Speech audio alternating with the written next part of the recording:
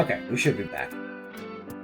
Yay. Hello. Just completely locked up in just 0 frames, and then it just completely froze on me there. That's weird. Sometimes be like that. Looks like you're going to be editing this video. Yep. That's okay. I'm just gonna make sure nothing else unnecessary is open here quick. If I want to play Valorant later, I can just restart my computer. That's fine. Anyways. Cool. We should be back. Probably gonna run an ad here. Cannot see those. Okay. There we go. I made sure I hit recording again, so that should be good.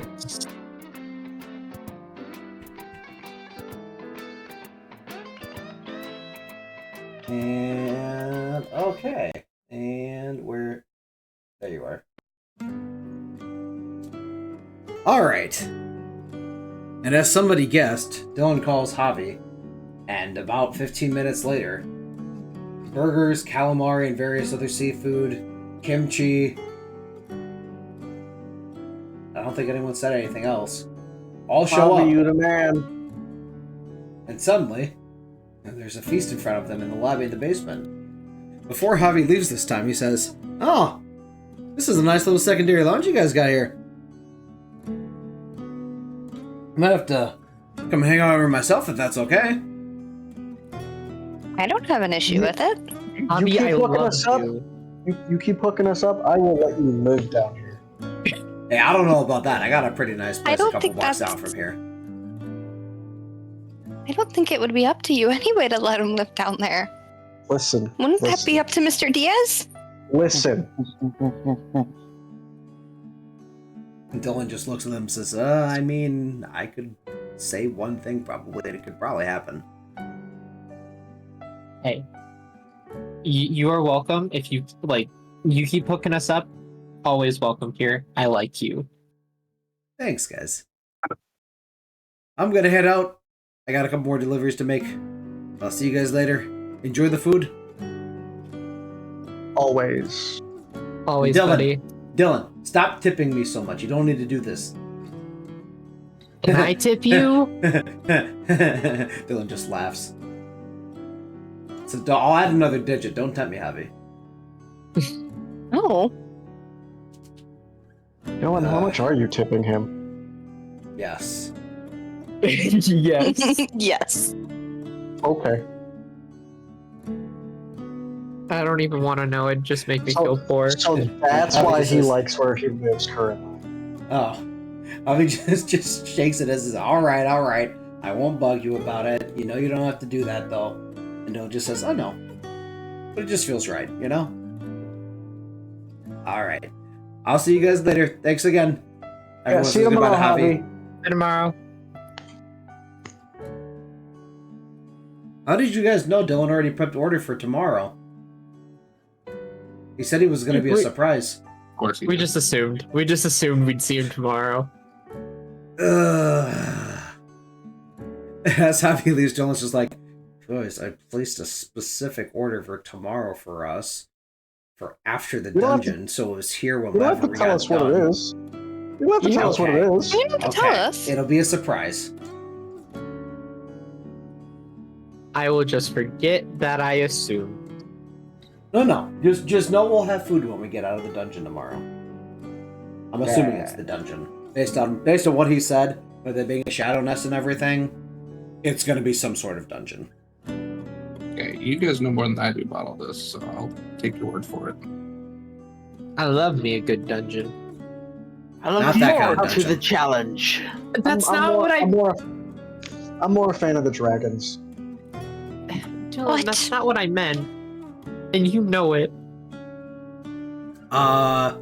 Anyways. That was a good burger. Uh, I could fall asleep right here. how did he know I wanted extra pickles? I didn't even say anything. Maybe Javi's a wizard or something. I don't know, he just seems to be just like always on point with certain stuff when it comes to what people would want if they want to try something new. You know, you're probably right. as Annabelle's like shuffling kimchi into her mouth, just like, yo, have you guys ever had kimchi? And just like, I'm not gonna make the noise of like my mouth being just full because that's gross. But it's like, bro, yo, have you guys ever had kimchi before? Have you ever heard kimchi before? Yo, it's really fucking good. I mean, I put some on my don't like burger. spicy, so Fair. Fair. It's really good though. Agreed.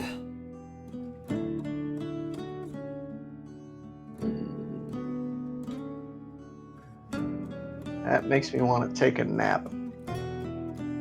Yeah. I mean, it's already 7 o'clock, so I mean, wouldn't be bad to get into bed at least early. At least relax for the rest of the night, because we've got a long day ahead of us. Wait, I have a quick question. I have a quick answer. Just stay right here. Annabelle runs upstairs and to her room, grabs a box, runs back downstairs, and just like sets a box of just like old like random tech parts and stuff, and just sets it on the table. Can I make something out of this stuff that we can use tomorrow in this dungeon? Dylan takes a look at everything, looks things over,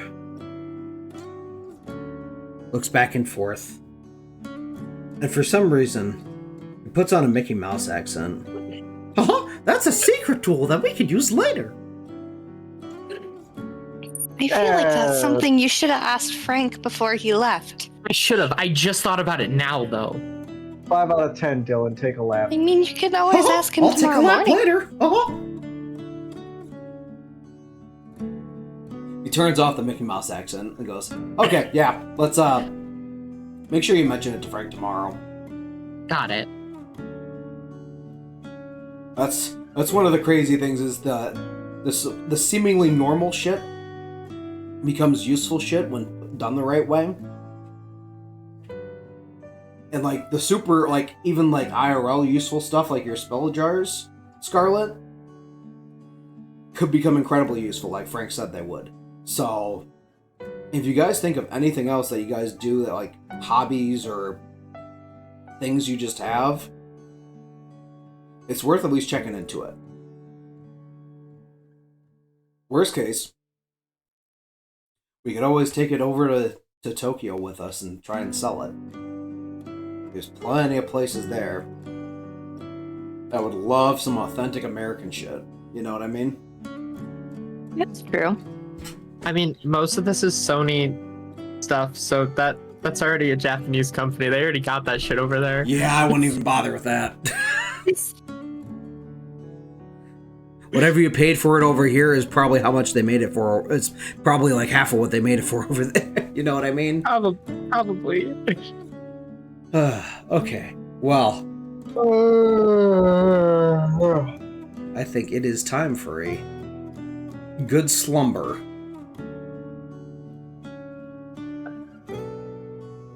Alright, if anyone else still has food they want to eat, you guys are free. I'm gonna go lay down. Bubbles, you got your key for the door? Yes. Okay, yeah, just whenever you come in, just go ahead and just come in. Don't worry about knocking or anything. I'm probably going to be passed out by the time you get back, so. Eat to your heart's content, buddy. Okay. Food. Alright, Dylan heads up. The party is free to conversate at will. I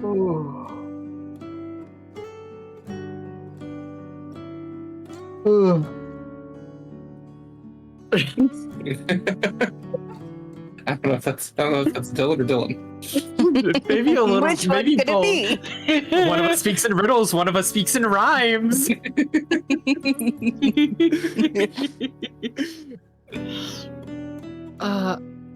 I think I'm actually gonna head up to my room.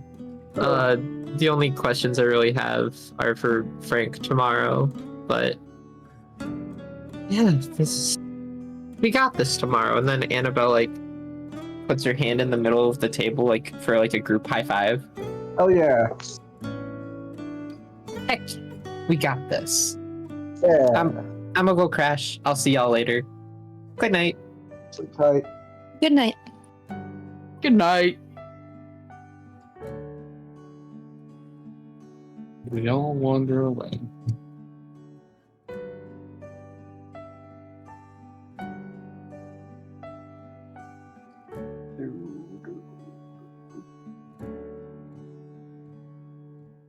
Gotta casually wait until he comes back from taking his pee. We didn't talk for long enough. There was nothing to talk about. At least not yet. Not yet. Not yet.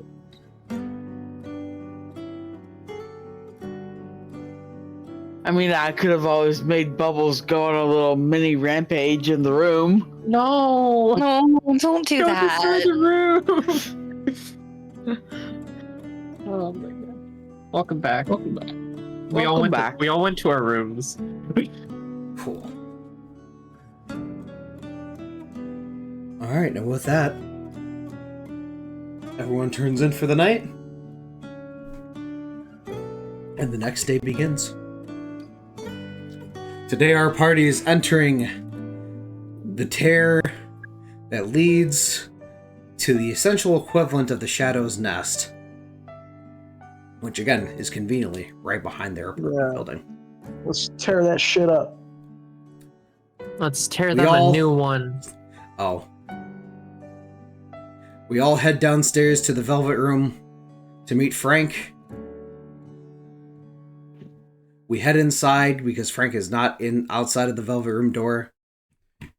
And when we head inside, we are greeted by both Frank and Igor. Morning, Frank. Morning, Igor. Ah, you've arrived. Welcome back to the Velvet Room, my dear guests. Today we shall explain to you how you shall give birth to new powers and grow your abilities to wield personas. Wait, Are we're any giving of- birth? Not in that fashion, you silly goose. But Oh, gorilla, I can't give birth. You can pass along your seed, and that's something to ask later about the birds and the bees. Anyways, Wait, the birds and the bees are back? They're not. No. are any of you familiar with tarot cards? Yeah, I love tarot cards. Now, you may remember that all of you, when you awaken to your personas, those of you that awoke to non-specific personas, I should say, I guess, in one way or certain, that when you awakened, a tarot card fell from the heavens directly towards you, and that's what you grasped to summon your personas for the first time. In Persona Fusion, and with your bonds, the Arcanas are the means by which all is revealed to you. Strengthening your bonds with those around you will amplify the latent power of that Arcana for you when you fuse personas of the same Arcana. Maximizing this potential will grant you access to powers even further beyond what is known as the standards of your fusion potential. There are many things that you can do with this potential if you make good use of your time and grow your bonds with as many of the possible social links, is what we call them, as possible. Now, Frank speaks. You all have the Arcanas that you were able to initially awaken to. These specific Arcanas will be the easiest for you all to grow strength in and reach the maximum potential with. Additionally, all of you have connections to an additional Arcana on top of that. Some of them may cross paths in terms of being similar to ones that others have awakened to as their direct Arcana, while others may have connections to one that no one else has a connection to. Once you have met and captured more of the shadows in the tear that we went to see yesterday, if one of these shadows is compatible with the personas already inside of you, you will be able to do something called fusion. Fusing these personas together will allow you to give birth to an even greater form, or potentially weaker form in some cases by some standards. But variety is the spice of life, as they say, and having more tools at your disposal with different abilities may make your task of dealing with this calamity all the easier. Now, depending on how many you are able to attain before we finish with your initial training and progress today, you may have some fusions available for you right away. But some of you may decide instead to hold off on fusing right off the bat and continue leveling your initial persona that you awakened to. We will worry about that more once you all return from the dungeon for the end of the day and decide what you're going to do then. Now, like I said, I have some medical supplies and a few additional items for you that are similar to medical items for you to bring with you today. What I'm going to do is, because of certain abilities here, Dylan is able to hold on to a multitude of items as if he has one of those things from Dragons and Dungeons, like a holding bag. It's very similar to that. It's actually kind of scary how much stuff he can fit in his inventory. Dylan just looks astounded like, how much shit can I hold? Everything. Bottomless pockets. Hey, just make sure that you don't throw a holding bag into another holding bag, and we're good. Oh, what happens? I think a black hole. I think we'd all die. Kind of want to do that. We're not making a black You don't hole. actually have a bag of holding, it was simply a reference. Oh, Aww. Something that I knew you would understand. Aww. You all worry me on a regular basis here. Anyways, are there any questions before I take you over to the rift and you enter for the first time today? Oh, I have a question. I brought this box with me. It has a bunch of like old tech that I like tinkering with. Could I use any of this to make like tools for us for whatever we're encountering today, like in this like nest? Huh, Frank says. He looks through the box, shuffling and slightly tossing things aside but not out of the box, sifting and sorting through it. And he simply smiles, nods his head, and says, "That's a secret tool that we'll use later." yeah, that's what Dylan said. That's what Dylan said, but he said it in a funny voice. Dylan is very wise. Now, if you would like, if you do not wish to keep these specific tools in your room anymore, I can hold on to you here in the Velvet Room. That way, any sort of similar tools you may discover during your adventures can be brought here and stored here as well. Or, once the time is right, I can simply assist you with the creation of said tools once the materials you will need to fabricate them together are obtained.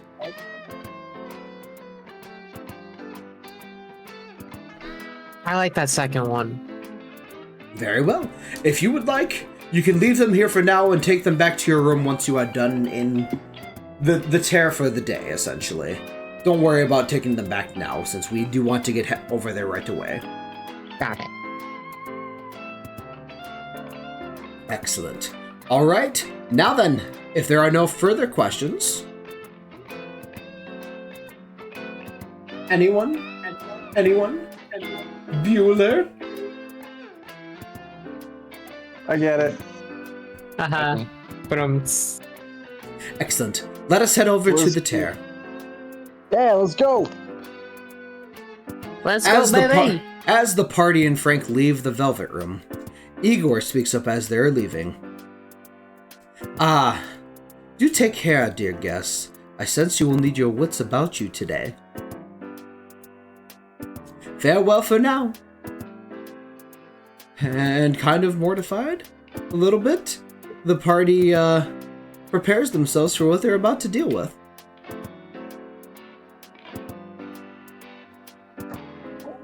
We all follow Frank to the tear that leads to the dungeon out in the back alley behind the apartment complex.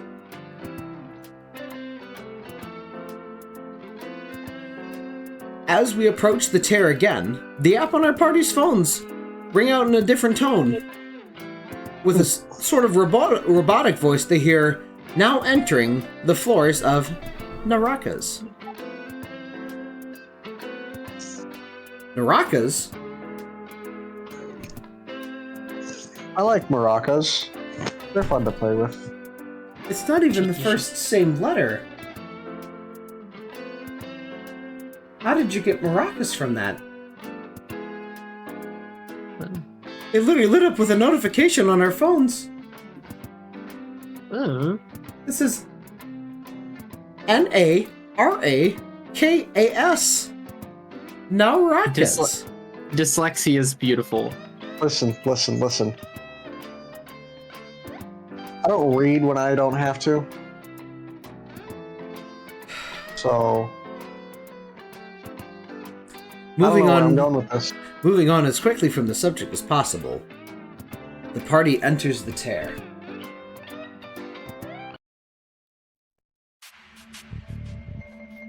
And as the party enters the tear, it's a little different from the other ones. It's almost as if they were walking through one of those, like, car wash flaps? Like those car wash doors that you have, like, at various, like, stores and food prep areas and things of that nature, where it feels goofy walking through it, but still not like painful or weightful or anything like that.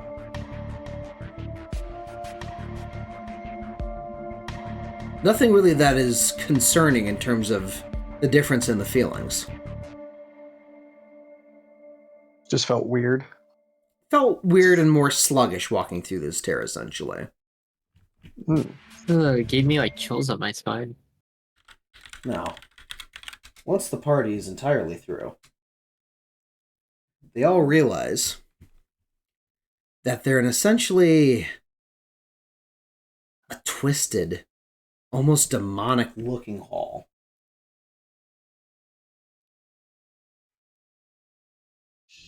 There are several doors in this area, all with different Roman numerals above the doors. And as Frank points us towards the first one, it says, "Good luck, keep your wits about you, and be careful. Don't feel afraid to run from a fight that you don't feel you can win."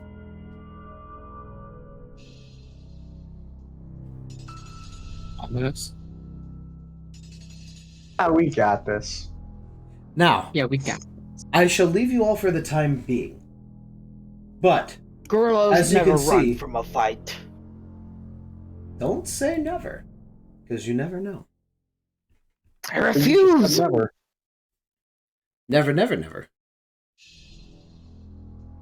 Now, I'm going to, essentially, with the last of my strength that I can use while in this tear, open this door to the Velvet Room for you all, so you may retreat into it once you leave the actual dungeon area itself over there.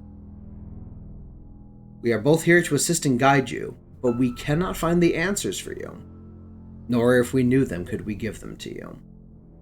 This is for yourselves to find, discover, and embrace. The only advice that I can give for your beginnings here is to enable the fucking bot before you start stream. That's some weird advice. That's some great advice. That's some really weird advice. I just wanted, totally out of character, I wanted to make sure it worked. I'm glad you so did. Sorry. I'm glad you did. Okay. Now, the only advice I can give you for your beginning here is to help each other, play off of each other's strengths, guard each other's weaknesses, and always keep an eye and an ear open. I shall be awaiting you in the Velvet Room once you have felt you're okay with stopping your exploration for today, or if you have any other questions in regards to your progress or what you have obtained. Good luck. I will speak to you all soon. Bye, Frank. Bye. Bye, Frank. Bye. Bye, Frank. And then, same as he did yesterday, he walks towards the direct left corner of this ominous area. And as he does, he disappears, and the velvet room door behind him appears for us in the same imagery as it does in the cellar of the apartment complex. Noting what he said earlier, if we need to, we can come back here to rest, recover, and even be prepared to exit for the day once we felt we have had enough.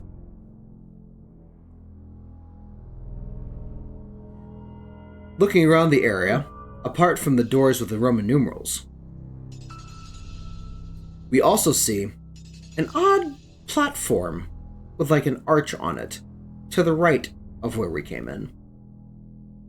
Doesn't seem to be active in any way, shape, or form. So we don't know what it does. But we all take note of it and understand that it is there and may have a purpose for us later. Per Frank's advice, we head towards the door with the Roman numeral 1 above it. And as we step towards the door kind of slides up rather than like splitting open in an automatic fashion. And as we first step into it, it's quite terrifying what we initially see. In what appears to be a corrupted, distorted, abandoned hospital. Is what we find ourselves in. What the hell is that? Once again, the app on our phone perks up, and we hear something along the lines of, "Welcome to Area Natavitastis." I'm sorry, what? The app somehow picks this up and says, "Welcome to Area Nativitastis." Did it start speaking louder? Yeah, it did. Which is honestly kind of concerning.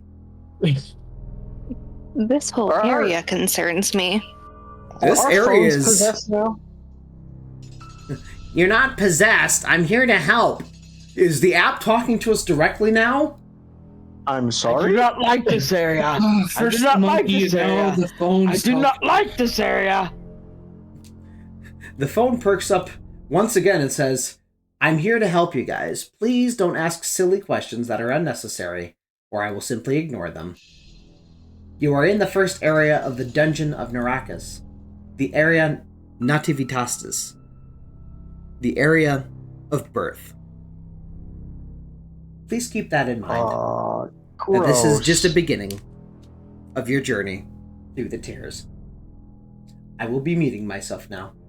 If you have any further questions, please save them for when you are safe." Wait, we're not safe? And there's I a mean, funky. it's kind of a Say it given. like that. But like, currently we're not safe? The app is no longer responding to us. Oh. I mean, That's- we're in a bloody hallway. I would kind of assume that we're not safe. This feels like it's Listen. straight out of like a Silent Hill game. Listen. I don't do well with hospitals. See, as long as there's not mannequins, I'm fine.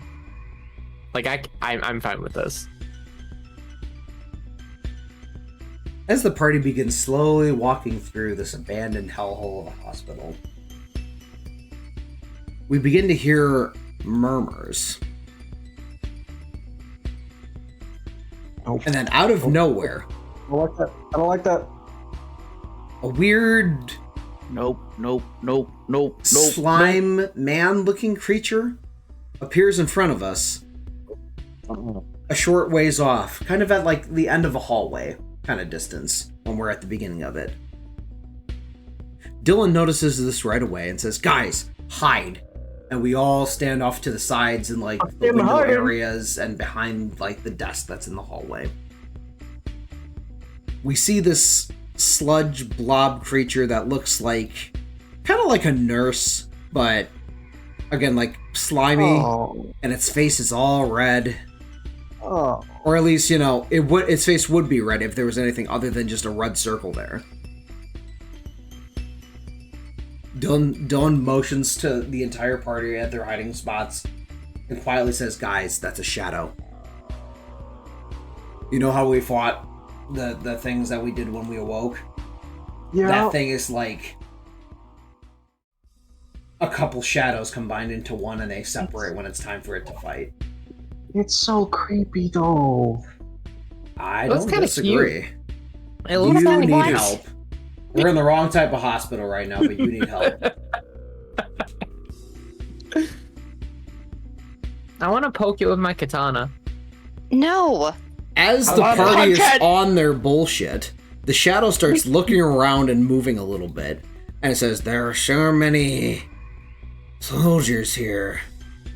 I thought they did enough to us during the war."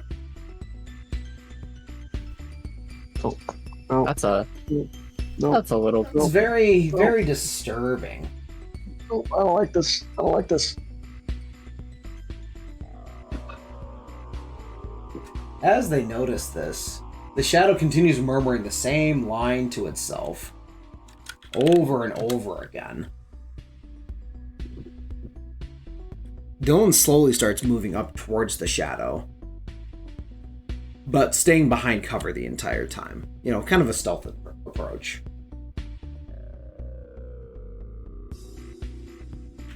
Suddenly, as we get closer to the shadow as a group, the shadow adds a line to what it was murmuring before. "There's so many American soldiers around here recently." And suddenly, Garrett specifically has a twinge of a headache and kind of like reacts in a painful kind of reaction. Dylan hears this right away and says, "Garrett, are you okay?" Yeah, But guess who also noticed? That would be the shadow. Whips around Guys, look out. and yells, "Who is there?"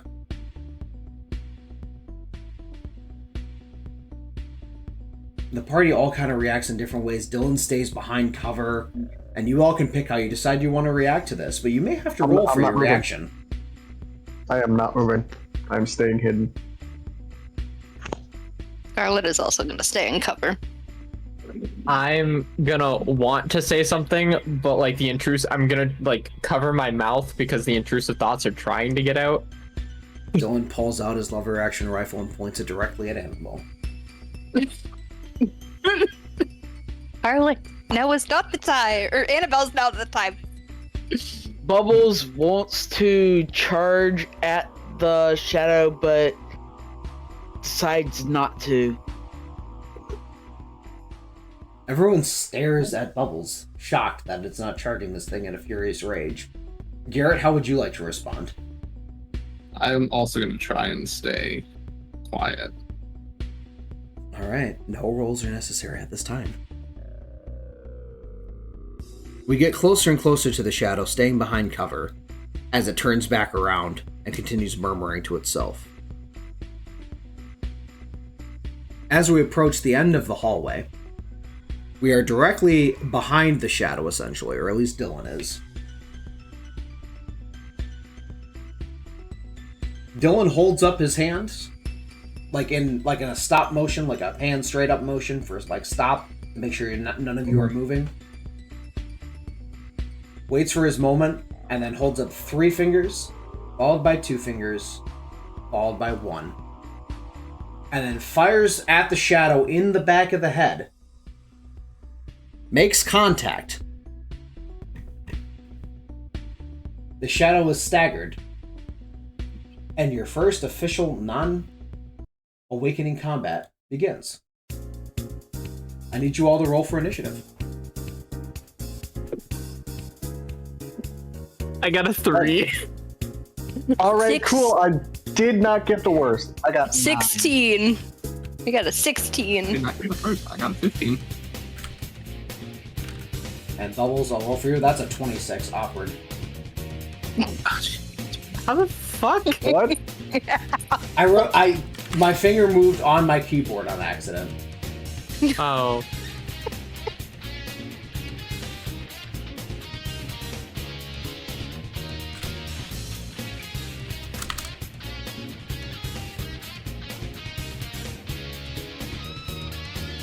Dylan rolled a 19.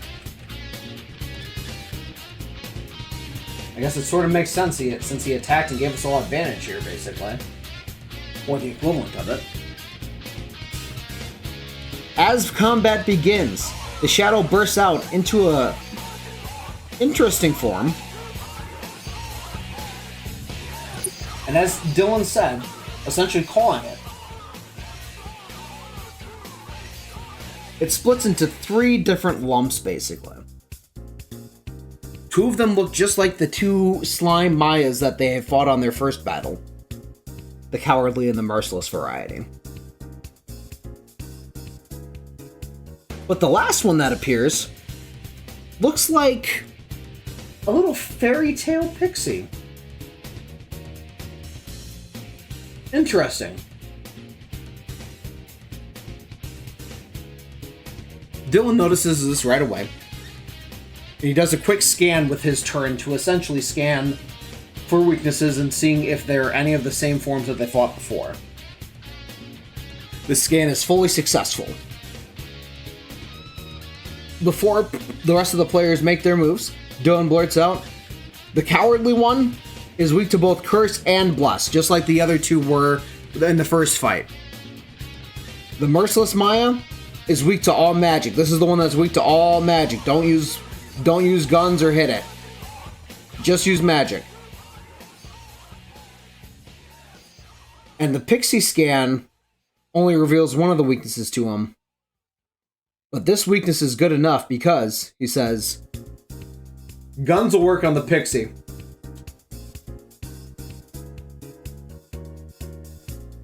And thus, Dylan's turn ends.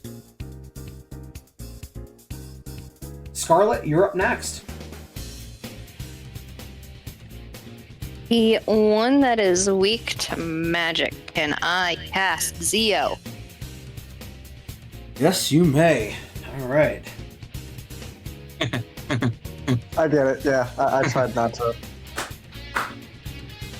And May not only hits it for 30 damage, it is also Make it now the fuck shocked. off. Woo!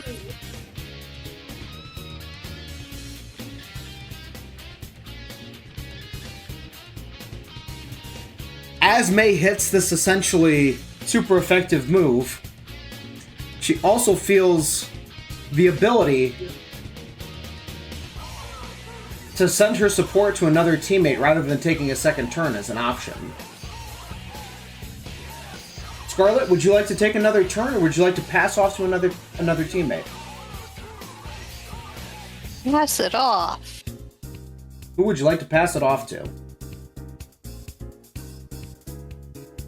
You know what? For fun, let's pass it to Bubbles. All right, Bubbles, you are up. What would you like to do next? Would like to use my slingshot on the pixie. On the pixie. Good choice. All right.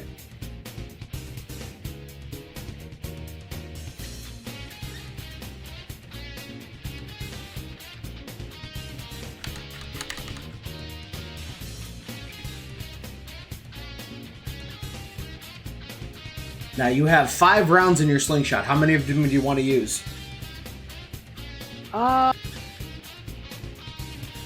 2. 2 shots? All right.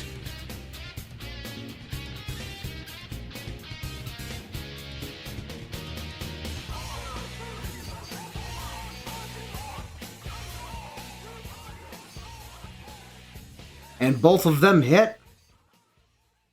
And they are, in fact, super effective against the pixie.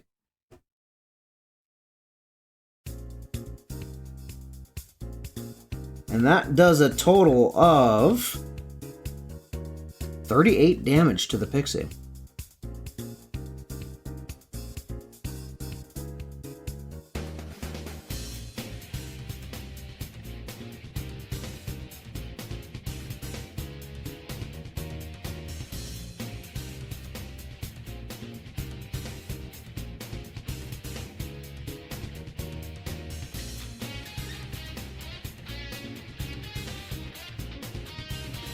did my math wrong. I was right the first time.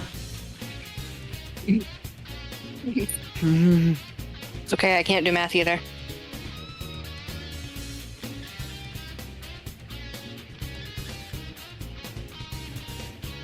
Alright, after Bubbles hits it with a slingshot, Dylan shouts out, "That was about a third of its health, Bubbles. Good job." Bubbles, you now also have the opportunity to either pass your turn to another person or continue your turn with your super effective confirm. I'll use my extra turn and lower the attack and use Tarunda on the pixie as well. Alright. Lowering its stats while it's down and out, that's just rude. But effective, I like it. Alright.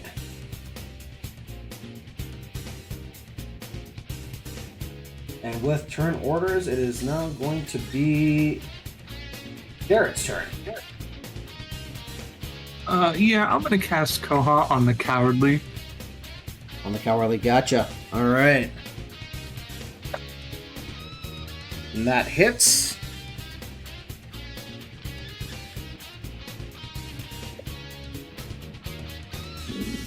Woo! Good thing you increased your magic stat. That did 42 damage to it. That thing's already halfway dead. You now also have the chance for a follow-up attack or to pass it to someone else. I'm gonna do the exact same thing again. And it's frickin' dead. The Cowardly Maya has been destroyed.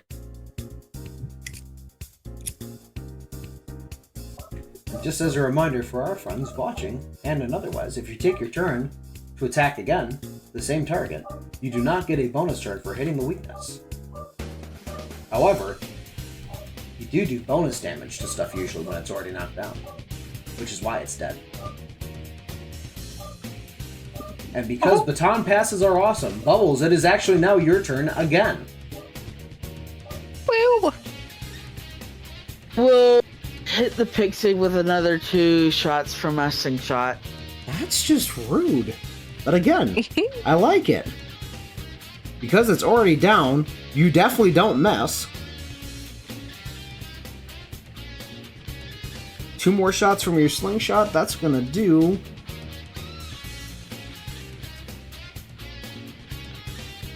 $46 damage now.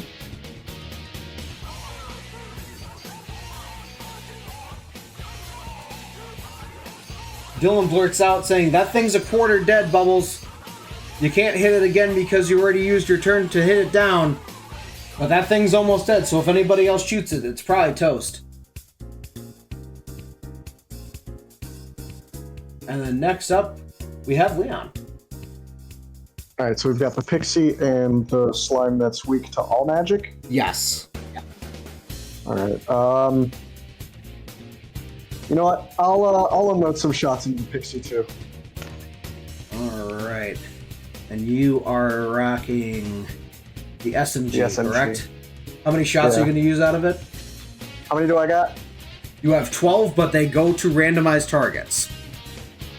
So the first shot you fire will always hit what you're aiming at, but after that, it will literally be a coin flip for what it goes to.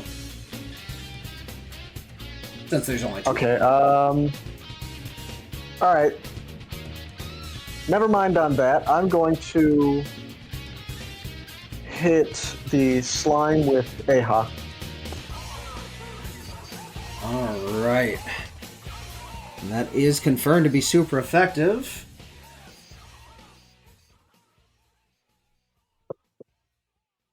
The magic's a little bit lower than the rest, but because Belagor actually got a couple points in the magic level up for you here, it's still going to do decent damage.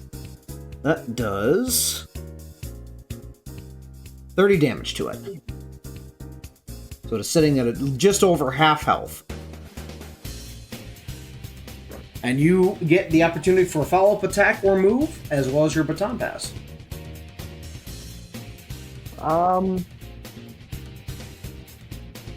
Let's pass it to I'm gonna pass it to Dylan. I like to see it. Dylan says as you pass it to him. I'm going to use this opportunity to finish off the pixie. Bubbles gives a thumbs up. The pixie is toast. Leaving just the shocked, merciless Maya.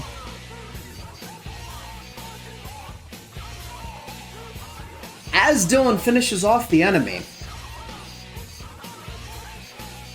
a sudden noise chimes in, as if calling from the heavens, saying, "Well done, you have slain a shadow that can take the form of a persona."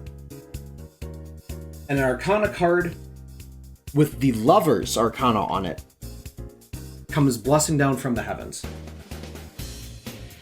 It lands in front of our party, spins about, and then disappears.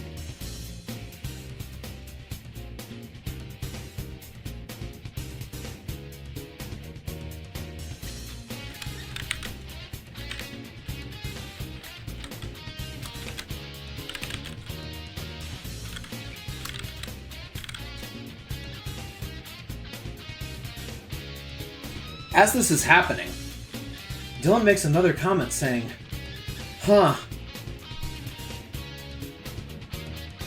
I think I know what Frank was talking about with my connection to the compendium. I literally feel like I can reach into us and pull that Lover's Arcana card out at any time. We'll have to ask him about this when we get back." Moving on through the rest of combat, Annabelle, it is now your turn. Okay, what is the one that's left week 2? All magic, and it is shocked. So literally you hit it with anything, it's going to take damage. And it's going to be good damage. Okay. I'm gonna hit it with lunge. With lunge. That's literally all I have. I mean, you have your gun too, and just normal attack. I do have my gun. Actually, no. Okay. Actually, no. I'm gonna shoot it with my sniper. Ooh, okay. One sec here. It is shocked, so it cannot move. Your shot hits, and it is absolutely obliterated. The merciless Maya is dead. Hell yeah. Heck yeah, we did it. Let's go. That wasn't as creepy as it could have been. Oh, that could have definitely gone a lot worse than it did. I'm really glad. Oh, my ears are ringing. You okay over there, Garrett? Yeah, I was just staying next to Annabelle when she shot the sniper rifle. Oh, sorry about that. Oh man.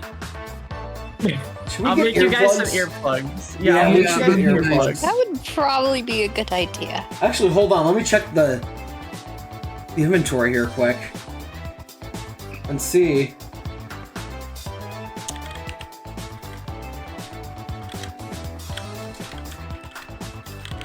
Dylan just starts putting his hands in his pockets. It's weird. It's like Frank knew that someone would fire off a sniper rifle. It's just in the bottom of this bag with his other medicine. Oh.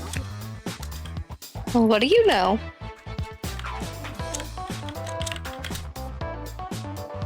Huh. Wow, the Psyche really was prepared for us for everything. There's also 10 things of medicine, is what it just says medicine on it. And then these things called soul drops. They kind of look like cough drops. Like teardrop shaped cough drops, I guess, would be the best way to describe these. Oh. If these are what I think they are, they'll heal us for like 50 of our HP and like 10 SP, if I had to guess. Good to know. That'll be very handy. Anyways, good job, guys. That was a hell of a first fight in here. That wasn't too bad. I still don't Now, let like this me- place. Oh yeah, that's fair. Now, let me. I think it's kind of cozy. Just a side note. You has would my- think know that, what? Annabelle. What? Garrett, what did you say? Has my headache gone away? For the most part, Garrett seems to be okay in terms of the pain he was feeling earlier, minus the ears ringing now. That's a whole different headache. Sorry about the tinnitus, everyone. Why do you I like should have warned this? y'all.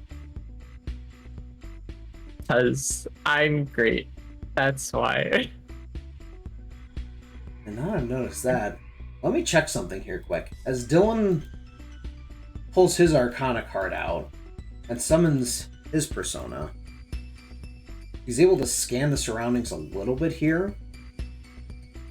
And sees, okay, so... Oh.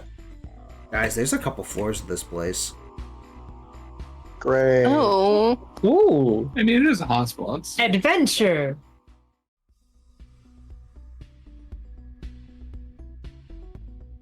It's really weird too, like this definitely doesn't feel like a hospital like we're used to. It, obviously, you know, color and decor aside, like this definitely feels different than normal.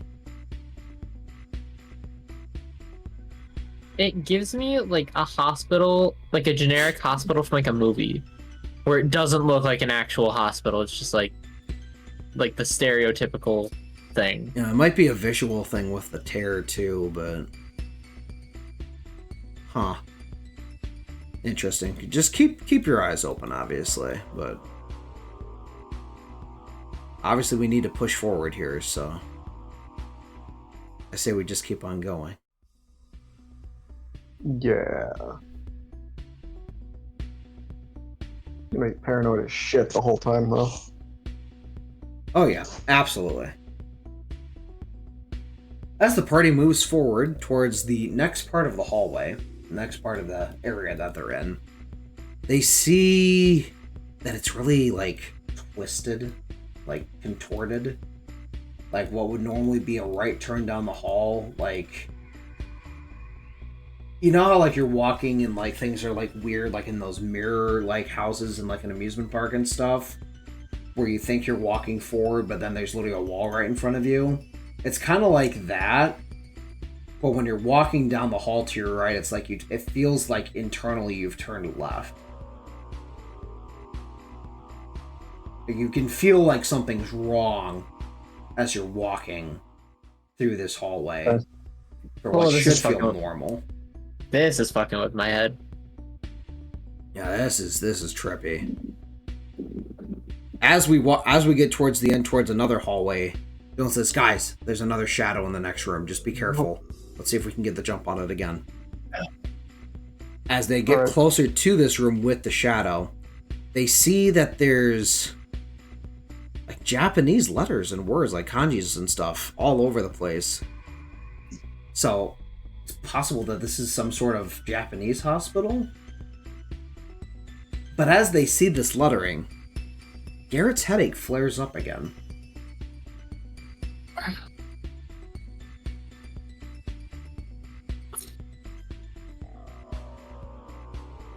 As this flare-up good over there? happens, the shadow in the next room turns around and somehow sees one of us. And I'm going to need all of us to essentially make a stealth check here. That will be affected by your agility. 16.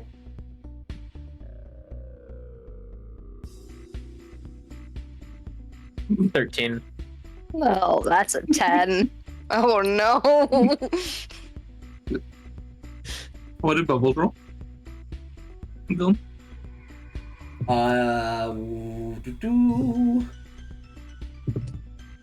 Somehow the gorilla rolled a 14. This is really fitting. I got a 1. Oh no. The party is discovered by the shadow. Luckily, Oh. Because both Bubbles and Dylan rolled high enough, as well as Leon. They are able to essentially prevent us from being ambushed, and this turns into a normal battle encounter rather than us being attacked with enemy advantage. The party is back in combat once again.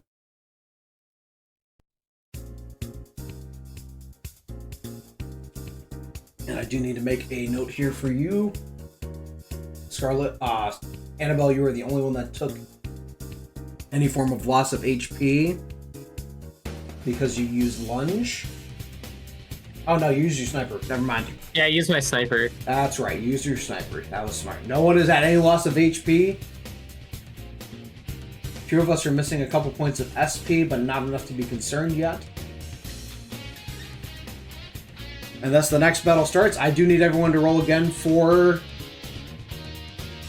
deciding whether or not we start first. Or 15. 12. Bubbles rolls a 10. I also got a 4. Can you guys put your rolls in your channels for me? Yes. I Yeah. just thought of that. That'll make it a lot easier than me doing it. You said I rolled a 10? Yes.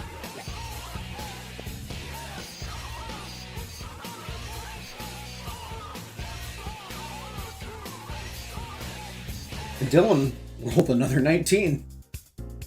Oh. Dylan, stop being so fast. I No, can't let him be help fast. it. Let have high him. luck. He's probably the one that And- wants to go first. I have high luck and agility for a reason here, okay? Alright, now, this encounter, same thing, it's a little bit different, but this time, there's 4 enemies. We have a Cowardly Maya, 2 different Merciless Mayas, and something that looks like a jack-o'-lantern holding a lantern.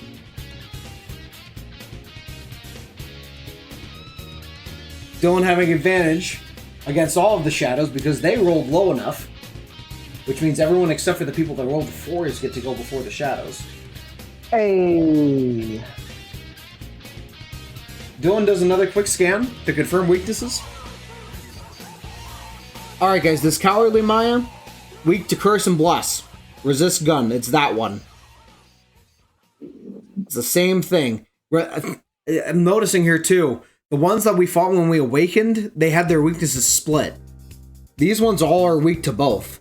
So let's take advantage of that, since more than one of us can hit that. One of the Merciless Mayas is weak to magic, the other one's weak to physical. It's the orange one is weak to physical, the white one's weak to magic. And then this jack-o'-lantern, I mean, it's got a lantern, it's got fire. Put the fire out. Ice or wind, I think will be good. Just don't use fire on it. And because the roll was high enough against the shadows, Dylan actually gets to take a combat turn as well. I'm going to start us off here, guys. Let me hit the Maya that's weak to physical.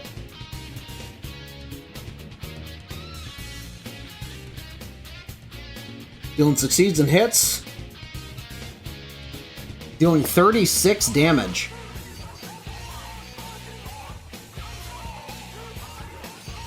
No. He makes a comment. Damn, for a navigator, I hit hard. Alright, I'm actually going to be smart here. Let me see, who rolled the 4s? Leon and Garrett both rolled 4s. Yo. I'm going to baton pass over to Leon.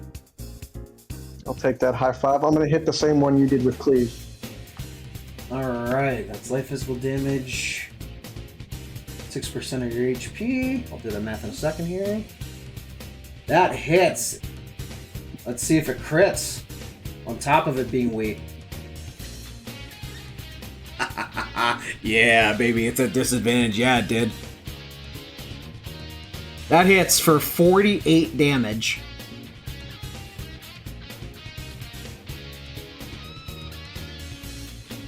Dylan shouts out, nice job, Leon. That thing's got like 15, 16 HP left.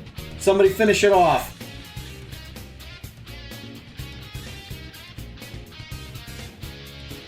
And with current turn advantage, we're going back to Scarlet for our next turn. And I attack the jack-o'-lantern with Garu. Yes, you can. 1 second here. Cool.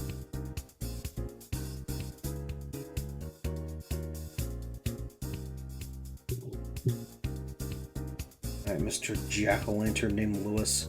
At 100% hits. Lewis. Lewis. My name is Lewis. Scarlet hits the jack-o'-lantern, dealing 45 damage. Damn. Thing's almost half dead already. Now, Scarlet, you can either baton pass or take another turn. I want to hit it with Garu again. Garu again. Ugh.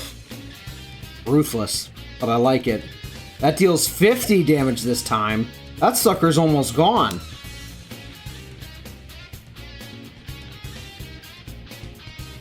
Next up, turns.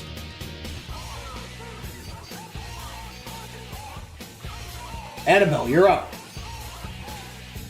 Can I talk to the jack-o'-lantern? I'm gonna need you to roll. Okay.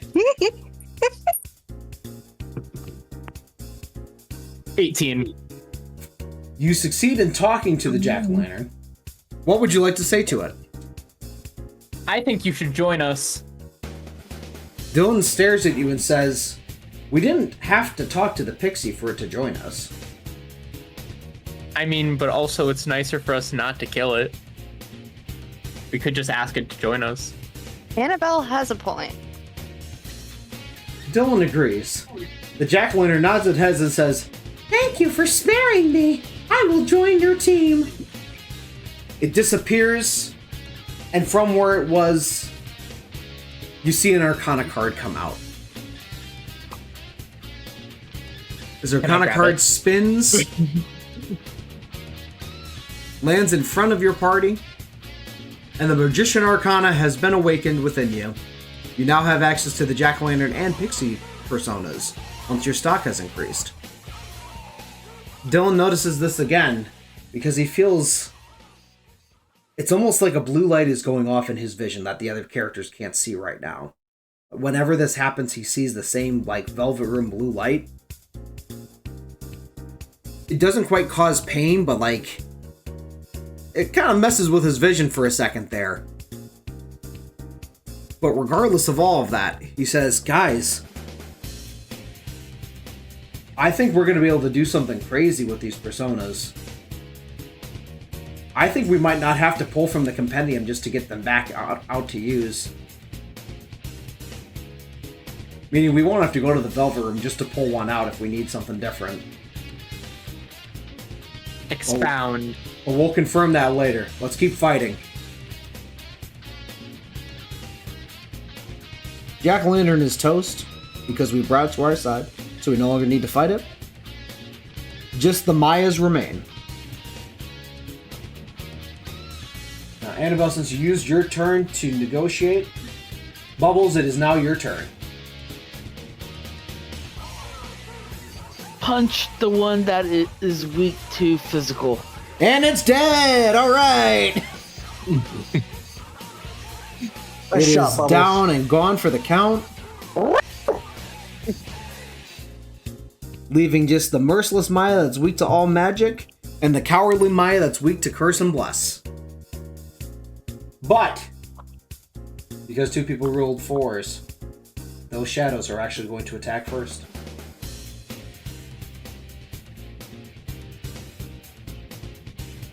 The merciless Maya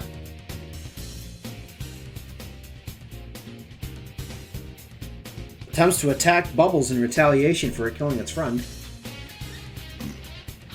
Bubbles are rolling for you. And just at the last second, Bubbles is able to dodge the attack. You guys are getting really lucky at some of these You'll attack regret rolls. that. The cowardly Maya pulls out a gun! No, I'm just kidding. Oh god! It also prepares to attack, but this time it's going after Garrett. Garrett, can you do a roll for advantage for me here to see if you dodge the attack? 18. You dodge the attack. These Mayas are pissed, but there's nothing they can do about it now. I'm going to roll here quick to see which of the two of you is going to go first since you rolled the same number. I can pass to go last since I got that baton pass anyway. Yep, no worries. Stick Garrett, it you're good. up. Alright, I'm gonna cast Kohan the Cowardly. And that does a solid 38 damage. Thing's halfway dead. You now have your secondary part of your turn that you can use another attack, or you can You know baton what I'm gonna pass. do? Kill it while I'm it's gonna down. kill it. Yeah. He is dead. And that leaves just the merciless Maya that's weak to all magic. Leon, you're up. I'm gonna slap it with an aha. It is knocked down for the count. Half HP. Guys, do we want to go in and finish this thing off? Hell yeah, let's go. Yes. Absolutely. Let's do it. The party moves in for an odd attack, which with whatever weapons they choose, they can either fire their guns or they can melee attack it. I'm gonna run in and slash that thing with my knife. Hey, you're the one I'm that knocked it. gonna It's your punch it. choice. There we go. So we're going in for a melee style all-out attack, which does enough damage to kill it, and the battle is ended. That's another victory in the bag for us.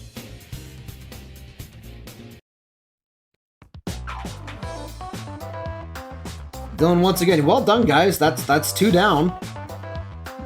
We're getting pretty good at this. And Don't get too suddenly, cocky. our friendly app friend chimes back in and says, "Well done, friends. From that battle, you were able to receive some items. You received 2,000 yen for your accounts apiece, and 2 of the devil fruit healing items. Congratulations." And then it Our shuts devil off. fruit. Yep, devil Gum then gum Dylan pistol? sees- No, devil fruit.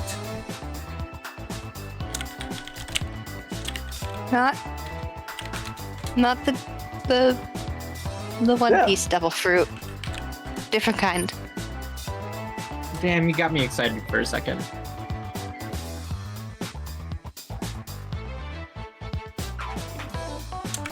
I mean, remember, if you eat the One Piece one, you can't swim anymore. Hey, I'm fine with that. If my skin gets stretchy, I'm fine with that. I'm not that I'm good sorry? at swimming anyway. We are in the wrong multiverse for this bullshit. What are you guys talking about? You're talking about One Piece. Oh, I know. I don't know why. We're just in the wrong multiverse for this bullshit. Now that the combat has ended, Dylan takes a look at some stuff here quick. Okay, guys, so those devil fruits that the app told us are literally just, if I go to open my bag, like, this is weird. You guys can't see it, but literally it's like there's like an inventory UI in my vision when I open my bag. That's This is tripping me out, dude. That's a little weird. I'm gonna look in the bag. What can I see? You see nothing. Interesting. Wait, so is it like an overlay on top of like your glasses? So it's like you're wearing like Google Glass or something? Yeah, and as someone that tested Google Glass, that's basically the equivalent of what it's like. That it's like an augmented reality style thing where I'm literally just seeing like a listing of all the shit that's in my bag right now. Yo, that's kind of cool. Honestly, I think Google Glass was way too early. If it was in here now, everybody would love it. Yeah, but alas, just like the Dreamcast, it soared too close to the sun too early. On that note, And the Nolan also PSP. pulls out his phone and looks at the app and sees balance update, 2,000 yen available. nice. I'm just curious here. Okay, so this app auto-added all of us as friends immediately, like in the party here. So, like, we can message each other directly through this. It added a contact for Bubbles, but he doesn't have a phone. Bubbles, we're gonna fix that whenever we're done with this tomorrow. Okay? Wait, what happens if The you monkey's catch him gonna get the now? phone? I'm gonna send a message to Bob. Yeah. We're gonna find something for you. I'm sure there's something that's like a sling. Like I used to have like a tablet that I had like a shoulder sling for when I worked at a retail store that we could use to look stuff up on the floor. And Wait, can we Whoa. get him? What if we give him like one of those smartwatches that kind of matches like his little shirt and tie that he wears out in the city? The issue is if it will work with the app. I know it's supernatural, but Can we I want give him him to a be able to banana respond. phone? No.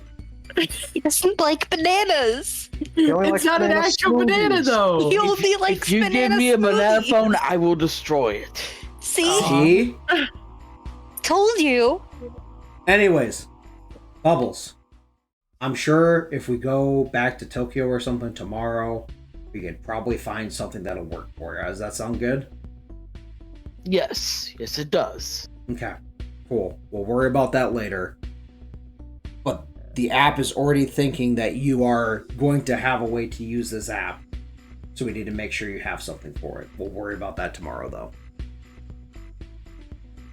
Yeah, I'm sure Frank can help us out with something. Yeah, for sure. Well, if things like this we're bound to happen, so I'm sure there's a way we'll get around this. Yeah. As the party keeps moving forward, they reach what appears to be a staircase that's heading down. Dylan looks down it, can't really see because there's kind of like a mist, not like as thick of as a fog, but like more like misty. Like you could see through it if you walked into it a little bit. But it's like, it's just keeping you from looking through the stairs kind of deal. Not thick enough. Before, though. Yeah. Dylan stops for a second, calls his persona forward and does a scan. Kind of looks like he's just like meditating. And after a few seconds, he turns and looks at the party. Says, all right, so this is the end of the first floor of this hospital. And obviously, the staircase is going down, but this is the first floor. Whether we're going down or up. So, what I sensed with my scanning is that a couple floors down from here, there's some sort of massive presence. Like, I can't tell if it's like a horde of shadows all in one group, like a bigger version of the shadows we've been fighting so far, or if it's just one really big shadow. As we get closer to it, we'll probably be able to see what it is, easier.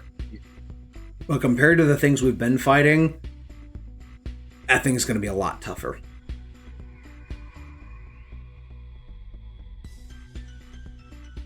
Do you know how many floors in between? My guess is that it's at least 2 floors away, but it might be 3. I can't 100% tell for sure how far away it is, but we've got at least 2 floors to get through before we get to it. Okay. And if this is anything like the quote-unquote usual business,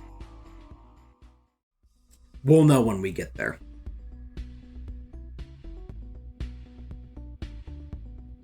Now, the next thing that the party does is they head down the stairs. Once they pass into the mist, they're immediately able to see that they are on another floor of the hospital. The design of it is very similar, like nothing's really changed in terms of how things look. It's just another floor of it. However, before they fully pass and continue on, they notice that there is another platform similar to the one that they saw in the entrance with an arch on it. But on the wall above this, they see that there's a little sign with the letters GOHO, a dash, and an M. Go home. Dylan sighs and says, yeah, it's a go home. So I guess we won't really need the items for it unless we can use them in the middle of the floor, but let's, if this does what I think it does, we'll be back in the first room. Huh. So let me take a look at it here. Once Dylan steps on it, all the lights on the arch light up. And the same kind of voice, very similar to what the app sounds like, speaks out and says, ready for teleportation back to first room.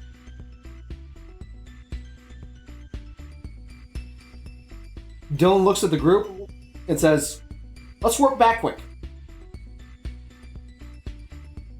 Because we should be able to come right back here. Everyone comes over, stands on the platform. Dylan hits the button. And what feels like a blink, we all reappear back in the large area with the circle of the half circle of doors around them with the numerical numbers. They turn to their left and look, and they see an exit sign back where they initially entered. And then back on the left side, they see the Velvet Room door. Dylan speaks up right away and says, hey guys, let's go in the Velvet Room quick. I want to confirm something with Frank and Igor about how we acquired those personas. Fine by me. Yep, you got it, buddy. Mm-hmm. You're the boss. No, I'm not. I mean, you know what is going demand. on more than any of us. Oh. Okay. The party goes over to the Velvet Room, and as they enter, Frank and Igor greet them immediately, welcoming them back in. Frank speaks up first. I see you made it safely back to the end of the first. I see you made it safely to the end of the first floor. Well done. Now, do you have any further questions at this time about how you should proceed forward? Dylan speaks up first and says, so Frank, there were a couple of shadows that we beat that took on the form of Arcana cards afterwards and became personas by the looks of it. Does that mean that they can all summon personas? Like more than one persona now? Frank says, yes. In fact, it does. As of now, while your powers may not be at their maximum potential yet, you have acquired the ability to hold up to 2 personas inside of yourselves now, thus increasing your persona stacks, where you can take on a secondary one on top of your base one. These would be the Pixie persona that you first fought, and the Jack-o'-lantern, which is the second one that you fought. Now, there's something special, again, that I mentioned with you and your ability to commune with the compendium, actually. Your party members, because of your connection with it, will be able to change their personas at will while not in battle. So if they go into battle with, their current one and, let's say, Pixie, but you run into, an area that Jack-o'-lantern may be much more reliable, much more helpful, you could have them switch to Jack-o'-lantern using your connection with the compendium at any point, as long as you're not in combat.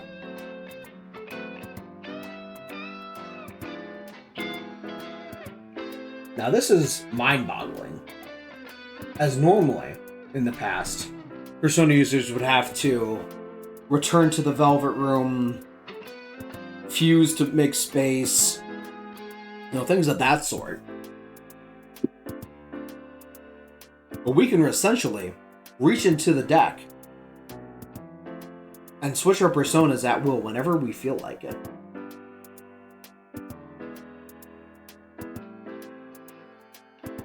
Now, Frank says, would any of you like to grab one of the 2 personas that you have obtained so far? Can I grab Jack-o'-lantern? Yes, absolutely. Give me one moment here. Now, would you like the Jack-o'-lantern to be your first slot persona or your second slot persona for now? Second slot. Very good. Now, when you are all in combat, you will start. Well, your strengths and your weaknesses will be based on whoever your first slot persona is, as is, per the norm that you may be familiar with. If you wish to use an ability that your second persona has, you must simply say, "I switch to you," whichever the persona is. And you will simply reach forward and grasp the Arcana card of that persona and be able to use their abilities. Does that make sense? Yeah. Pretty straightforward. Yes. Yep. Sounds standard. Now, of course, keep in mind, the Jack-o'-lantern and pixies that you have will, of course, be strong against and weak against the same things that they were when you fought them in combat. So obviously, if there is an enemy with gun skills, or ice, or curse, the pixie will be weak to that. Same with ice and wind when it comes to the Jack-o'-lantern.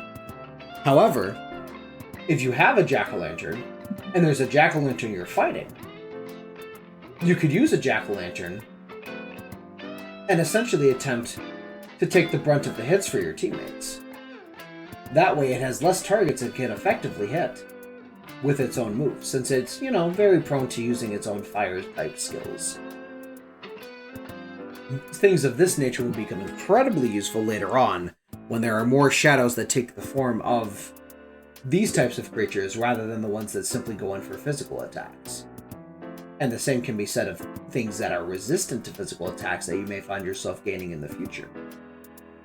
So do keep that in mind.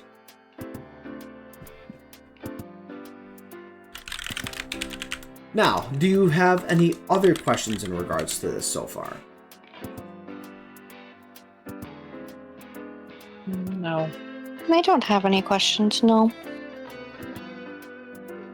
Most excellent. Now, please give me a moment to continue confirming the transfer of a Jack-o'-lantern to you, Annabelle, and we will get to the rest of the party members with their choices in a moment. Now, this Jack-o'-lantern does not have a lot of skills to start off with, but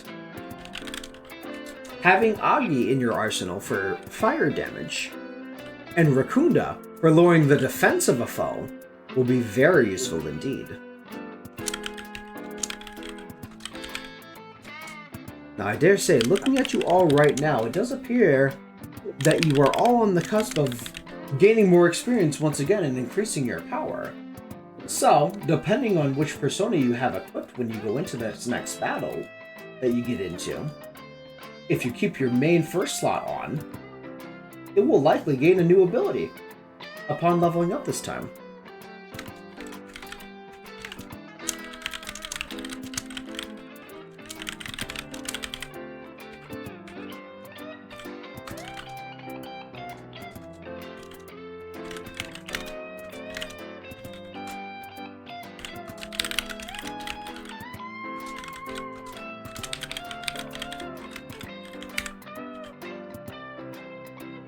Very good. The connection is complete. Annabelle, you should now be able to grasp the abilities of the Jack-o'-lantern without you.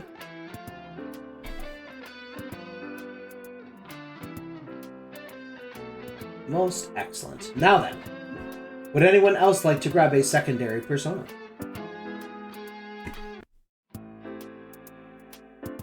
Well, I I'll hold think I'll off for just now. stick with my little birdie for now on. That's all fine and well. As weird as the toilet troll looks, I think I'll stick with that. And it's very fair. There's What? much potential within Belphegor. Many skills that will be very, very useful for you, especially once you get those level ups started. Leon, Bubbles, would you like to grab anything while you are here? Good.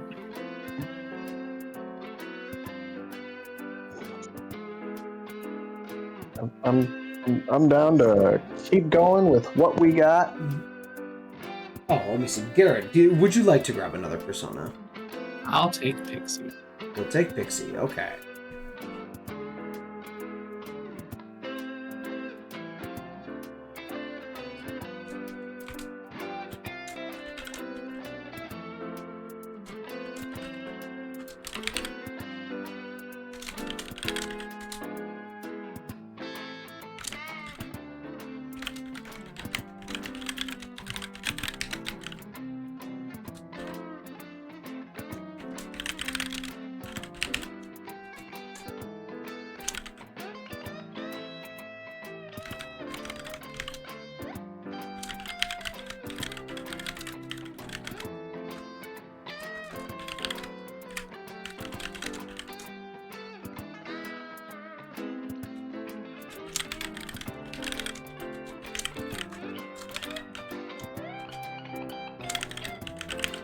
Pixie is a great persona as well for the beginning of the game for you here. Adding Zio to your magical lineup as well as the ability to heal with Dia.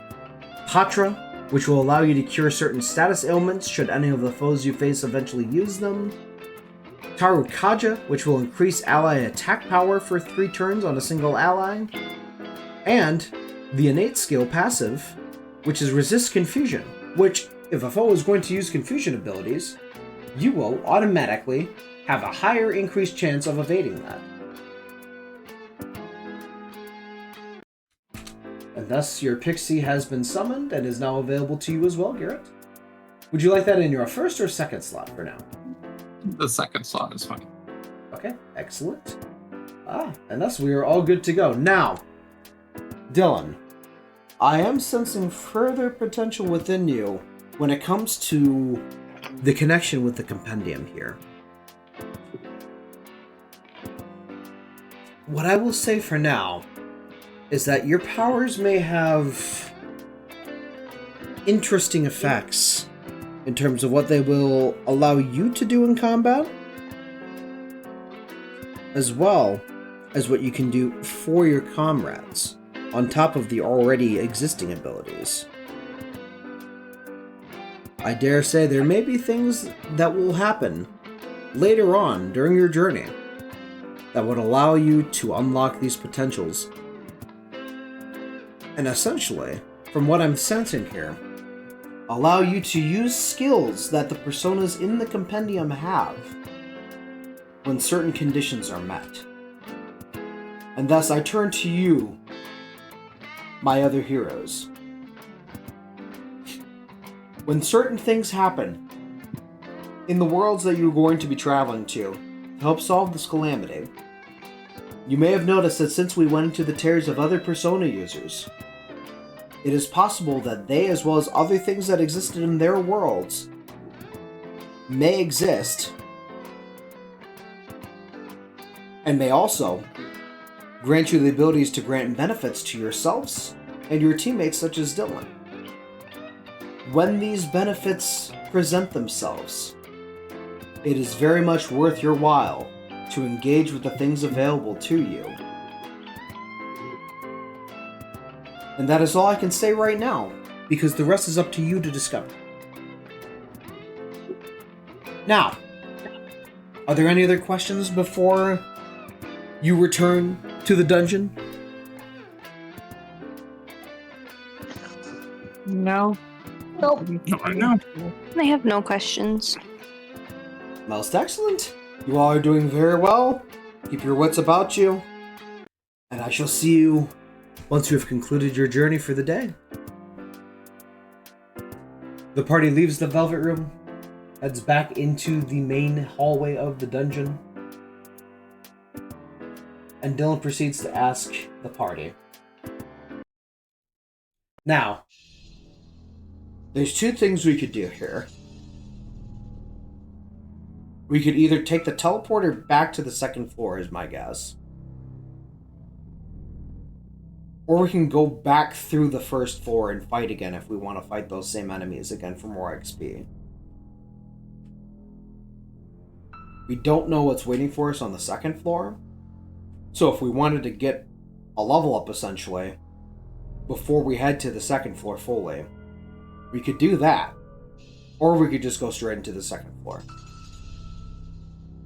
I'd I'm say fine with let's, taking the long way. yeah, I'd say let's go for the level up. I think we should take every precaution we can. Sounds good to me. Alright, the party is in full agreement. We will be continuing by going back through the first floor. And thus we continue our journey in this demented hospital. I'm going to disconnect the bot and let it refresh quick.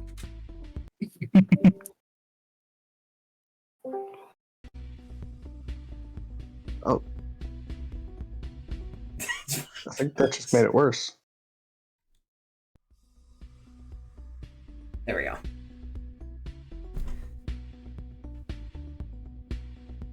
Alright.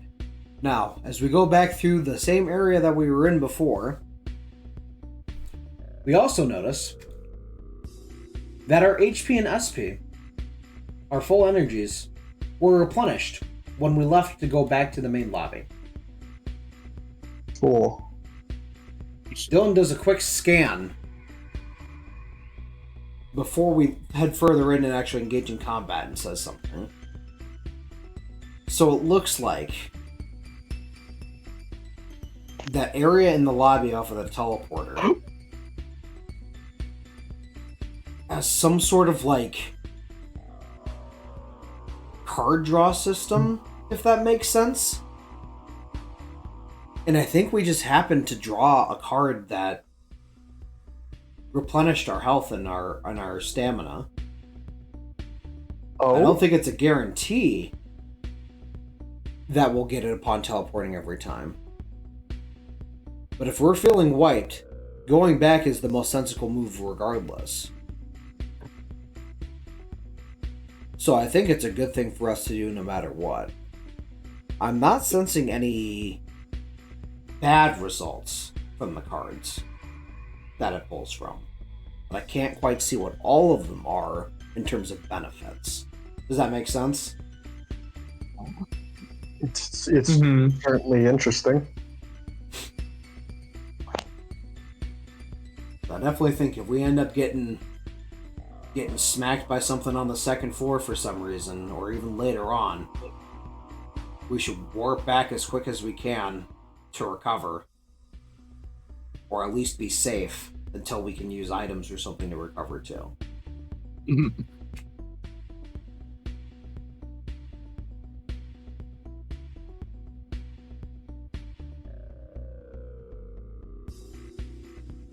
Alright, on that note, we begin navigating back through the first floor of the hospital wing yet again. And what kind of looks like the same nurse shadow is there in front of us at the end of the hallway again. Dylan notices and says, I think maybe the ones that look like nurses will be the ones that have Pixie in them.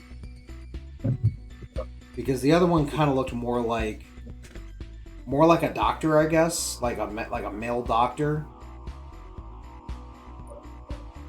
Like hair, like the hair, like silhouette that was kind of there. Like obviously it didn't have hair because it's slime, but Right.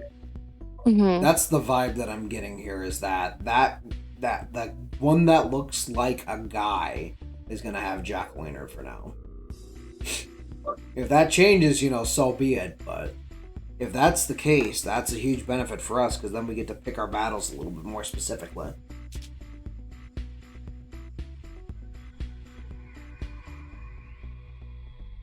Alright, now, do we want to fight this nurse one, or do we want to try and get past it and go for the other one? Why not both? Why not both? Everyone cool with that? Yep. Yes. I was gonna have you guys roll for an ambush check, but I rolled a nat 20, so guess what? It's ambushed. Oh, let's go. Woo! Alright, roll for initiative, and please put your rolls in your channels. Bubbles will roll for you. 16. Don't 17. forget you can edit Oh, the oh no. You roll can you just did. edit the last one if you want to. Yep. Oh, well. I rolled a 3. Bubbles, you rolled a 14. Okay. It's okay, Scarlet. I got a 6. And Dylan's roll is... It's an 8. I can work with that, I guess. I don't have to go first every time. Especially now that we know what the shadows look like. Yep. And just as we thought, the shadows that come out of this nurse shadow are a cowardly Maya, a merciless Maya, and a pixie. Dylan looks at this, notices, and says, "Hey guys, same color mask, same weaknesses. You guys should know what to do, but just ask if you need to." And first person up is going to be Annabelle. What would you like to do, ma'am? I don't remember any of the weaknesses. Girl, me too. Girl, me too. The cowardly Maya is weak to curse and bless, resist gun. The merciless Maya is weak to all magic and resist physical and gun. The pixie is weak to gun, ice, and curse, and resists electric and bless attacks. Okay. I want to take out my sniper and just. You said the pixie was weak to gun, right? Yes. Yeah, I want to just shoot Everybody that. plug your ears. I'm gonna make Cover sure your my ears I'm gonna make this sure time. my Oh wait, everybody! Before I shoot, earplugs. mine's been in the whole time. They've been in the whole. Okay. And then I You just have, shoot. you have 3 shots with it, or you're going to use all 3 of them? I'm gonna use one. 1, okay. Lucky for you, it hits. The pixie is down and is damaged for... Holy shit, that was a crit. 58 damage. Oh baby! That bitch only has 62 health remaining. Sage, baton pass or follow-up attack? Follow-up attack. I want to switch to Jack-o'-lantern Okay. and use Rakunda on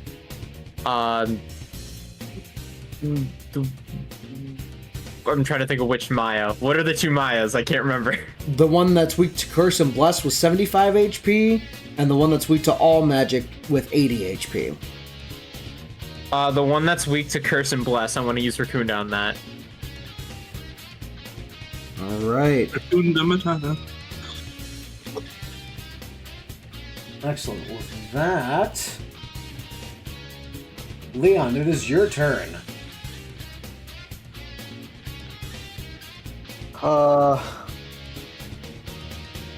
The one that was just debuffed, that's the one that's weak Or to... defense?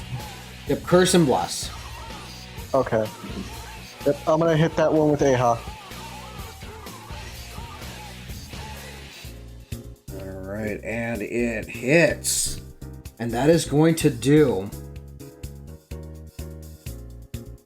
49 damage.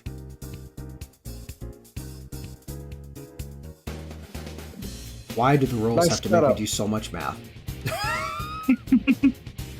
This is entirely my fault, but I'm still going to complain about it.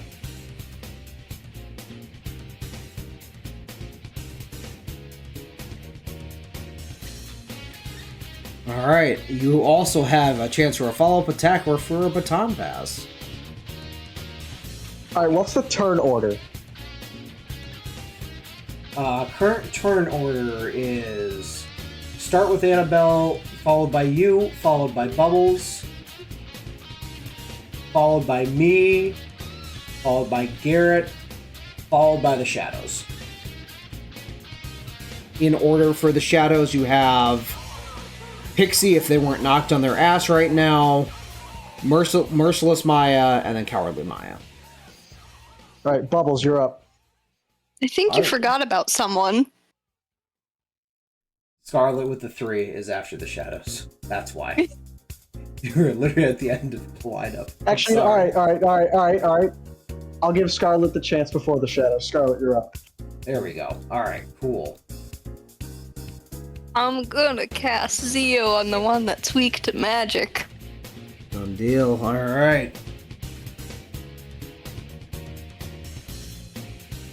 I guess the dice felt bad that I somehow missed you, even though we were right there on the list. Not only does it hit, but it also shocks. Woo! And that does 45 damage, so it's left with 35 HP. Now you also have the opportunity for a second turn or 2 baton packs.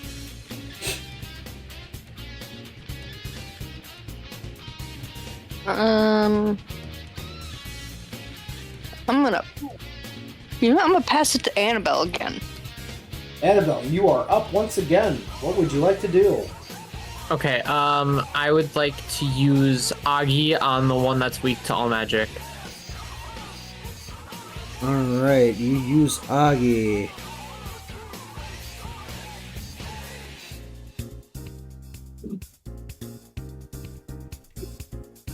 And that literally leaves it holding on by a thread with 3 HP.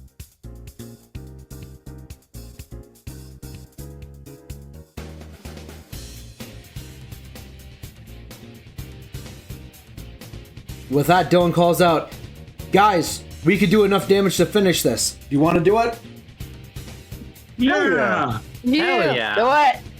Dylan specifically stays back and fires the gun at the pixie. Oh yeah, While everyone else has the option to do what they'd like to. Yeah, I'm going SMG on this one. Yeah, I'm going sniper. Guns. I'm gonna Guns. shoot it. There's lots of Bang, guns bang. going on. Lots and lots of gunshots going on. So many gunshots that it's like we're at like a video game tournament or something. Hang on. And then random. Yeah, yep, there we go.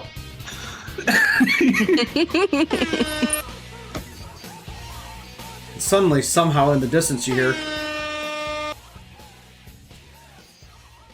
when did we go to an MLG tournament? I didn't know those was going on still. I thought they changed names. And with that, the battle is over. As we absolutely decimate the foes once again. This almost feels too easy.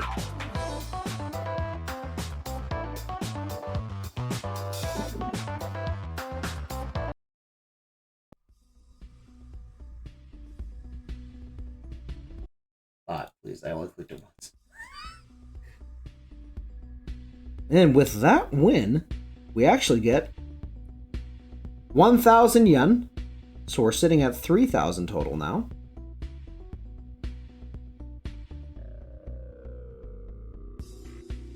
And we also get an additional medicine and an additional devil fruit. Woo!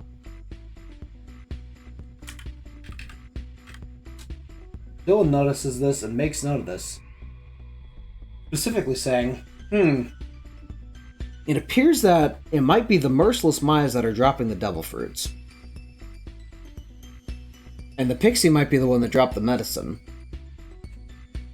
Because if you notice, we fought 2 Merciless Mayas with a jack-o'-lantern. And we got 2 devil fruits from that. And a medicine, and the only variance there was the pixie. It dropping medicine makes sense, because it knows Dia. There's logic here, I promise. Party just nods, moves on with their day. Yeah. So. And we continue back through the floor to the spot where the jack-o'-lantern is. The jack-o'-lantern shadow, I should say. Once again, they see, kind of like Kind of looks like a doctor. Kind of looks like, you know, Yeah. like a male doctor with like, if you could actually tell the difference of the colors apart from slime and red, they'd probably have like a stethoscope around his neck, that sort of thing. And it doesn't notice us yet. So thankfully this time we could potentially get full advantage. What I'm going to need you guys all to do is a roll.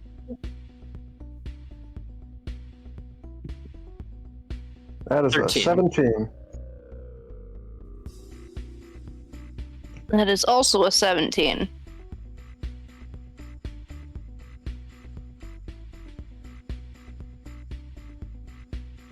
Garrett, what's your roll? Oh, you know what? Haha. That's fitting. I got it too. Oh no. Luckily, because two people got a 17, they were able to do a simultaneous shot at the shadow to gain boy. advantage on the fight. And the battle begins! Woo! Roll for initiative. That's another 4. That's another. It's a 5. I got a 2. Bubbles, you also got a 5. It's fitting that I did the worst on the stealth thing, but then I got a 20 on the. Oh, no. Well, needless to say, you're going first, followed by Dylan.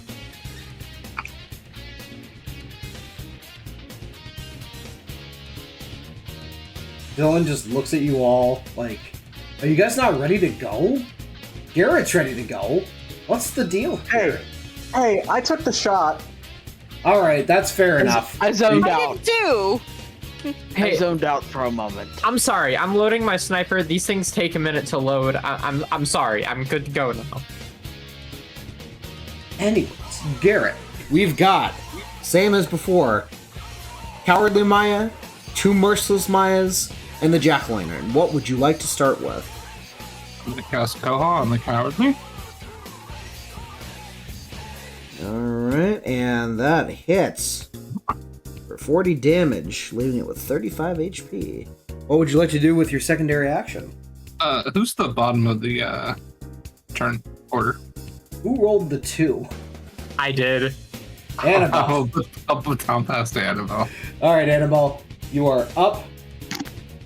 Just so you know, You're up. just so you know, if you do have a second persona slot and you switch to it in battle, it does auto default back to your first slot persona for you after the end of the fight. But your jack-o'-lantern got the XP for that fight because you won the fight with it as your last equip. Does that Okay, make and sense? then it just defaults back to Mandrake. Yes. Okay. So unless you tell me I want jack-o'-lantern to be my first slot outside of battle, it's going to always default back to your Awakened Arcana. Got it. Just step back for 1 second. Yep. Give me weaknesses because I can't remember shit right now. The one that Garrett hit is weak to Curse and Bless, Resist Gun. The Merciless Mayas are weak to Magic, Physical and Gun, and then the Jack-o'-lantern is weak to Ice and Wind. Okay, I want to hit one of the ones that's weak to physical. I want to just bonk it on the face. Bonking it on the face, let's see if it hits. It definitely hit. Let me see if it's a crit. If it's a crit, can I describe how I do this? Who said it was going to be dead? Well, I still want to describe how I bonk it. It is not a crit. bonk it with I'm your sorry. Damn. But, however, with you doing your katana weak spot hit, you are able to hit it and knock it for a good old 57 damage. You smacked the shit out of that thing. How much HP does it have left? 43. Okay. In other words, if you hit it again, it will simply cease to exist. I'm gonna hit it again. And you hit it again. And she's spinning the wheel. And she's spinning the wheel. The intrusive thoughts have won. All right. Now, Annabelle, your turn is over, which means it's Dylan's turn. What is Dylan going to do? I let the cards decide for me. This was a mistake. Oh no, what happened? Oh no. I lied. Psych. Dylan is able to do, for some reason, he feels a reach to his persona, even though it doesn't normally have attack moves. When he reaches towards his persona, he's able to cast Taru Kaja on the entire party. You are all now buffed You what? for the next 3 turns. Dylan goes, "What the fuck? Since when can I do that?" In that voice specifically. That feels weird. What's going on? And then I look at like everything. I try and like sense what I just did, but I don't feel the ability to do it again right now. It's as if it was a momentary glimpse into the possibilities that Frank mentioned in the Velvet Room. And Dylan ends his turn. Next up, all the single digits, all the single digits, all the single digits, all the single digits.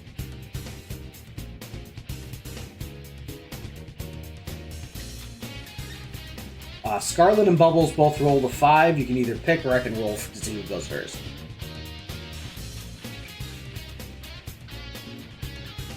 Bubbles, what would you like to do? Let's have a roll for it. All right. That is an even number, which means we're going with Scarlet first. All right. What are the enemy types that are there again? You have what used to be a Merciless Maya, but it's now completely gone. You have the Cowardly Maya, who is currently knocked from a weakness that's weak to Curse and Bless. You have the Merciless Maya that is weak to all magic. And you have the Jack-o'-lantern that is weak to Ice and Wind. Garu and the Jack-o'-lantern. Garu and the Jack-o'-lantern. That's a lot of damage. Wow. That does 70 damage. It has 40 HP left, and you have your second part of your turn to go still. Let's do it again. Dylan just screams out overkill as you murder this thing in cold blood and says, "Holy shit, I need to figure out how to do this more often." Your buff literally caused the second attack to hit for 92 damage. Obviously, because it's knocked, it's going to be more vulnerable to damage because its defenses are completely down. But because of the attack buff on top of that, and it being weak to it, it amplified the damage you were already doing. That's a lot of damage. That is. All right, Bubbles, what would you like to do? Can you tell me the weaknesses again? The one that is down is weak to Curse and Bless, and the one that is up is weak to all magic.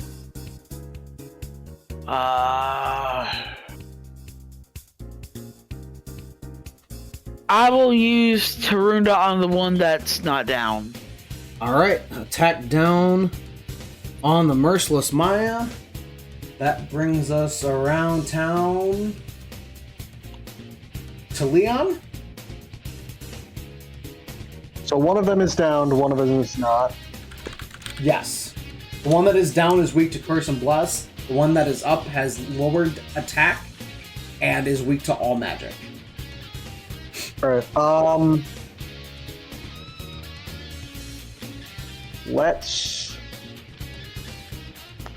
let's hit the one that is down with an Aha. Alright, that is enough to not only kill it, but absolutely obliterate it. Same thing, Dylan says, "Holy shit, attack buffs are great. That literally did 67 damage. It only had 35 HP left. It's fucking dead. Hey. Because it was already down, you do not get a once more second turn. Annabelle, it is your turn. The only thing left is the one that is weak to magic.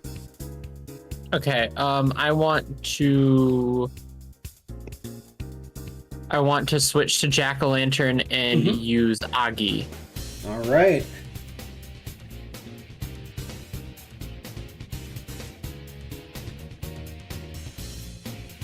With the attack buff up, that does 59 damage.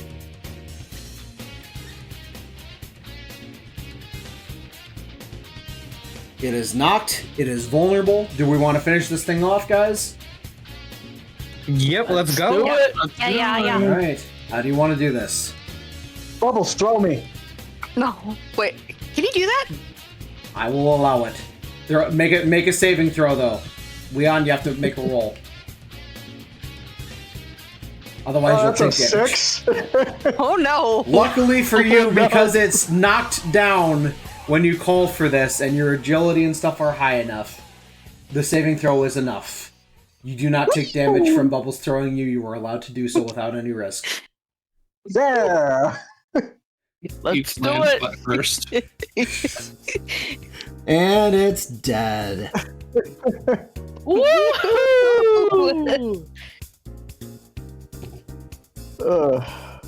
Oh, man. Bunch of shenanigans and hooligans over here, I tell ya.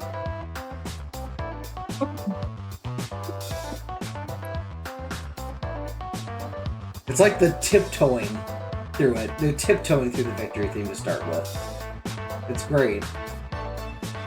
And then it picks up. It's like, all right, we gotta go. Alright, with that fight, we gain 2,000 yen, but don't gain any more devil fruit for some reason, which is interesting. It's fine. I'm sure it's But random. it's okay. With that, we're sitting at 5,000 yen total apiece. And Dylan notices this too and says, your account, like, looks at the app on the phone and says, I have 5,000 yen in this, but there's also a thing here called it literally just says group fund. There's nothing in there right now.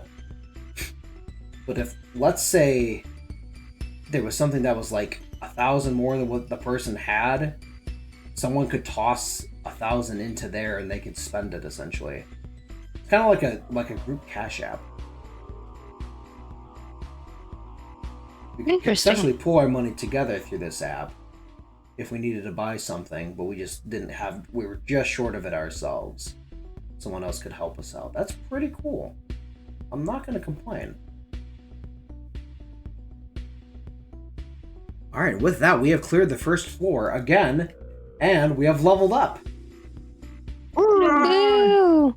Therefore, I will have all of you pick where your 3 stat points are going to go in your chats while I update the rest of your stats. How many points do we get? 3 total points. Okay.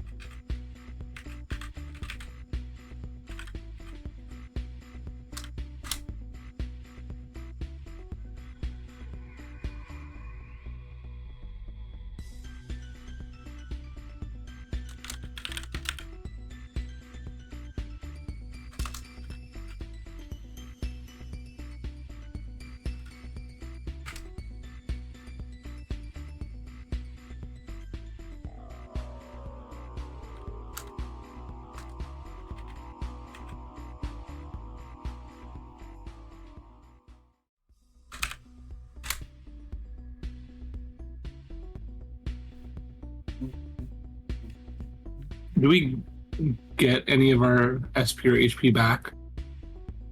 Because we leveled up?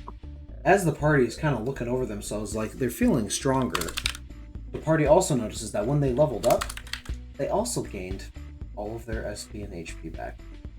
Hey, this is my Cool. question. It's like you read my mind on what I was about to get to. It's weird, isn't it?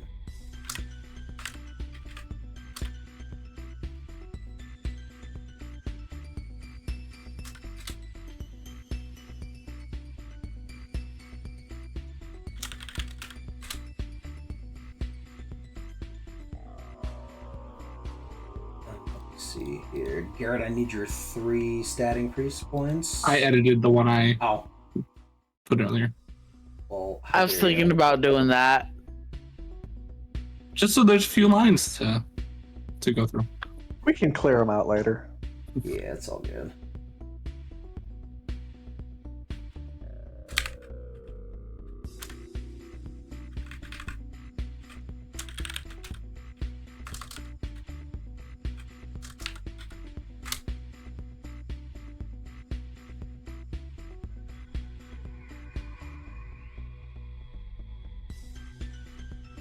I appreciate your concerns in making my life with us just a little bit easier.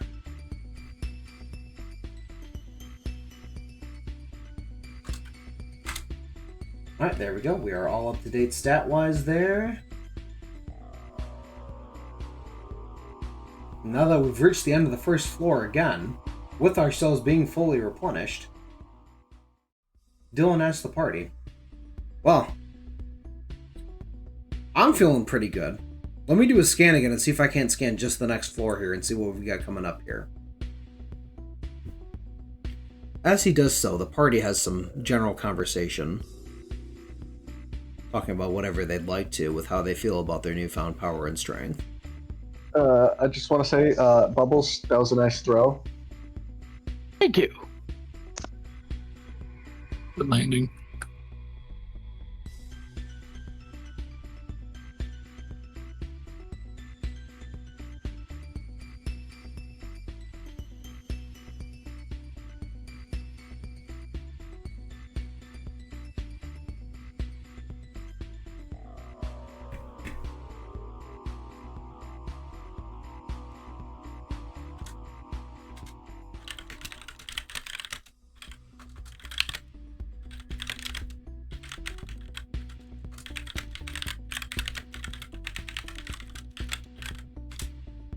Alright.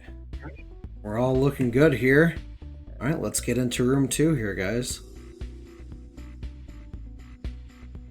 Now, once we proceed into the second floor, it's very, very similar to the first floor as they walk further into it.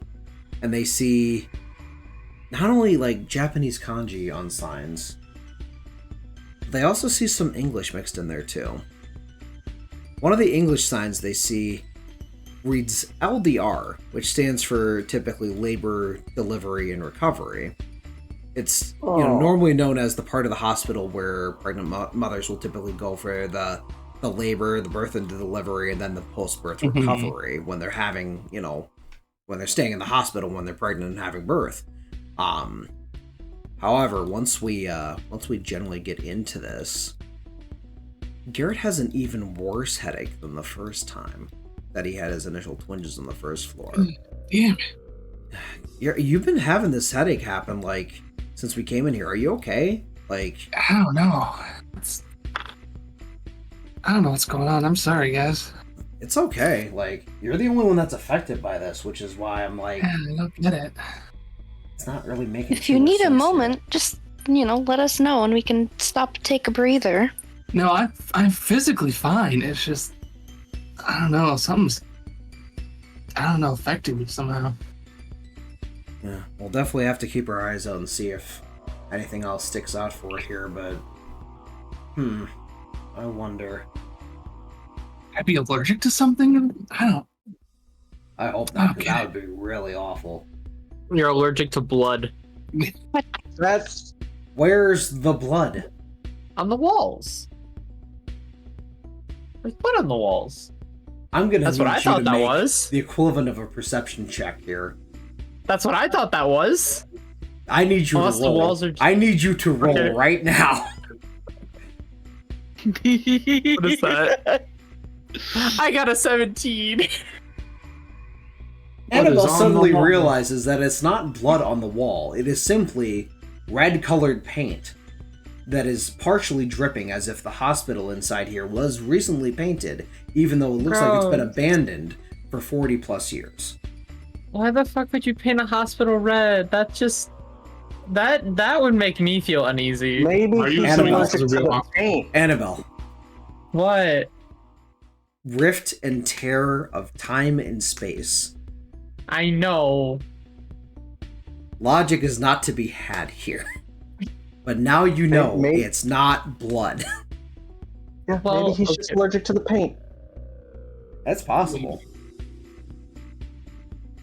Anyway, let's keep going. Yeah, okay. If logic is not applied here, I would like to try and run on the walls. Alright, Bubbles. Time for your first dexterity check. Unlucky's gonna have red feet. Oh no. You successfully run a few steps on the wall. Start to slip and catch yourself before you fall off of it face first and land on your feet. That was fun! No harm came to you. But you are doing us a heckin' concern. Are there enough footprints on the wall? Like where he ran. Yes.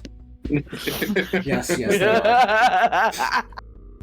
But, to everyone's even further concern, there's no red paint on Bubbles' feet.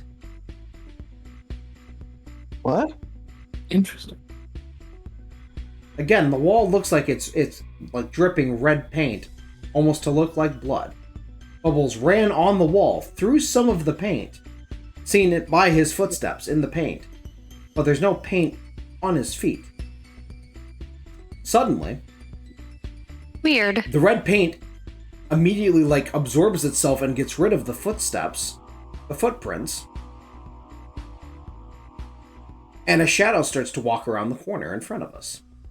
Oh. I'm gonna Well, need people Oh, to do a no. roll to see if we are able to stealth check in time. Bubbles, you miraculously are the first person to get safe. That's a 6. Oh no. Oh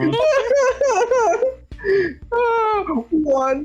I rolled And the two. party is discovered. The shadows have advantage for the first time tonight. Oh. It had to happen once. I have a better song for this because we are at disadvantage. Oh no. Should I be scared? If it was gonna be anybody, it was gonna be me. Just to increase your blood pressure a little bit further, I will need a roll for initiative to see what turns will be after the shadow advantage turn. Where's my... There it is. Bubbles, you have a 15. Ooh, that's a 19. 17. 12. You said 15? Yes.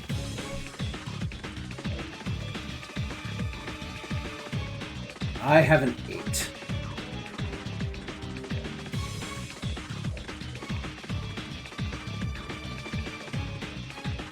Okay, so I have it here. 15, 17, 16, 12, 19. So Scarlet, Leon, Garrett, Bubbles, Annabelle, Dylan. Okay.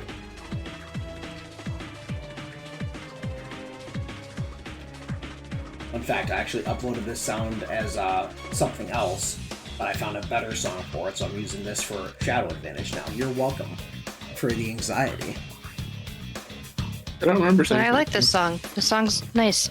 It is, but it's definitely a different mood than the normal battle fight music. I mean, I'm vibing with it.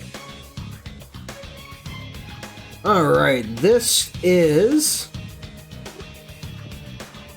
the same group with the jack-o'-lantern, minus one of the Maya, so it is only 3. Dylan looks and shouts out quick, The Maya that's there is the one that's weak to physical and gun. That makes this a lot easier.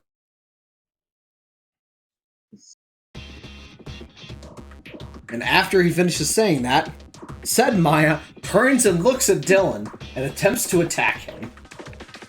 Oh no. The dice really don't like Hey, that one's weak to go. Ow! That one's weak to... Ah! Thankfully, that bitch is slow, and it completely whiffed as I take a step back as it tries to swing at me. So one shadow has already wasted its turn. The cowardly Maya looks around at everybody and turns itself to Scarlet. Scarlet, Oh. I will need a roll from you to see if you dodge this attack. He's funny. Yep, just a d20. 15. You dodge the attack. Woo. Dylan makes a comment. Hell, we may have gotten attacked here, but at least we're not getting hit by anything yet. Don't jinx us, buddy. The Well, now that jack-o'-lantern. you said something. The jack-o'-lantern turns its attention to us now. Looking directly at Annabelle. Ah, why me? You brought it upon yourself. Thankfully, Dylan notices this before it fully turns to attack Annabelle. You can thank the dice for that roll, Sage. Yay. I need you to make a roll to determine whether or not you pull out your own jack-o'-lantern to take its attack in time. Oh, my dice fell off my desk. Where the fuck did it go? I heard it. That's a fail. That's I not heard fail. them fall. You got a 19. Your jack-o'-lantern, you are able to essentially turn and notice the other jack-o'-lantern in time, call your own jack-o'-lantern forward, and right in the last second before the enemy jack-o'-lantern's Agi spell hits you, your jack-o'-lantern comes forward and takes the hit and absorbs it. You are already at full HP, so you don't gain any HP, but jack-o'-lantern absorbs fire. So, you would have been restored if it had hit. We avoid all damage somehow on a shadow enemy advantage. Congratulations. Despite our best efforts, we have succeeded. Scarlet, it is now your turn to attack. Well, there is a jack-o'-lantern that is attacking us, right? Yes. Alright. Garu. Please. And it hits. Woo! That deals 50 damage. Wait. What would you like to do for your secondary action?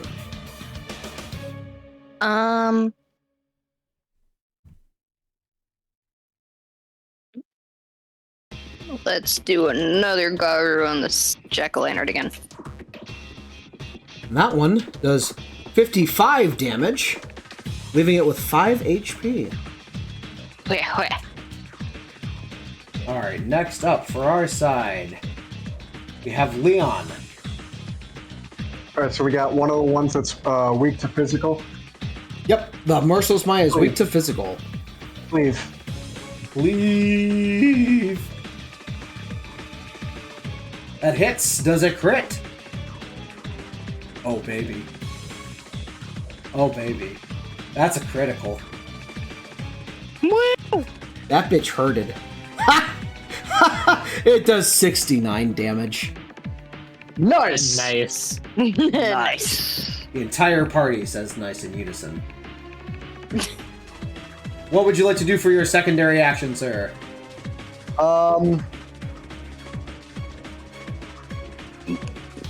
Alright, what's the order? Say it one more time. What's the turn order? It is you, followed by Garrett, followed by Bubbles, followed by Annabelle, followed by me. Annabelle, you're up. Okay. You currently have your jack-o'-lantern out, by the way. Okay. Give me a. What we got in front of us again? The 1 week to Curse and Bless, the 1 week to Physical that is currently knocked with 31 HP left, and the jack-o'-lantern with 5 HP left. You are boosted in attack from the baton pass as well, just like, in normal.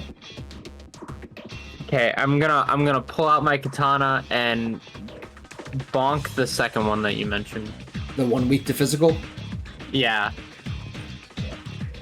And it's spinning the wheel because it's dead. Alright, well used use of your baton pass boosted damage to finish it off.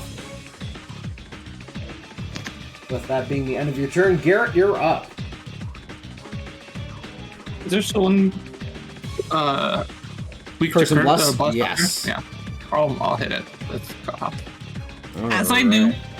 As you do. That is going to do 40 damage, leaving it with 35 HP. What would you like to do with your secondary action? Are there any still up? Everything is knocked right now. So actually, yeah. Now you've knocked out. Would you guys like to just finish it off? Let's get it. Do it. Let's do it. Let's get it. Let's do it. Roll up on the crib, tell them to drop it like it's hot. Hey, yo, what the fuck? And the shadows are wiped. We survived the shadow advantage turn successfully. Despite our best efforts, we have succeeded. We should probably pay more attention to what's around us next time. And it seems that fate has graced its presence and given us 2 devil fruits and the 2,000 yen bonus.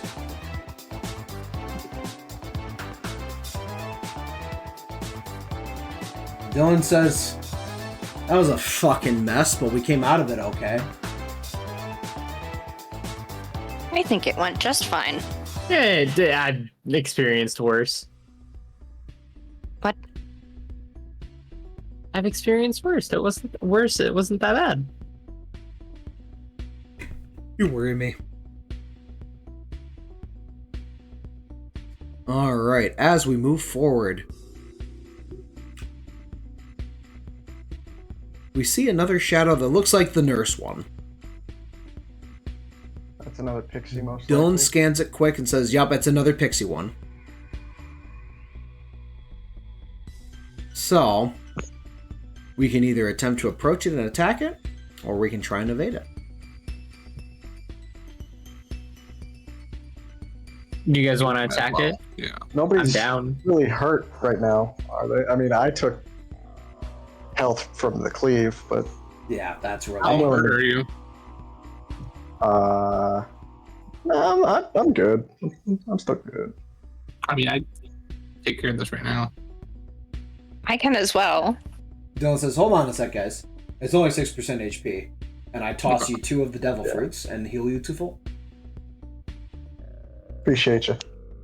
Yeah, we just got 2 from that fight, so we might as well use them. And medicine's But a also- better healing anyway. D is just 3 SP. It's not bad. Yeah, but SP's a lot harder to get back than HP. Especially when we would have just got items for free for HP. And we haven't used any medicine yet.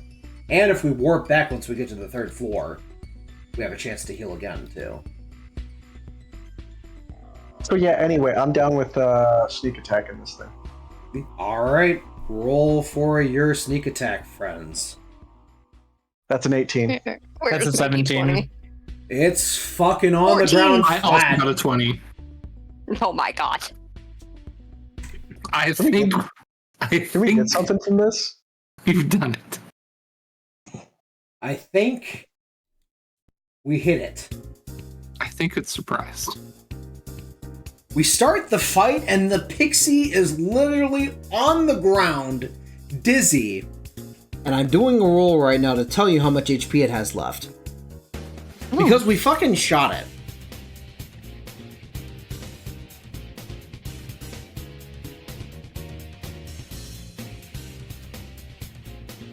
This thing is already half dead, you guys. What did you do?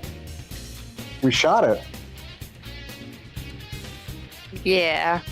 Oh, I'm sorry, I brought a real gun. I brought a Oh. real gun. Garrett, I told you not to use that outside. We're not outside. You know, this is an extenuating He- circumstance. He has a point. Just make sure no one sees us with that gun, the real one, on the way back or anything. Make sure you leave it in your room if we're not going in here. I mean, it looks exactly like the fake one that I have in my other pocket. Oh my How did you manage that? You have two Look at them, they look revolvers identical. that look identical. Make sure you only bring the not real one with you to the gun shop. Anyways, roll for fucking initiative. Bubbles, you have a 16. That's okay, fair enough. Can't see with That's a them. nat 20, baby. That's Fair my enough, first nat 20. fair enough, Dice Gods. That's fine. It's another That's 15 fine. for me. That's what is it? 4. They did not like my joke. I rolled a 1. You're still gonna go before the shadows because we surprise Ow. attacked them. Oh, that's true. Yeah. And one of them is literally half dead on the ground right now.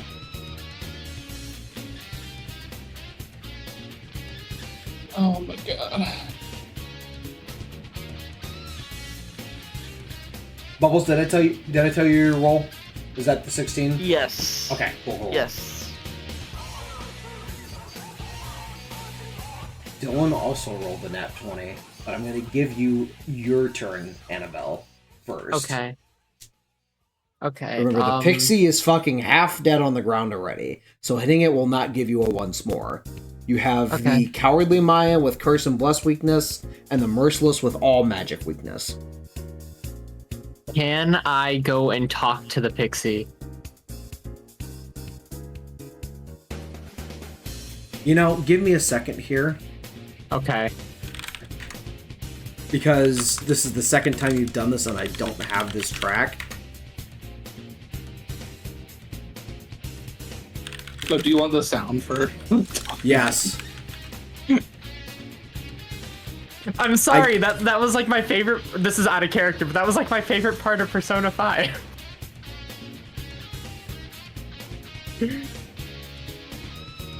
What, like the hold him hostage? Yeah, the holding him Scenario. hostage and talking to him. That was like my favorite part of that game. I don't have the sound downloaded because the only one I have is this fucking hilarious mashup with Hold Up by Snoop Dogg and Nate Dogg. What? I'm not gonna play that one on stream. I'll play it off stream, but Okay then.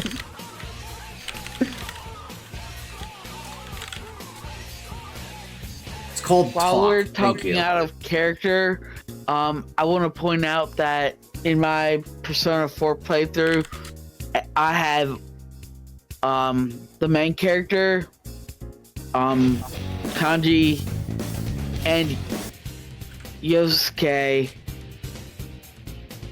in their agent outfit. The main character, Yukiko, and Yosuke in their agent outfits, and Kanji in his summer outfit. They're the Secret Service protecting the president on a beach trip. Yes. Give me 1 second. I need to use the bathroom. If you're good, we're gonna be in this hold up probably for a hot second here, so. Okay. Alright, what do you want to say to the nauseous feeling pixie that's on the ground right now? I just like slowly walk up to it and just like, hey, I don't want to shoot you. I don't want to. Just give me some money and we'll call it even. and you just kind of fuck off, and like you give me a little cash, and we'll be fine. I'm gonna need you to roll for persuasion.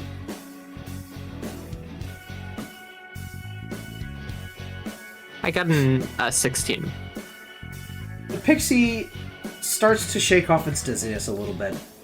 Looks up at you for a second and says, "Oh, you want money, huh? Why the fuck did you shoot me then? You all shot me!" We thought that you were gonna hurt us. So, if I'm being honest, self-defense. The rest of the shadows here, very scary. They've all tried to hurt us first. Roll one more time for me.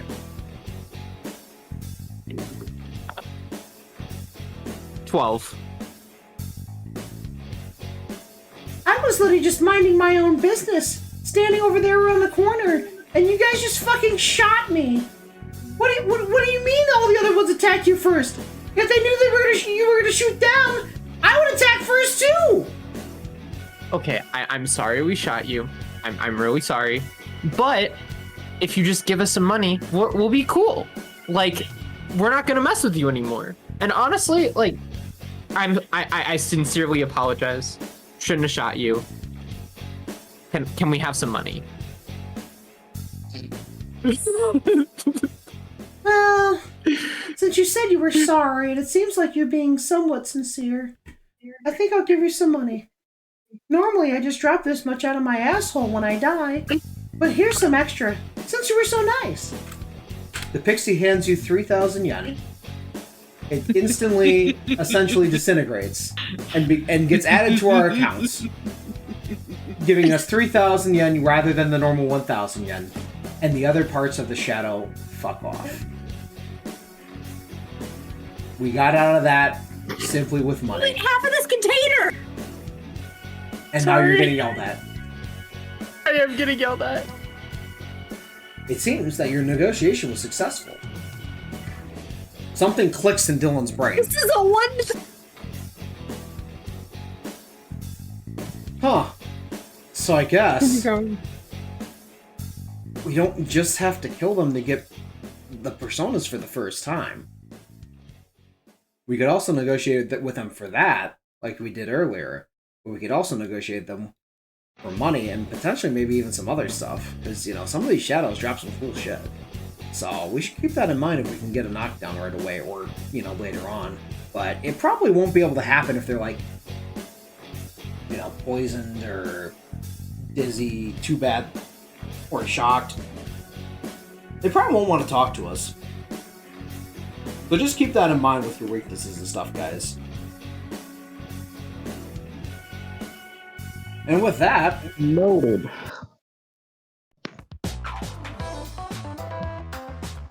We did it. we clear the encounter with triple the yen we normally would have gotten. But no XP. The bot really does not like that audio. It's doing its best, okay? It is doing its best. It's just a little guy. Trust me, if I had like a little like one of those small square PCs I could hook up to like another monitor if I had another one and just run it locally off a bot on that kind of thing, I would do that, but you know. Oh, like the mini PCs that are like $500? Not even that much. I could probably get one for 120. Yo, those things are cool. They're nice if you need very simple purposes for them, so. But yes, with that, we've reached the end of the second floor. We see the next set of the next set of stairs in front of us. How did I manage to write that one in my script here? Next set of staircases, Dylan? Come on. With your fingers, probably. Probably, yeah. Somehow Google Docs autocorrect didn't catch that one for the grammar, but that's okay. That's besides the point. We reach the stairway, and Dylan summons his persona again to scan and check on, you know, how far away we are from that major presence. He says, no, okay, so based on proximity, signal strength, that sort of thing, with my scanning functions here, we do have we have one more floor to get through, that we're probably going to have normal encounters here. And then once we get through the floor after that, I think that's the last floor before we'd reach whatever that huge presence is. So like it's on the 5th floor out of these. So we have 2 more floors to get through, and then we get to what's probably like essentially the boss of this area. So we're doing pretty well. I say once we get onto the 3rd floor, we still warp back because, again, replenishing everything, healing up, just taking a break kind of thing would be a good move. It wouldn't hurt. Plus, who knows what else can happen with that teleporter's benefits for us. Might be worth going to find out, you know? And with that, the party steps down onto the 3rd floor. The initial area next to the teleporter, you know, the general layout's pretty similar still. There are even more English signs compared to Japanese signs, though, on this one. There are also very interesting noises, like disturbing noises that sound mostly like distorted newborn babies crying. Oh. Why? No. Just every once in a while you hear a little, but it's like as the voices from it come out. We then see the sign that looks like it's the the part of the hospital where the newborns are kept. Dylan takes a moment here and reminisces on what the app said about this area and says, it did say this was literally the area of birth. So I guess it makes sense that it'd be a hospital with, baby stuff, but also this is fucking creepy. Let's go back for a second. And he immediately walks over to the platform and waits for the party to join him. Oh, yeah, no, I'm not gonna say shit and just get right back on. Mm-hmm. As the party all gathers on the platform, with the same lovely little sign that says "Go Home" on it, they teleport back. This time, it seems to take like a fraction of a second longer, and they see 2 cards appear in front of them. One of them has a goblet. It's actually a set of goblets. And one of them has a couple coins on it. What? As they appear back in the main lobby, Dylan looks over some stuff and says, "Guys, we got healed again. We're back at full everything again." Interesting. Uh-huh. The other thing that they notice is that the app for the money part updates. And for some reason, they have an extra 5,000 yen in their inventory. What? Oh. Dylan stops for a moment and says, "Guys, it's literally shuffle time cards. Yo! Each time we have the teleporter, there's a chance for us to roll shuffle time cards. That's why we got healed the first time back. We must just not have noticed the first card popping up because it was so quick. But that time it was 2, so it showed both of us and we had a second to see it. Yeah, let's take that fucking teleporter back whenever we can. Because that's pretty sick. And we didn't even have to, pick between the cards. It just gave us the stuff.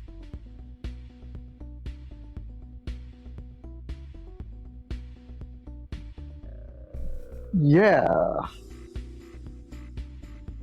Well, mentally, I'm okay to go back to the 3rd floor. But are you guys okay? I mean, Yeah. aside from getting the heebie-jeebies, I'm fine. But if y'all aren't, we could just take a breather.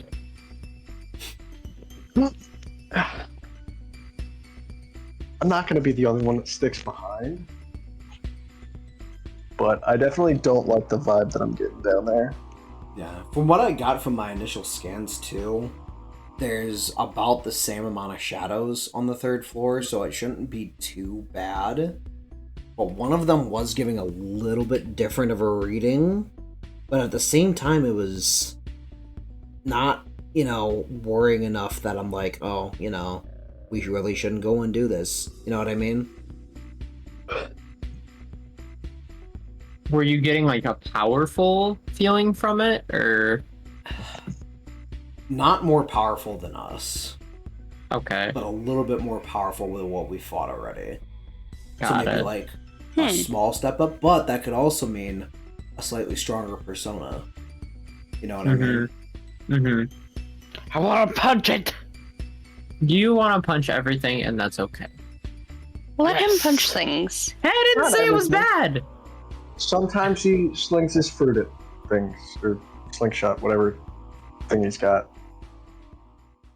Well, I mean, we're all healed He up. flings.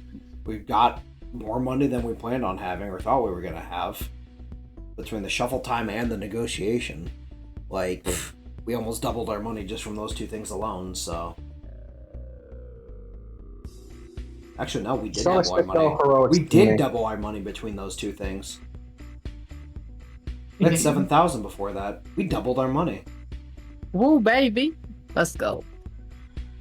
Nice. I'm good to go back in if you guys are. I'm Yeah, good to I'm go. good. Just Me don't too. expect no more heroics at this point. It's all good. Let's take it I'll easy. be the Let's- heroic one. Let's use the teleporter here so we can go and get a vibe for just how much worse this persona is. Again, I'm not getting I didn't get we should really be careful vibes from it, but just it's something different. Just be aware kind of vibes. You know what I mean? Once we get into combat, we'll get a better grasp of it, especially if I can get a shot off or something on it and see right away what it's weak to. So, the party steps back on the platform, preparing to teleport back down to the 3rd floor. As they are doing so, they see a card appear once more. This time, it looks like a wand, kind of like almost like it looks like a corn stalk almost, like in the field, but it's like you see the word wand on the bottom of it this time. As you reappear on the 3rd floor, the app actually goes off and says, HP increase. What? Huh? What? Huh. What does that mean?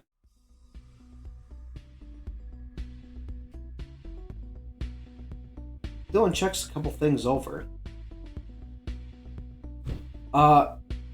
Guys? Hey, what's up? So, I kind of scanned us for a second there. Anybody with a physical type hitting move can do one move at no cost for the start of the first battle that they do. Oh. Alright, scratch what I said about the heroics.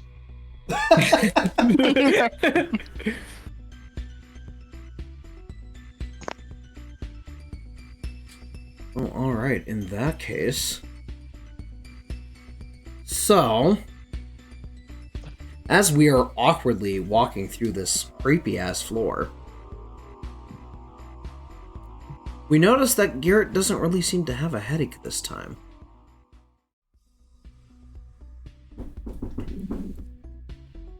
Give me one sec here. No.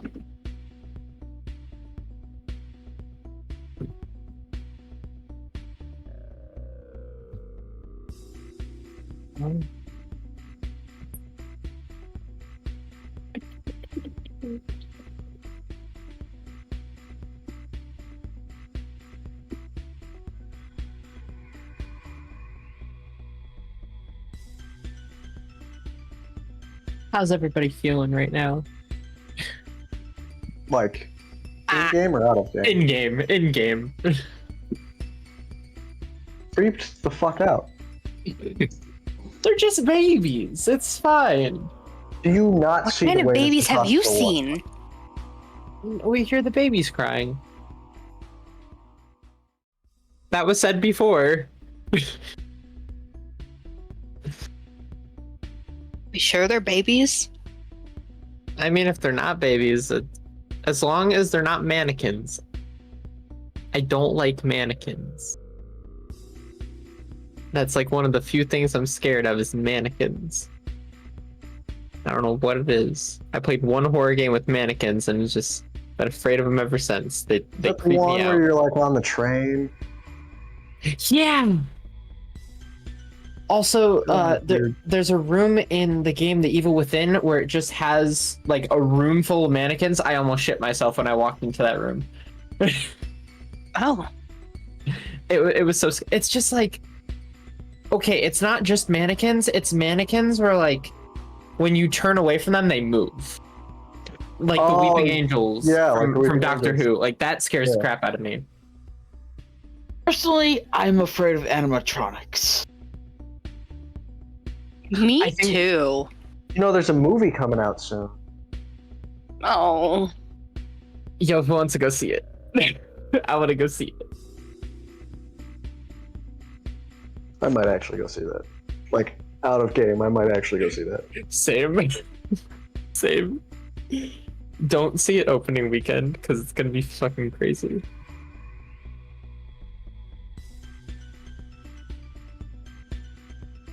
Feeling it's gonna be good. I hope it is because they want to make 3 of them. Only 3? The current plan is to make 3 of them right now.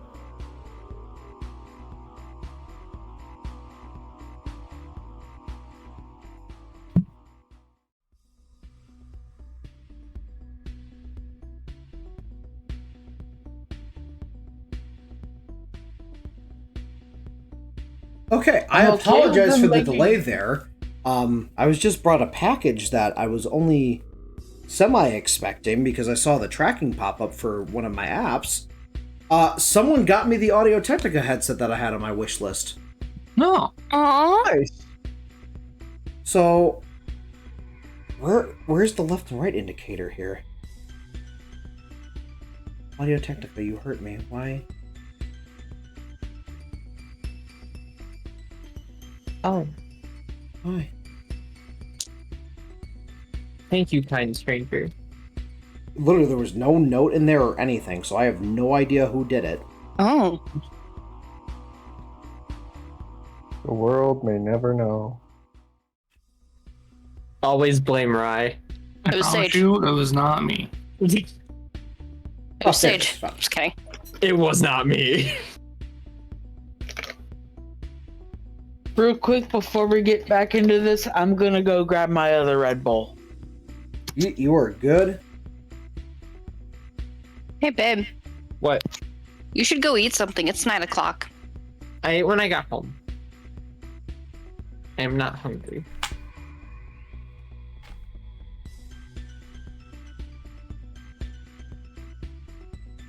Whoa. This is going to be an adjustment, but I'm very happy. How do we sound? Is it trippy? No. We sound gay. That's... Stop it. I That's mean, just I've always normal. been gay, so. That's just normal for me. Because mean- they're closed here, the audio's like not leaving, so there's no like gap in the noise, and I sound a little different to myself. Oh. So we're not gonna just randomly hear the sound alert or the soundboard from Discord coming through your mic? It depends on how loud I have it, because I mean it's not perfectly sealed, but you know what I mean. Like it's way less.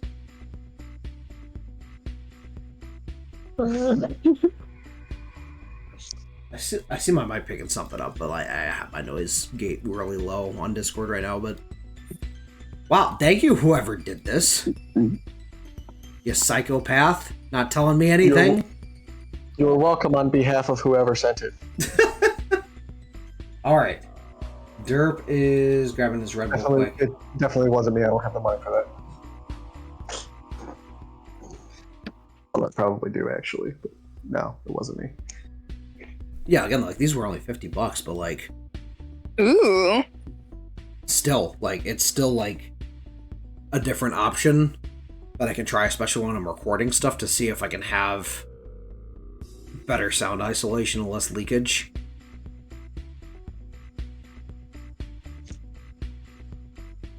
I definitely think some audio is louder to the Astros. But in terms of a wired headset, this is going to be really nice to have as a different option.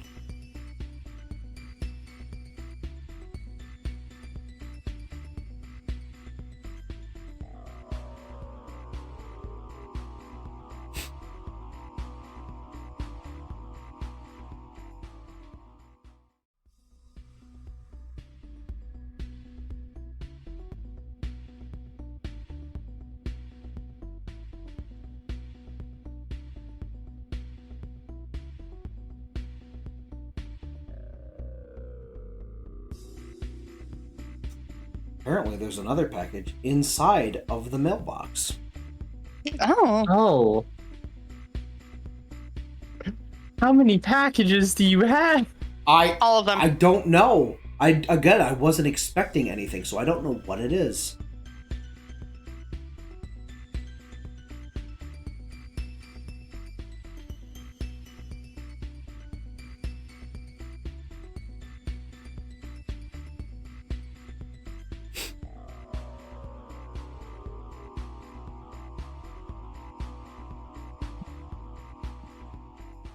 Thing is, based on what was on my wish list, the only thing that could be would be a game, and there was only 2 or 3 on there.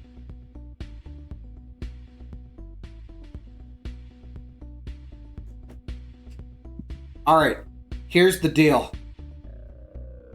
If the game that's in my mailbox, assuming it's a game, is the PS5 version of Persona 5 Royale, after we're done with Spider-Man 2 streams, I'm going to do a speedrun stream session to see how quickly I can get the platinum by fast forwarding through everything and everything like that. Fuck yeah, let's go. I'm gonna Someone's see excited about that. how fast, in as few of hours I can get to get the platinum on stream.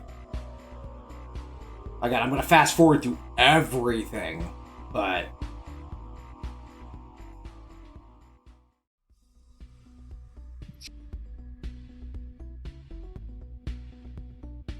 is the monkey back yet?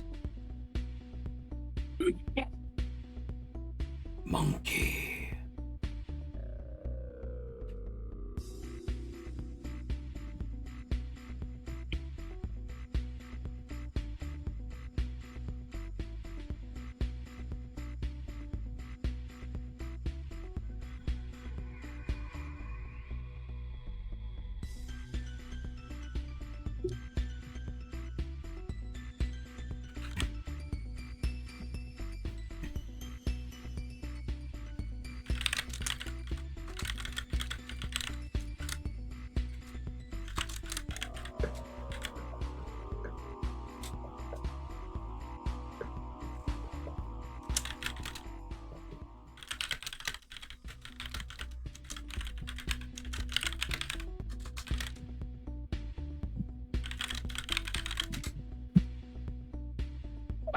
Markiplier just dropped a trailer for Iron Lung.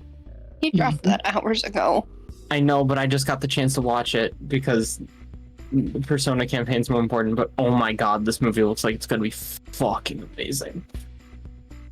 Who's amazing? And why is the movie fucking them? It's Markiplier. Yeah. Okay, fair, valid point. There were a bunch of people that were just like, ew, it's another Smosh movie, it's a YouTuber movie. I'm just like, no, this isn't the same This thing. Him actually producing his own Movie with movie. so the person who did music on the movie also did a bunch of music for Doom, like the video game, and he's very famous in the audio engineering world. It's just it's gonna sound good. It's gonna look good. There's a lot of blood. I want to see it now. It's like all blood. He said They- something about how much freaking blood they had in there. He said that he has to do the calculations for how much blood because they might have the record for the most blood used in a movie.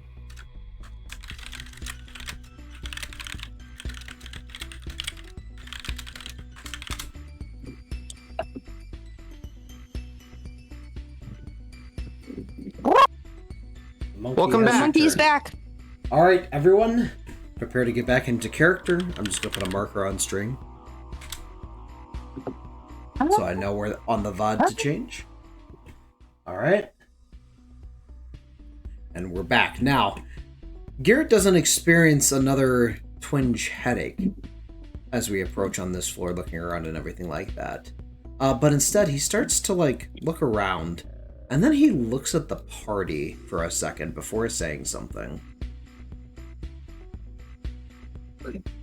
I think I'm connected to this place. Huh? I think. Like, Connected? How? I don't know. I think this is where I was born. No. Wait. Nope. I don't know. Nope. I don't know You're when saying or this- where, but Could be the hospital you were born at. I think so. And it somehow got. No, you guys know I born. don't remember my past, Mm-hmm.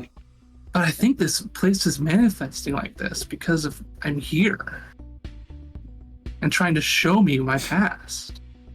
Nope. Huh. Would not be the Listen, first time listen. that this kind of thing has happened with Persona users, where inner feelings and stuff come out and get projected.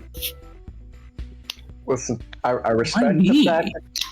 I respect the fact that you think this is where you're from. I'm gonna have to tell you to not tell me anymore. Wait. Wasn't it like in the other games where there were like these palaces based on their inner feelings or whatever? Yeah, so What if this is a shadow version of the hospital he was born at? that's what I'm thinking. It could be there's more than one there's more than one way that these things have kind of happened. Like in the past, there's been where the world where they get thrown into, essentially the place where the shadows exist, that it basically manifests as their reality around them, or like a hyperized version of that reality. And then there's the palaces that are essentially what distorted desires combined to show and display what a person thinks of a place. Like somebody that was shut in would think of their home as a tomb, or someone with a giant ego that thinks that they need to steer the country and that they're the only one that can, sees the main political building as a ship. Things of that nature are what happened more recently. So it's very possible this could be some sort of similar manifestation. But we'll definitely have to keep this in mind as we move forward. And if anybody else has those weird headache-like things, when we go to anywhere else, make sure we say something. Don't keep that to yourself. I swear if we end up on a boat, I'm yelling I'm on a boat. I knew I should have never let you listen to The Lonely Island.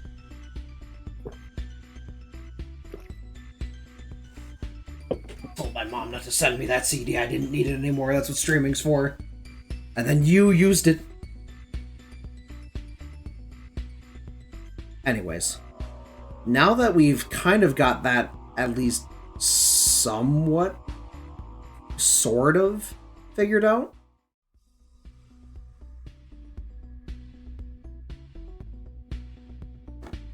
let's move on.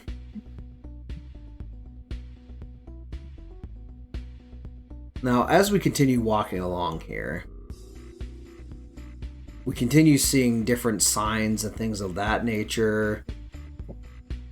You know, we're thinking back on the fact that it was, you know, the floor of birth, the area of birth, kind of with the name.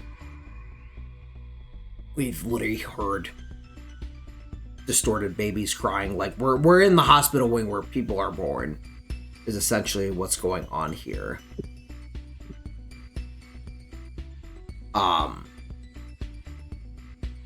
But I think the sooner we get through this floor, the better. Yeah. And then I don't suddenly, like hospitals. a shadow I don't like appears. babies. Fuck. It looks different than the other two that we've seen so far. It looks more like a janitor almost. Like, typical janitor fashion, they'll have those like front-facing, like, not like baseball caps, not all of them at least, but like it's almost like square. And it looks like it would be like beaten to shit, that sort of thing. As soon as the shadow appears in front of us, like it's there. Like there was no warning, there was no signs, it was just there. It starts calling to Garrett specifically.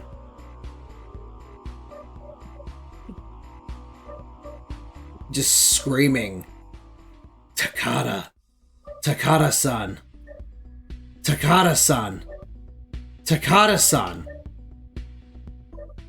As it's saying this, now Garrett has the headache kick in. At an extreme level, to the point where he's forced to his knees kind of pain. I would scream, but people are sleeping.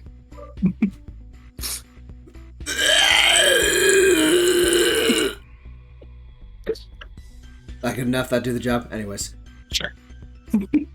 Garrett kind of looks up, in a sense, wondering what is going on. And just wonders to himself what this could possibly mean. Why is the shadow screaming Takada-san at him? Is that my name?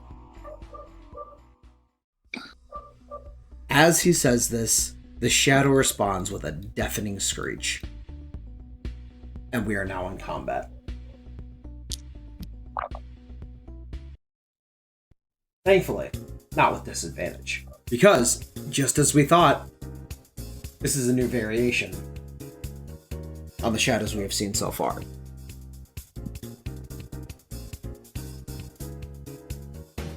I'm gonna let you do your thing, bud. Just vibe, okay? There we go. We still see one of the usual cowardly Mayas that are weak to curse and bless. But now we also see like a floating crown? And what looks like a little, like, demon in a jar, almost. Wondering for a second here, before the party rolls for initiative, Dylan does a quick scan and says, this is the persona, or the shadow, therefore, Agathion. And that one over there is, a muttering tiara? I guess that makes sense. It looks like a crown. I can't quite tell what everything's weak to, but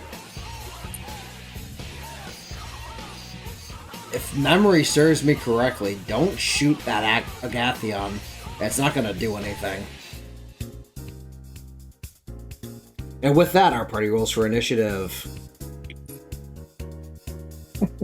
13. Ooh, that's a 20. That is an That's 8. fitting. That's fitting. Bones, you have a Fitting. 14? 14? Okay. Rye, what's fitting? I'm concerned. My head still hurts. No. I got one. My head still hurts. No. Do you want some like Advil? I got some. The dice are apparently a part of the nerd.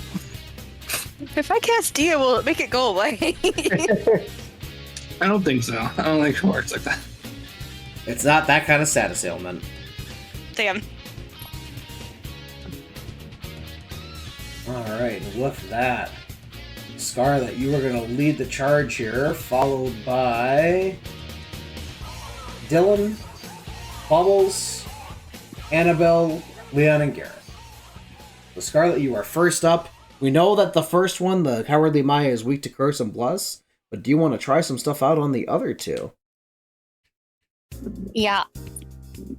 Let's try Zio on the one you said not to shoot. Zio on the Agathion. Alright. Let's see if it hits. It does in fact hit. But it only does 15 damage. Dylan takes note of this and says, It definitely looked like it resisted that shock didn't seem to do much to it. It might be resistant to electricity. Noted. And with that, it is now Dylan's turn. And he says, I'm gonna try something here, guys. Hopefully this doesn't come back to bite me in the ass. And he runs up to stab the tiara. And it looks like he makes contact, but it does absolutely nothing. Oh. As he comes back, he says, well, I'll tell you it's weak to some magic, but don't try and hit it. It nulls physical damage.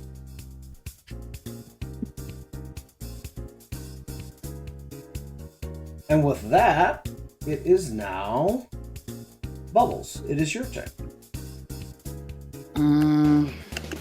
What are the I'm gonna use lunge on one of the other things. Okay, do you want to use it on the Cowardly Maya, or do you want to use it on Agathion? The cowardly. Okay, you're gonna use lunge.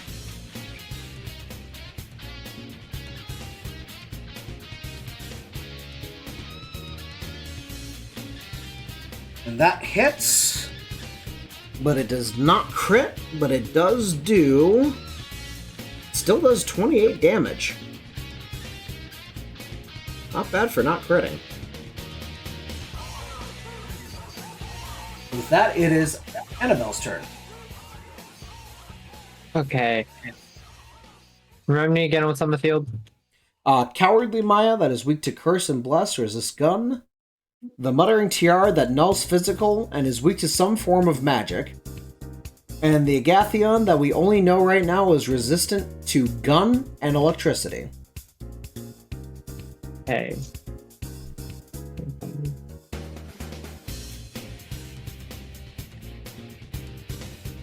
Hey, can I use my sniper on the one that's weak against gun?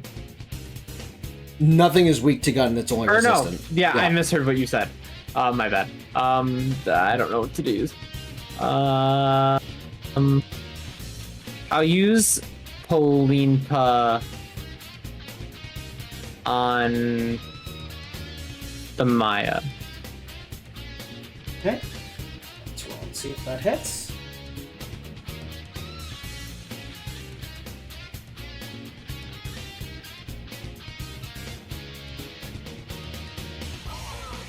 And that does hit.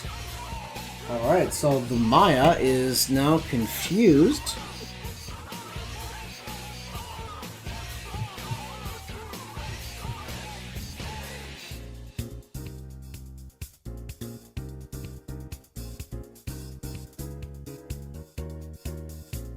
Alright, and with that, let me see who's next. Leon, you will be next, with Garrett going after the shadows. Let me throw a Dormina at the jar demon thingy. Agathion, you're going to try Yeah, that to put it to thing. sleep.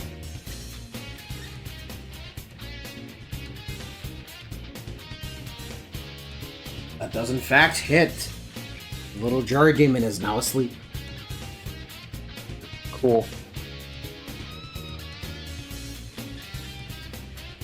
Which will cause it to not make its attack.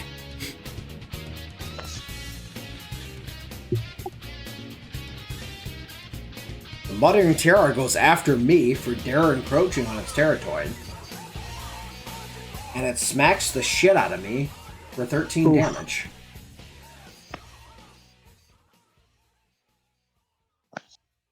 Now the Maya has to roll to see if it's able to attack with its confusion.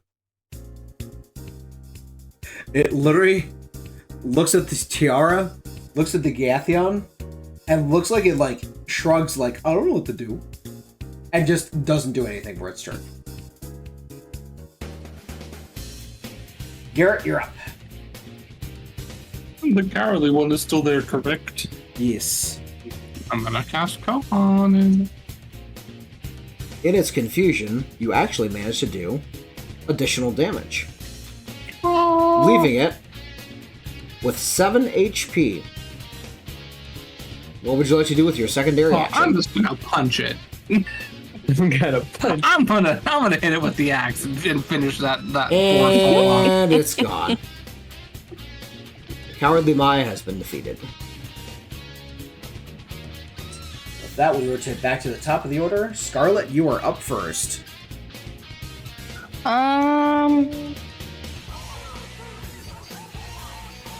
Which ones are still up again? The tiara that's weak to some form of magic. Multiple by the looks of it. And the Agathion that is asleep that we still do not know what it is weak to, but you would get a technical just by simply hitting it as well. Okay. Let's slap it with a Garu. The Agathion? Yes. And that was an excellent call. Not only did you hit it with the attack, it is weak to wind. Woo! You deal 68 damage. Oh, almost Damn. died.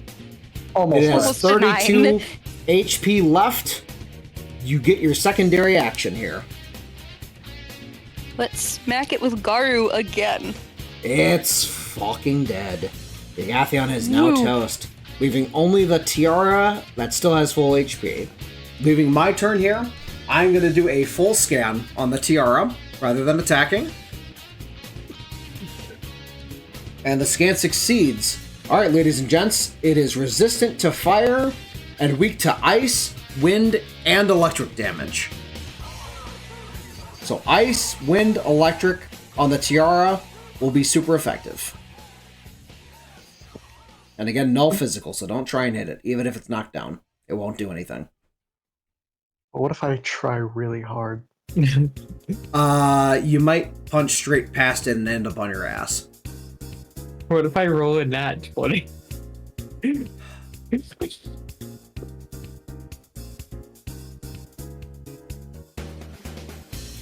What are you gonna do and what are you gonna do if you hit a nat 20?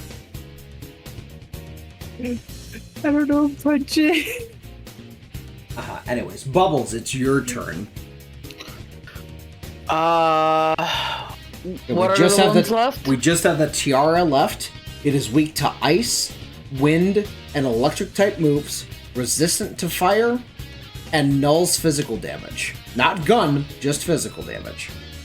I will use my slingshot. Alright, how many shots out of your 5 are you going to use from your slingshot? 3. Alright, that's 1, 2. Ooh, that was close. I'd almost dodged one of them. But all 3 connect, dealing in total 31 damage. Dylan mutters out, oh, that was almost half of its HP, so if we hit it with something that's weak to, that might kill it. That brings us to Annabelle's turn.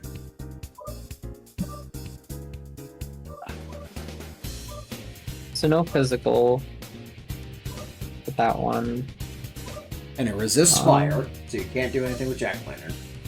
Can I shoot it? Yes, that's what Dirk just did. Oh yeah. I'm gonna shoot it. How many times would you like to fire at it? How much HP does it have?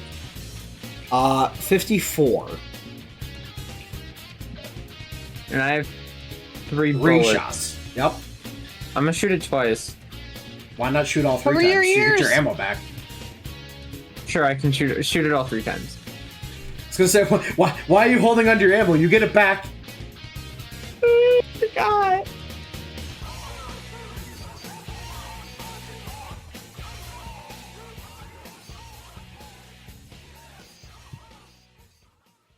I want you to know, 2 of its 3 rolls were 1 or 2 off of it dodging your Oh. shot. But all 3 of your shots hit, leaving it with 12 HP.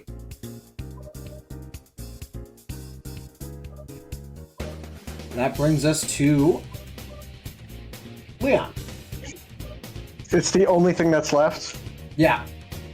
I'm also gonna shoot it. I'm gonna unload everything. All SMG bullets, all shooting at it. It's dead. Mission Yay. accomplished. And murder.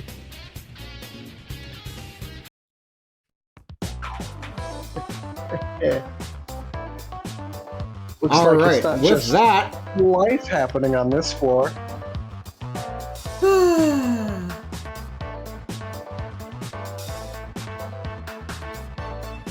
with that, you hear a sigh come down from the heavens as the Arcana card of the Chariot comes down towards you. The Agathion persona is now available through the compendium for you all to summon later on if you wish. It is, Oh yeah. again, resistant to gun and electric type moves, weak to wind spells. But we now have a Magician, Lovers, and Chariot Arcana in our inventory on top of the ones that we've all started with. Well done, guys.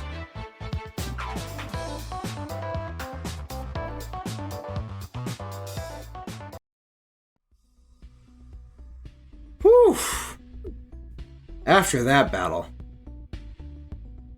we begin discussing everything in regards to following up with the fact that everything is, we kind of discussed most of this already with talking about how everything's kind of shaping itself around something from Garrett's past, something from his memories, something from his history, whatever.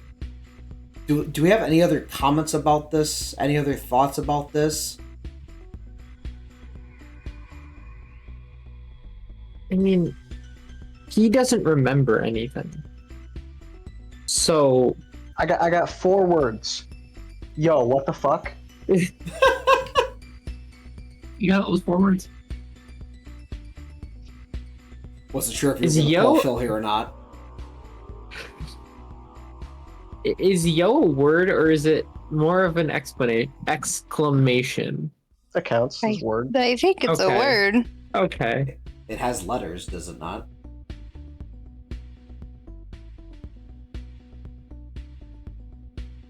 That's what I thought. Okay. So, my thought on this is it's very possible, with all the doors we saw in the entrance, that we're going to have, different situations we're all going to have to work through and get through here regards to things that are related to us. Obviously, this terror is, right here at home, so it's got to be connected to us in some way, shape, or form, is my thought. Can I pass on mine?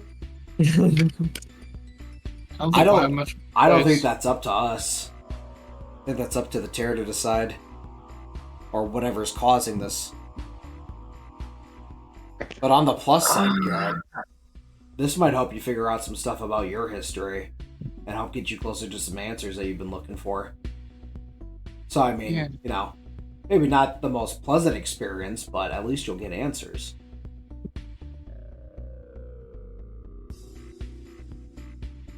That's all I have to say about that.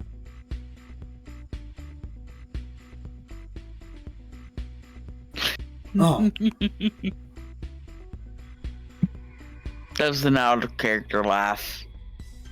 Dylan then also noticed that on top of the normal money that we received from that fight, which was about 1,500 yen, we also got an extra soul drop. Woo! Ooh.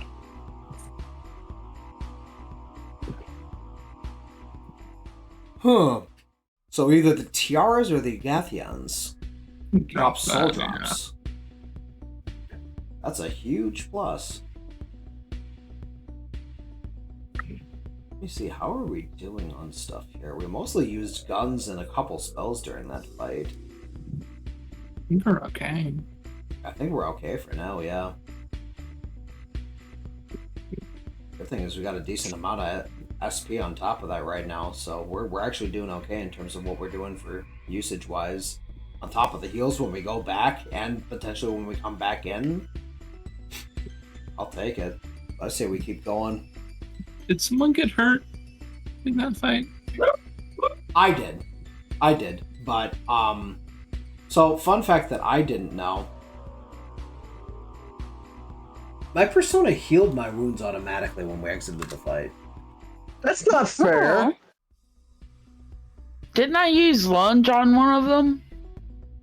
Yeah, I noticed that too, but for some reason it seems like your HP's full too.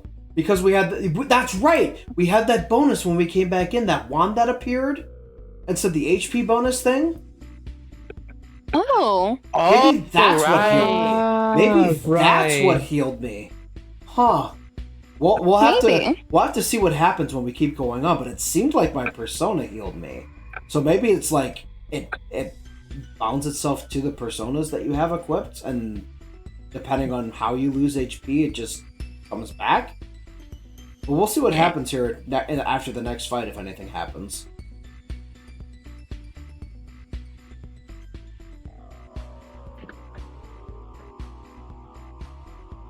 Hold on, I'm going to scan one more thing here. I'm going to look at you guys actually here. Dylan sits back for a second here. Calls his Just gonna persona sit there and forward. wave.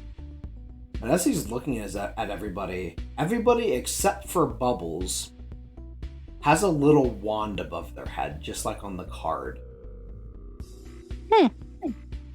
Okay, so if you guys use an HP costing move, it'll auto regen your health after the fight's over, is what it seems to be. But just you the only once? get once, because it was only one wand. But maybe, if more than one wand shows up on there, it might be some sort of different effect or more than one use.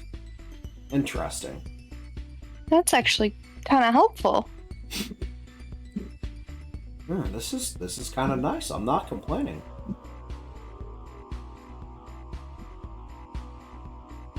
I think on that note, we should see if we can't get ourselves to the 4th floor here. How much farther do we have until the big thing that you detected? That should be on the 5th floor, but if we get to the end of the 3rd, I'll double confirm that here just to be safe. Okay.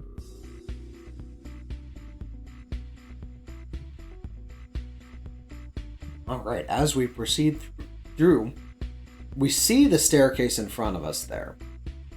But we also have a big open room that looks like it's filled with a bunch of cribs. And a shadow patrolling the cribs.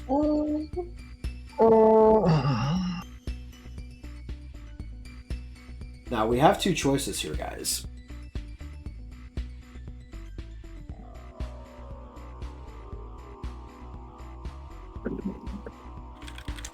What are those choices? We can try and hide and sneak through, I don't want to go near the babies. try and get past the guard. We don't know if there's babies in there. We just know the shadow's patrolling them like there's babies there. We heard babies earlier. They were in the walls. Well, They're in the what- walls? Why are they in the walls? I don't know. We just didn't physically see them, so how do we don't know where they are.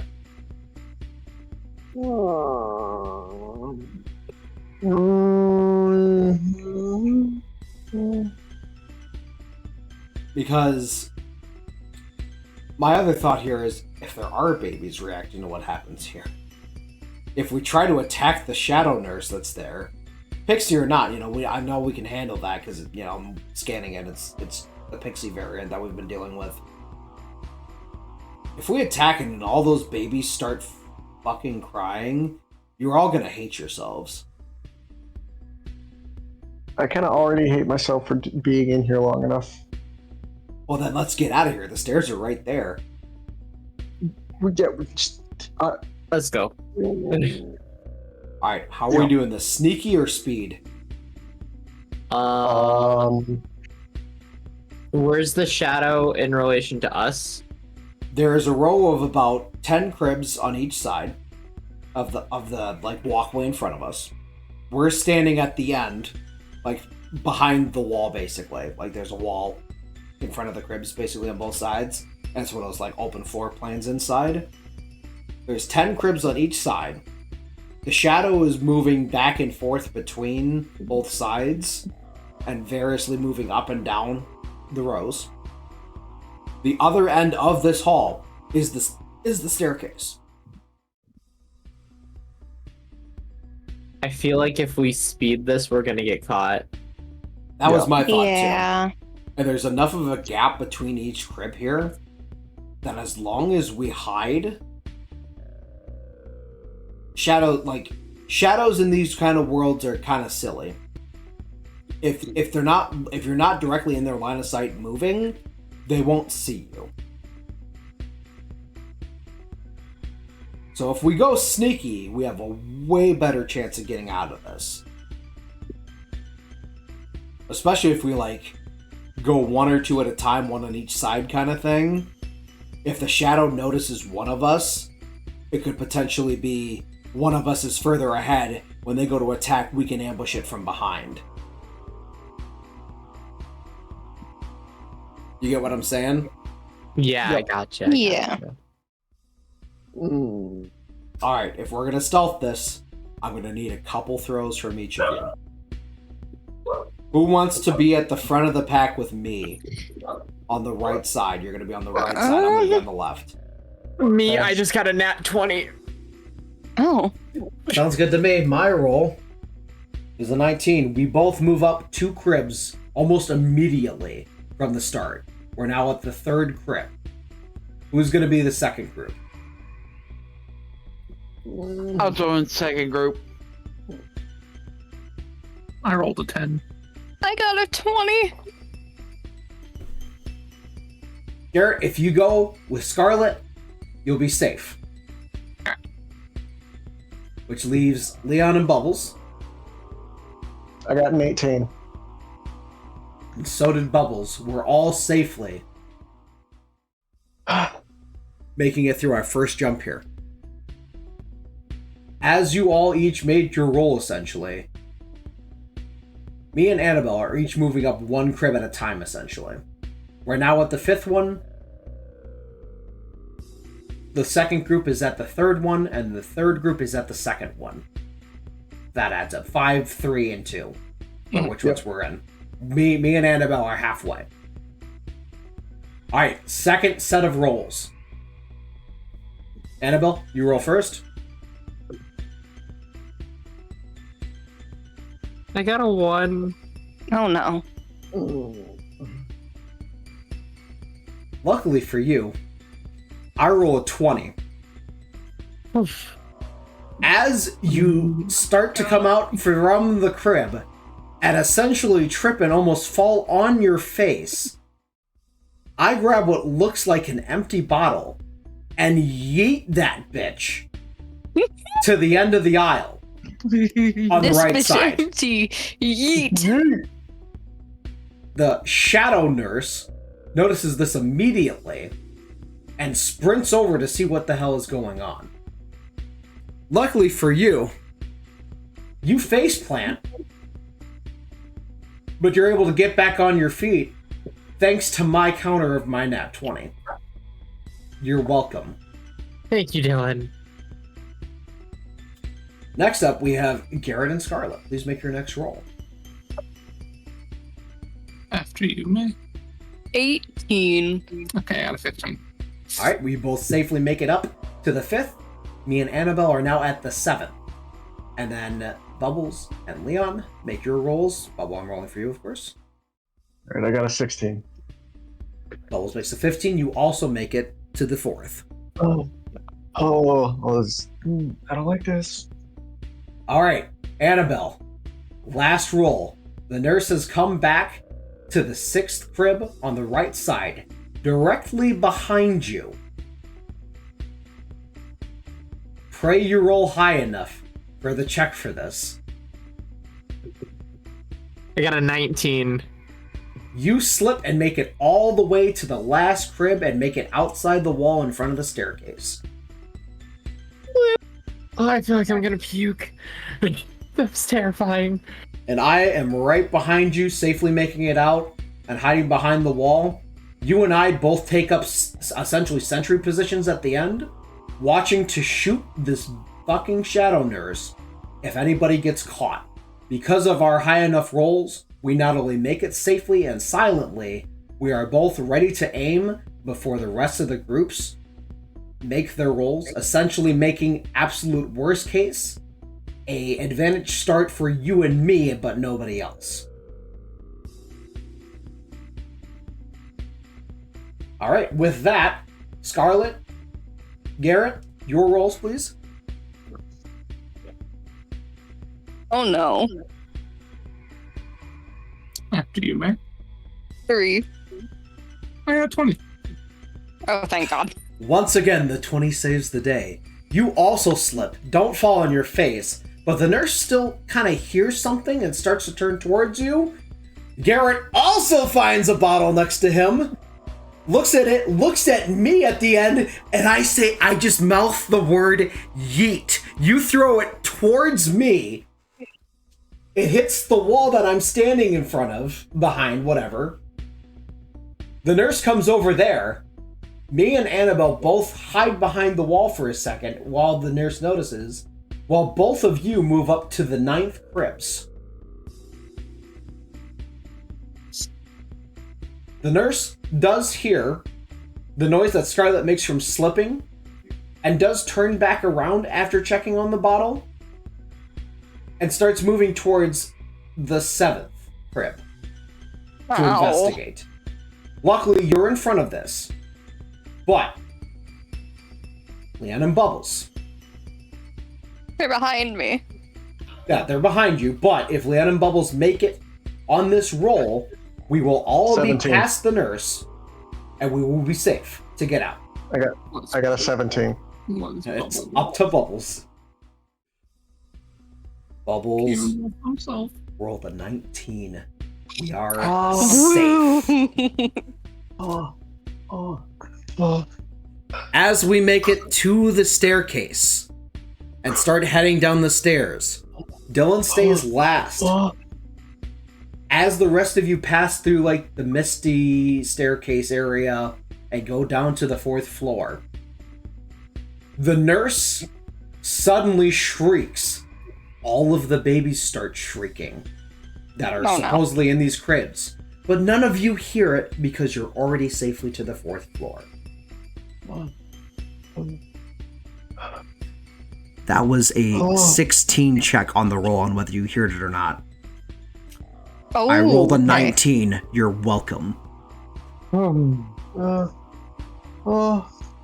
are all safely on the 4th floor. I'm gonna puke. Are you okay, Leon? I don't like babies. You don't like babies? I don't like babies. Newborns are gross. Oh. You know what? I feel that. Hospitals in general don't do it for me. I got. You have the heebie-jeebies. Oh, yep. God. Oh. Now that we've all collected ourselves on the 4th floor, where's the elevator? Just like as we take a look before we step on the platform, we notice that this bitch also empty. This floor is incredibly barren. Barely anywhere to take cover. And we all realize that this looks like what could have been the interior of like a main like major like lobby room or something. But everything's like gutted out. Like there's nothing there. Except for a few like broken walls and like desks and stuff, like the reception desk that you would normally check in at any sort of medical place. It's like those like half broken with like a wall to the side of them kind of thing. And that's all there is for cover, is these broken reception desks and the half-broken walls on the sides on the way to the staircase. We can see the staircase from where we are on this floor.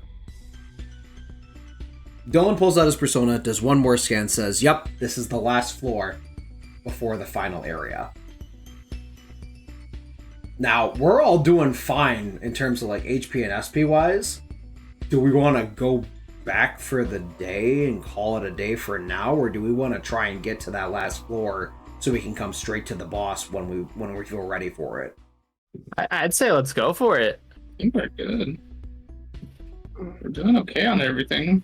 Fuck it, let's go. Leon, no, Bubbles, Scarlet, you all feeling up for it? Yep. All right. We also noticed right off the bat that there's not any shadows right away. And this kind of, especially with the distance to the stairs, this kind of throws us all off for a second there. It's definitely kind of odd. The fact that the silence is just kind of there, basically.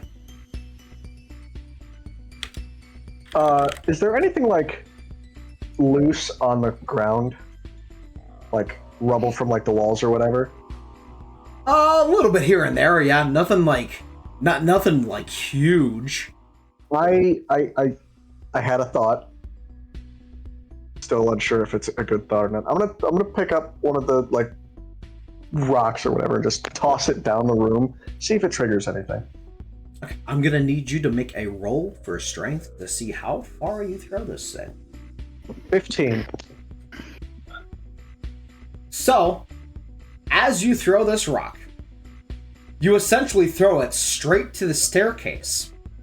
Mm-hmm. But you notice that it essentially hits a wall.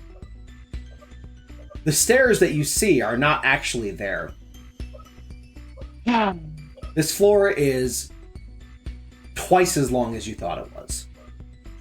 There was some sort of illusion in front of you that made it seem like the stairs were close, but in reality it was essentially like a see-through wall that was replicating the end of the line. Oh. Would we like... Yep, go ahead. Can I pull out my sniper and shoot to the end of the hallway? Yes, you can. Okay. Where are you aiming? So if we look down the hallway, at the very end is the staircase, right? Yeah, it's like a straight line. Yeah, I'm literally just aiming at the staircase just so we know how long this hallway is. Mm-hmm. Go ahead. You fire your shot. I got a 15. Okay. You succeed in getting your shot to fire and hit where the staircase is. However, when you do so, an absolutely agonizing fear overcomes everybody for a moment.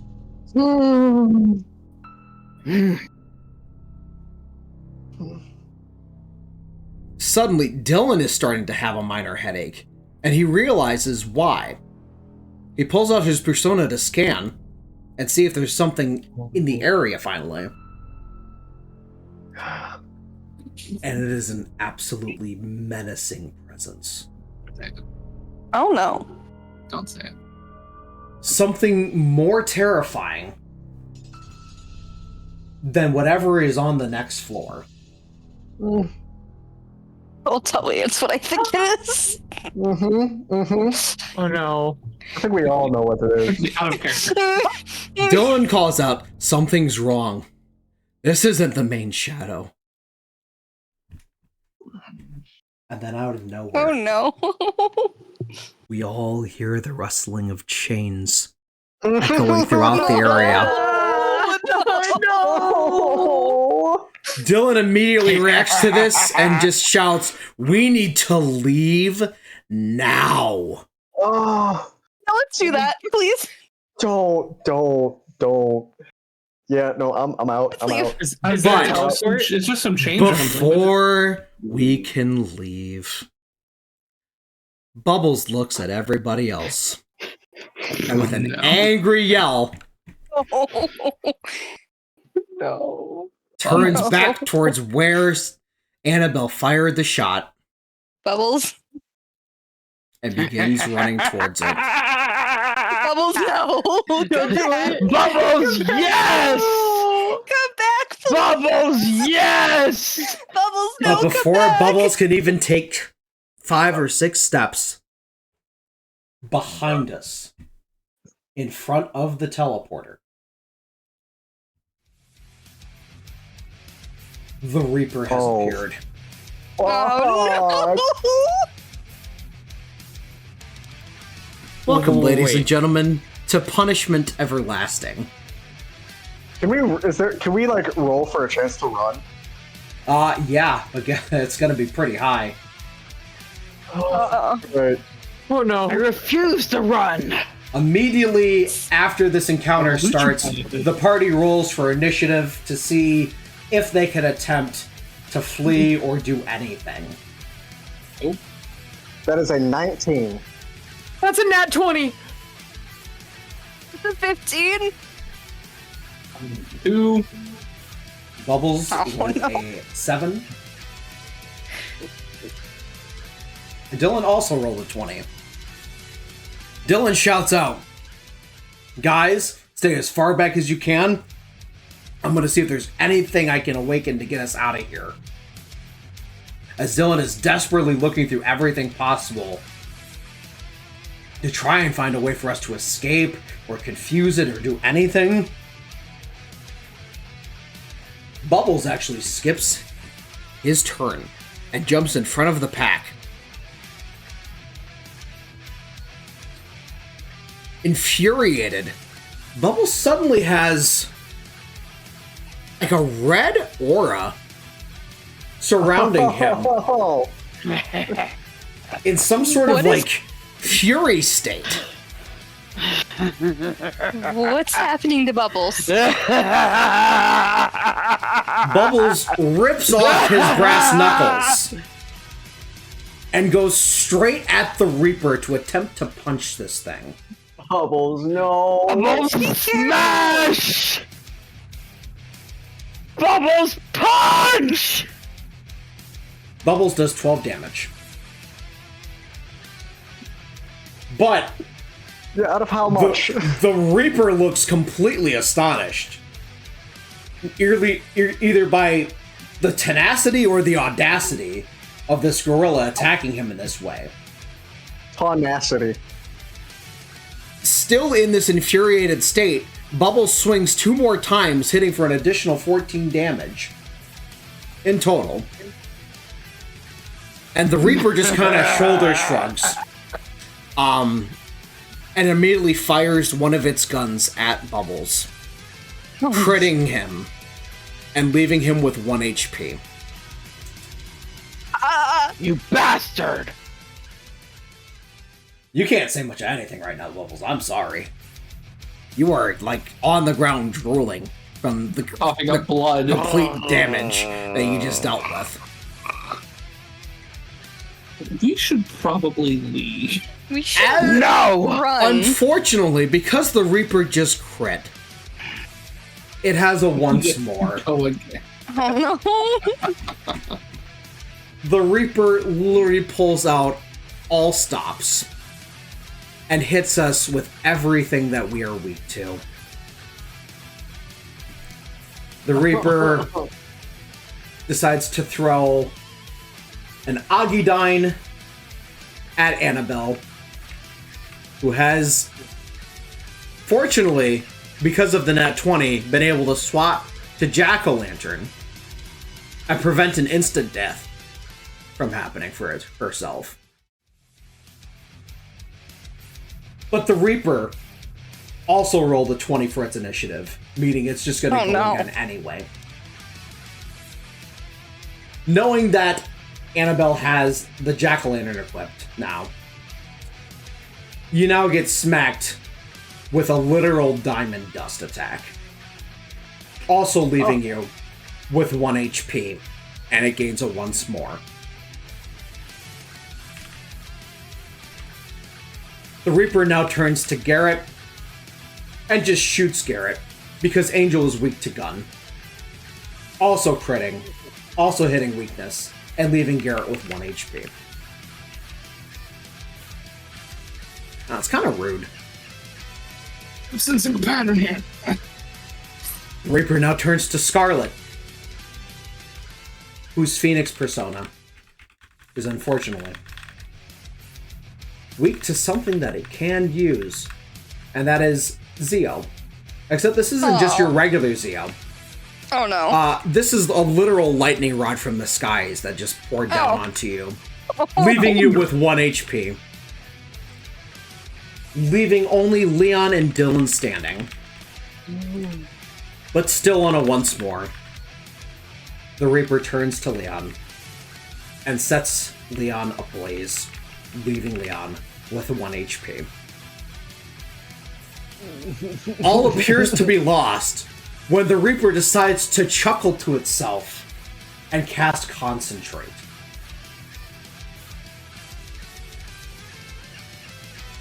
As the party feels it is about to lose all hope,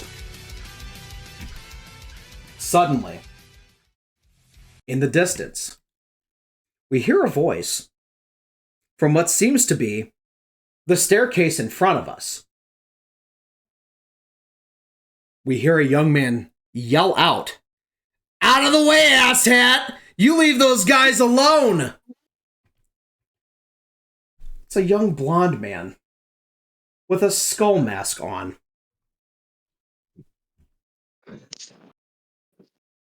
Dylan notices this right away and even recognizes the voice, simply shouting, "There's no way."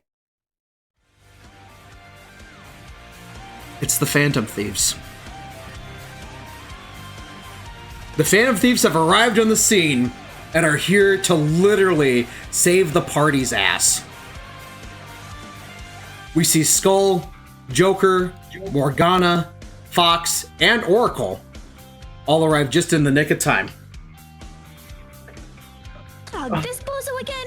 Guys, you know how tough he is, but he's not ready for us anymore. Take him down! In what feels like a heartbeat, we see Diego, William, Gorokichi, and Yoshitsune all appear behind the 4 fighting Phantom Thieves, and Futaba's persona Al Azif is also behind her. Gorokichi, Hayaka Ryuran. William, let's see some fighting spirit! Diego, Miracle Rush time! Yoshitsune, Hasso Tobi! The Reaper is put on the ground instantly after several flashes of different colors go off on all 4 of the thieves that are fighting, and a set of giant boxing gloves hits the Reaper from all sides, knocking it square to the ground with what appears to be a critical hit. And then, as if to finish it off, a giant slicing circle hits the Reaper directly, approximately 8 times. And that bozo is fucking gone.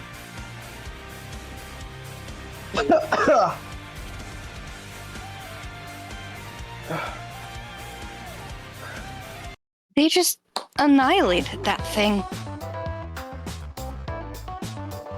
You guys see why I don't like hospitals? Yeah, I don't get think it that now. has to do with us being in a hospital. It doesn't help. Holy shit. I can't believe that. I knew that. I know Frank said there was a chance we could run into other Persona users, but I didn't think it would be this soon.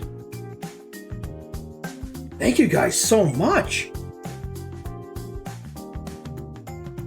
Joker walks up, pats us on the shoulders, and says, "You guys did well to even survive against that thing."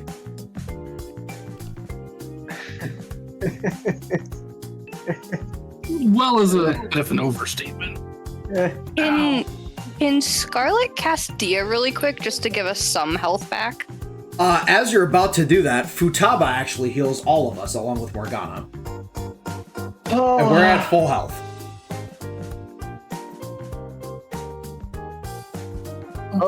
Thanks.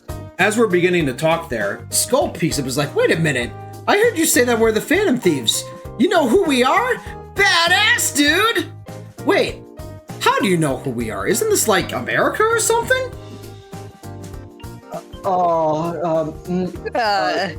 Multiverse stuff. Yeah, I mean, basically, but yeah, we're in Chicago, in America right now, man. Like, I don't know how you guys are here, but we literally awakened like 2 days ago, dude. My word. To think a foe of such magnitude would try to halt your progress that early on, I can hardly imagine. We definitely weren't expecting it, that's for sure. We were just trying to progress as normal, you know? That's why I was so hesitant to go. I knew something was up. Look, I'm sorry. If I would have known that shooting the end of the hallway would have made that happen, wouldn't have done it. I'm sorry. If you hadn't, I would have. You have a slingshot. How would you have done that? You still would have done it. This is bubbles we're talking about. I'm a gorilla. He would have taken my gun. I have the strength. Whoa, you really are a gorilla, man. Really That's not. pretty cool. As the party stumbles to their feet after they've been healed, manage to pick themselves back up, we turn back around and finally get to the 4th floor teleporter. We asked the thieves as we're going out, it's like, you guys were down at the next floor down from here, right? What's down there? And as they ask this question, Joker speaks back up. Says, yeah, we got down there, but there was a giant, like, locked wall, like, in front of us. Like, something was some sort of locked mechanism, and there was no way we could get through it, so we were just kind of looking into it, and then we heard the gunshot and came to check things out, and then we saw the Reaper.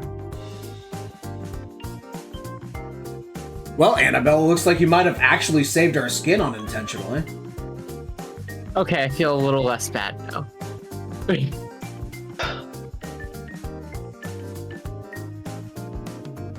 Oh, now that everybody is on the platform, the Phantom Thieves as well, that were there, we all teleport back out to the main lobby of the area, and we all walk out, and we're just vibing, glad to be alive in the entrance here.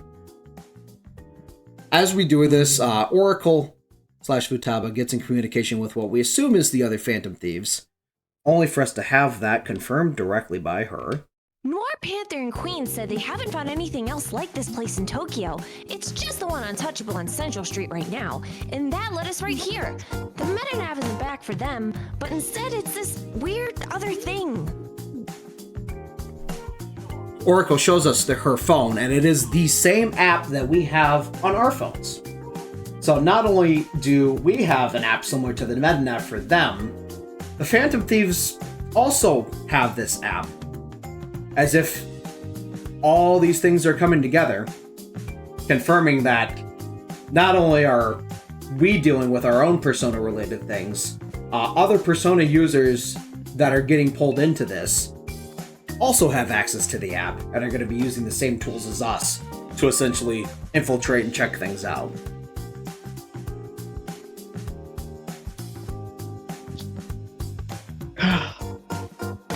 Oh, this bozo again? Yup, that's the one. So you guys all have it too? Well, I guess that makes sense since we're all here in the same place. We had to get here somehow. If this is basically the new meta-nav, then we're in for a new set of trouble. Futaba, speaking her mind there, essentially confirms exactly what we were thinking for us, and clears up any potential confusion we had. Also confirming that all the other thieves have it on their phones as well. Dylan turns to Joker and asks him, hey, has Lavenza been in contact with you and all by chance? Joker just looks absolutely befuddled and just goes, you know who Lavenza is? Yeah, so we haven't had a chance to talk about everything about this yet, but the basic details are you guys are essentially part of a video game series over here. Like, there's a video game series, there's an anime, there's collectibles, there's manga, like everything related to it. It's kind of wild to think that you guys are actually here. Huh. So you're telling me that the entire year, plus some of our lives, and what we went through is basically public freaking knowledge here in your world? That's insane! Wait, are there cosplayers and fan artists for us?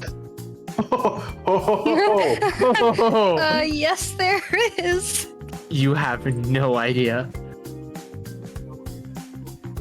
Skull is the next one to perk up and says, "Wait, series? So there's there's other Persona users other than us out there? Badass, dude!"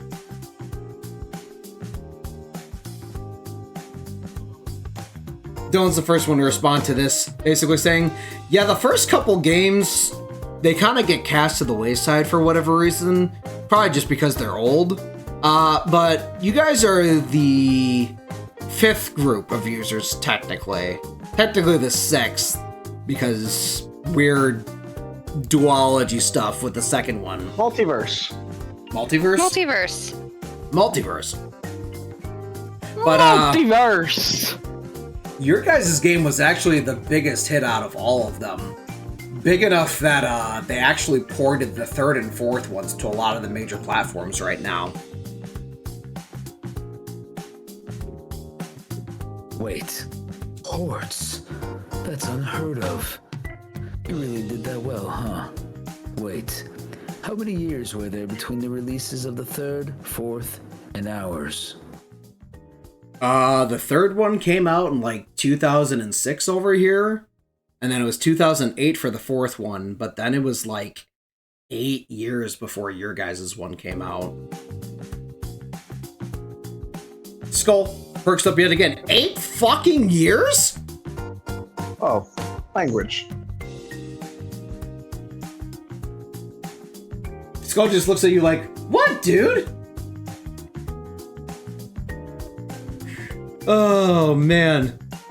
So, following up on this, Dylan asks a couple extra questions just to get confirmation of things that we've, been curious about here. It's like, so, I'm going to ask a couple questions here. Based on the personas I saw you guys with earlier, I'm guessing in terms of what you guys have had to deal with, you guys did everything with the palaces, with jails.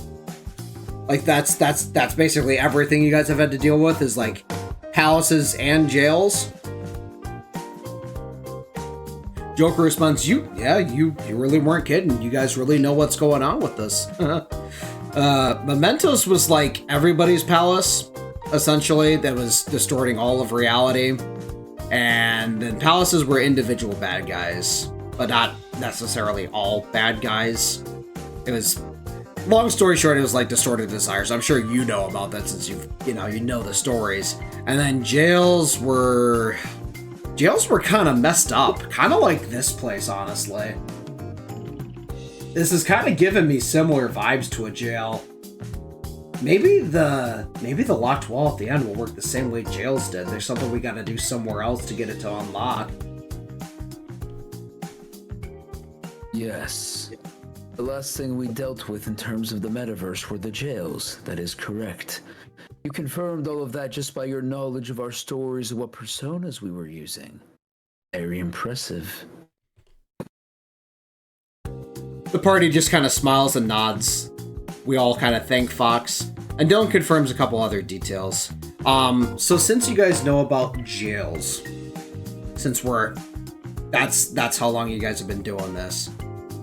Have you guys heard from Sumere, Sophia, and Zenkichi by chance? The thieves kind of all look at each other for a second, then nod. Just confirming, essentially with each other, that it's okay to talk about it.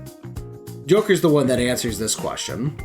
Yeah, it's been a bit since we talked to Sophia or Zenkichi in person. But Sumera's been around. But some of the last couple times we've met up, she happened to be in town. So she was able to come and hang out too. Akane, Zenkichi's daughter, is actually going to Shujin now, since he transferred back to Tokyo. So she's going to Shujin now for her second year. And he's working in Tokyo again, so...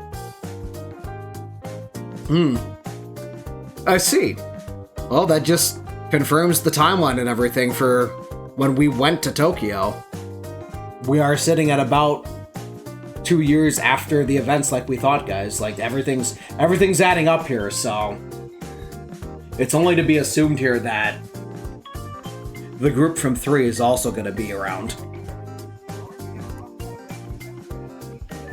Now, if we think what's happening is correct, not only are we going to deal with... Obviously, we've met the Phantom Thieves now. I feel like it's only a matter of time until we meet the group from 3, or at least somebody from the 3 universe. And who knows, maybe even the people from 4 will happen. There's no terror to go over to, like, Inaba or anything yet, but they literally went on a school trip to Paulina Mall and went to Club Escapade. So, like, it's all connected anyway, so we should just expect that at this point. It's always good to have more allies on our side when something like this happens. As Dylan finishes that statement, a ding goes off on everybody's phone, including the Phantom Thieves. The phone then makes the announcement, "Friends, IM and calls now available." Huh. Wait, this app can do that? Wow! Well, alright. It looks like we're gonna have a way to keep in touch with each other just in case things go crazy here. That's gonna be a huge benefit. Once we're fully outside and safe, we can see what we can do with it here now, but let's I think we all need to take it easy for the rest of the day here. I think that's been enough for today. You think? Yeah, I'm gonna take a look at this app here quick. That's an understatement. The sooner we get out of this hospital, the better. Yeah. Skull looks at us, Joker looks at us, Morgana even looks at us and just kind of nods and agrees. Futaba's still looking at the app and she perks up and says, Okay. Ooh, it's friend code based. I'll add you here quick, and then we'll all just give the rest of the group the code for each other, and we'll all be friends in no time. I think you're right too. Anything could happen. Being able to get in touch with each other, just in case things go down, is a good idea. Hey, do you need to go with them to the Velvet Room? She's looking at Dylan when she says this, and Dylan says, well, I don't think I necessarily need to, but I definitely need to go back at some point. And as if hearing us through the door and across time and space, Frank suddenly slams the door open and says, that does not need to be the case at this time. Everyone goes ahead and reacts to Frank slamming the door open out of nowhere. Oh, hey, Frank. Hey, Frank. Hi, buddy. Wow, your Velvet Room attendant is kind of silly and goofy there, huh? Yeah. Frank laughs at this and says, I see you've met some of the other Persona users that this situation has involved. As much as I wanted to come get rid of that disgusting Reaper myself for good, I'm glad you were all able to there, since I knew I couldn't cross into this plane of my own accord, except for the extent of the door here. I knew my guests were safe with you around as well. Thank you very much for your assistance, Phantom Thieves. Now then, to my group, as I will call you now. If you, minus Dylan, would like to step into the Velvet Room for a moment here, we will go over what you can do with fusions and your personas and things of that nature. And once Dylan returns, we'll go over the rest of the details before I send you off for the day so you can get some well-deserved rest. Yeah. All right. Okay. As the rest of the group walks towards the Velvet Room door, Frank motions to Dylan, Dylan, if you wouldn't mind escorting the Phantom Thieves back to the Tokyo Rift to show them how to get in and out, I feel that if something does happen, we may all need each other's help more often than we may think.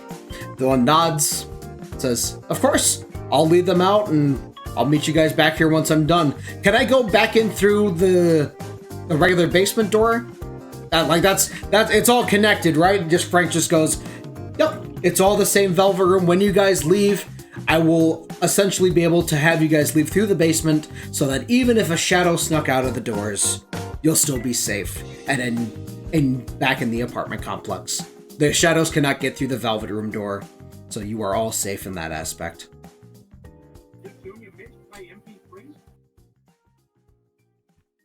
Oh, this is perfect timing with the music fading out. As the party enters the velvet room door, Dylan walks the Phantom Thieves out of the tear and back towards the Tokyo tear to essentially escort them back, sending them off, saying their farewells, making sure they have friend codes. And now we all have the Phantom Thieves as friends on our phones, essentially. So that's kind of cool. Please don't bother them on the regular. They're busy.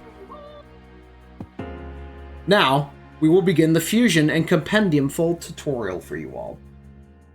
Now. Alright, now then. I understand you all saw that giant wall, or at least heard about the giant wall blocking your progress in the main part of the 5th floor of the area, at the end of the hallway in the 4th. As you probably also already guessed, between yourselves and the Phantom Thieves thinking about it, there's something you must accomplish before that wall will be unlocked, and your path forward will be revealed. There is another tear that will have opened somewhere else that will lead to a separate part of the other world where shadows exist. And the end of that tear's area will unlock the wall for you. What I would like you to do is make sure the Phantom Thieves keep their eyes and ears open, since you have communication through the app now. And my thought too, with the thieves being the first to be able to get through the rift over here, is that the next tear will appear in Tokyo. So do be prepared to be in Tokyo more often than not, rather than even here, once things have been settled and understood. Is that clear? Yeah. Yeah. Yes. Mm-hmm.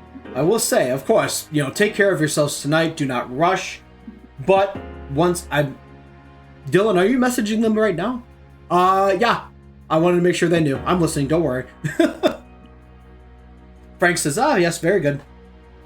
Do tell them to take care on their way back home. Now, to go over everything you experienced in the tear you just left, and what's involved with it there.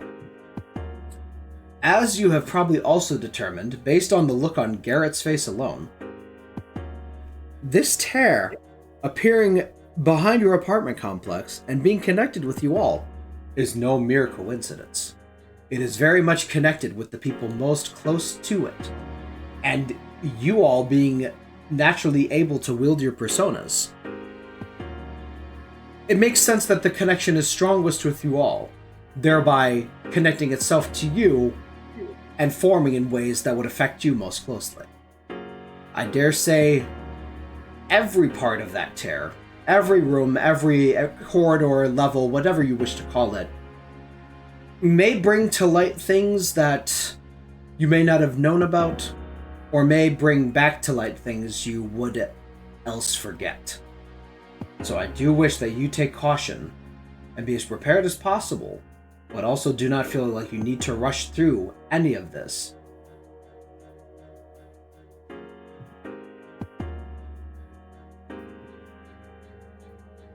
Yeah. No more rushing through things. As you saw, there was quite the barrier preventing you from making it any further. I don't know whether that invisible wall that Dylan described was part of the Reaper's tricks, or simply something the Tear was doing to try and prevent you from progressing. But needless to say, it's a good thing the thieves also were investigating. Otherwise, who knows what could have happened. Now then.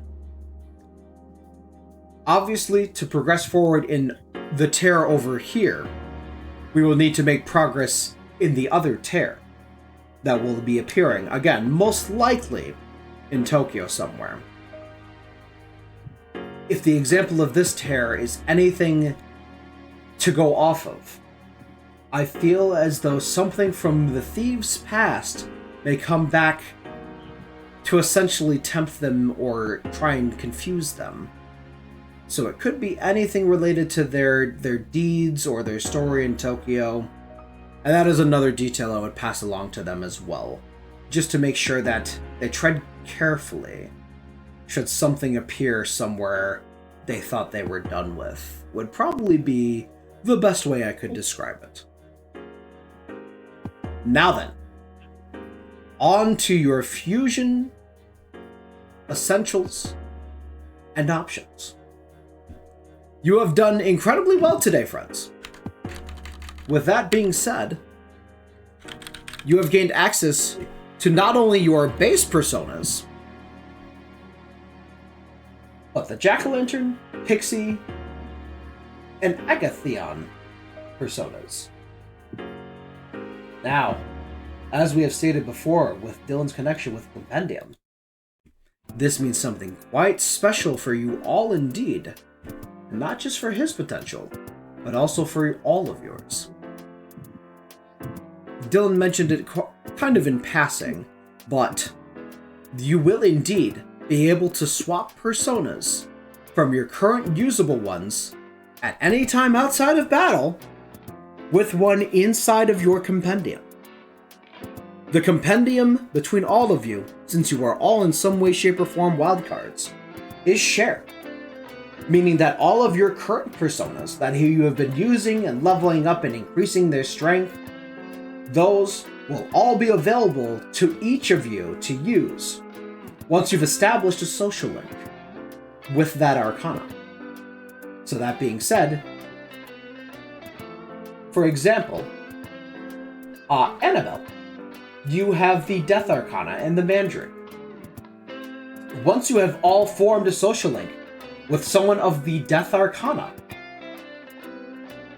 all of you will be able to summon and use Mandrake in your party, in your stock, at any time. And the other best part about this shared compendium is that your progresses are also shared. Meaning, you will not just grab a random brand new Mandrake. Whatever bounds that you push with the current ones that you have equipped will become the compendium's written stage of that persona. So if you get Mandrake to say level 10, all of the skills are unlocked, things of that nature. Which actually, it looks like you're due for the next move here within maybe one more battle. And that will happen not too soon, but soon enough. You've had quite a day today, so we're not going to make you guys go back in. Right now. Square up, fuckers! But, case in point, as you receive social links related to the Hermit, the Tower, the Justice, the Death, the Faith Arcana, you will all receive access to those personas in your compendium as shared personas with shared progression. Something that will be very useful indeed, because not only will you have shared progression with those, the Jack-o'-lantern, Agathon, and Pixie that you all currently have will also be shared progression. Meaning that the experience that you've gained with the Jack-o'-lantern and the fights that you've used it in Annabelle is also registered to the compendium, meaning your progress towards its additional skills will be shared with the rest of the party.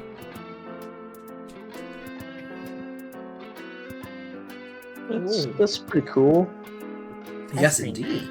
This will be an incredibly useful benefit for you, and especially with the all being wild cards. It also means you won't have to worry about individually leveling up the same persona multiple times. What will also be nice for you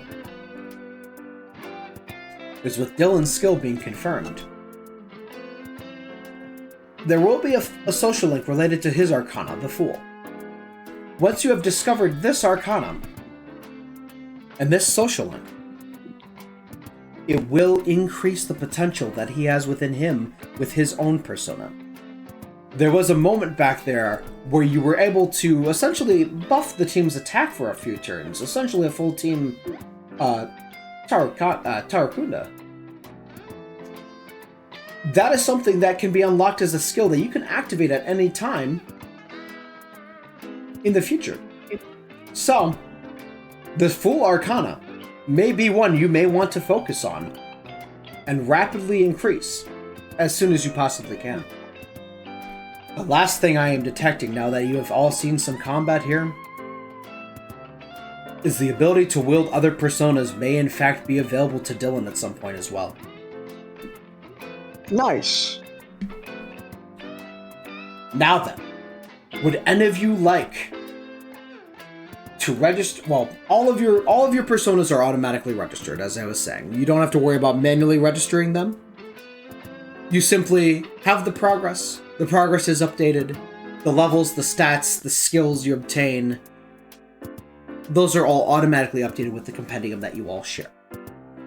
With that in mind, would any of you like to use the Jack-o'-lantern, Pixie, or Agathon to perform any form of fusion here today?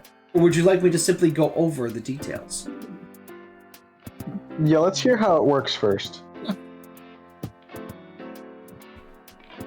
Alright, now then. Let's say I take... Let's see, which two am I feeling today for the test here?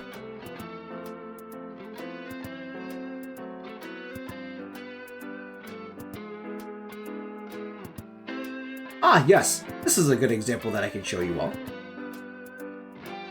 If we use the Jack-o'-lantern persona and the Pixie persona, we could fuse these two together using these Arcana cards of the Magicians and Lovers.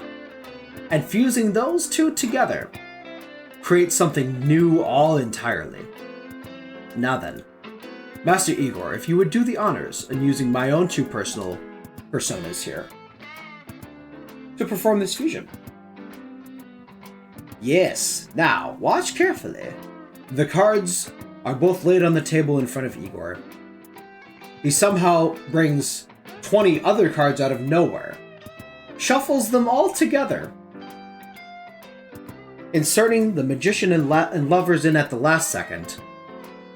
The cards all fold on top of each other, and the card at the top of the deck is that of the Devil Arcana.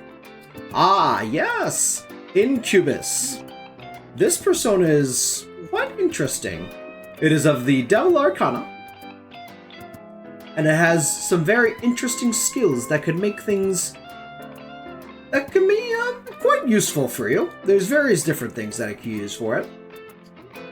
This persona, for example, being of the Devil Arcana, it has an apathy and a relation to the curse affiliates, as well as the ailment types of abilities.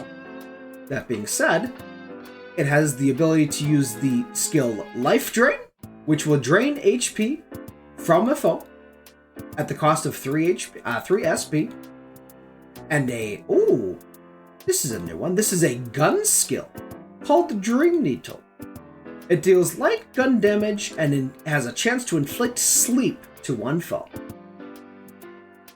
So rather than using your own bullets on your own weapons that you carry, you could use the skill of this persona to inflict gun damage to something that's weak to it or even just not resistant to it, and have the additional benefit of inflicting sleep as a chance. This does cost 8% of your current HP, but the benefits are quite nice with that.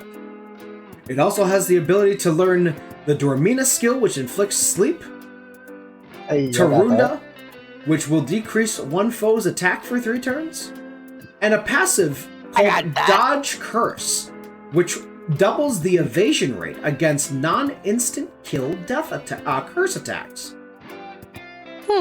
Which, that could be incredibly useful, not necessarily on something like that, since it doesn't have a weakness to curse. But that is the beauty of fusion, my dear guests, is a skill like that could be passed on to something that you fuse it to that could greatly benefit from something like being able to dodge curse skills. Do keep this in mind with both your current skills and the skills of your future personas. Now, would anyone like to attempt a fusion of their own? Yes, I would. Are there any what's the word I'm looking for? Limitations on fusion?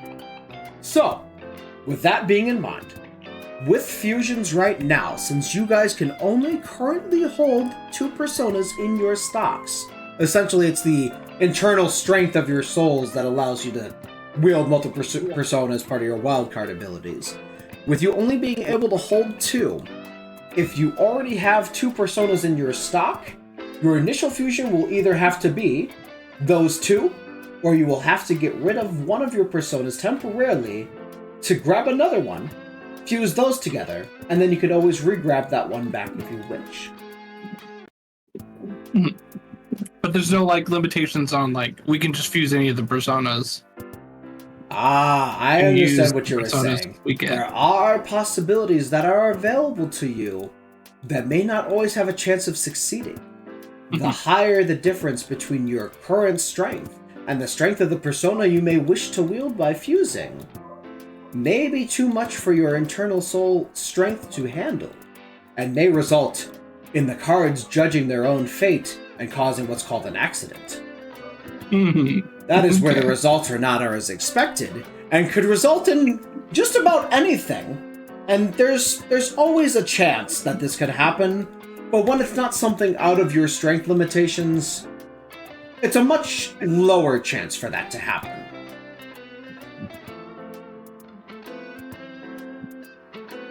Out of character, the level difference is essentially your AC hit. For rolling, you have to roll above that AC to do it, which means with us being level 4, if it's a level 24, you have to hit a 20, and then it's still a coin flip. If it's above a 20 level difference, good luck. It's gonna be an accident, yeah. You know what I'm planning. Yes, I know exactly what you're planning. I'm gonna let Annabelle go first. Okay. Annabelle, you currently hold within you the Mandrake and the Jack-o'-lantern.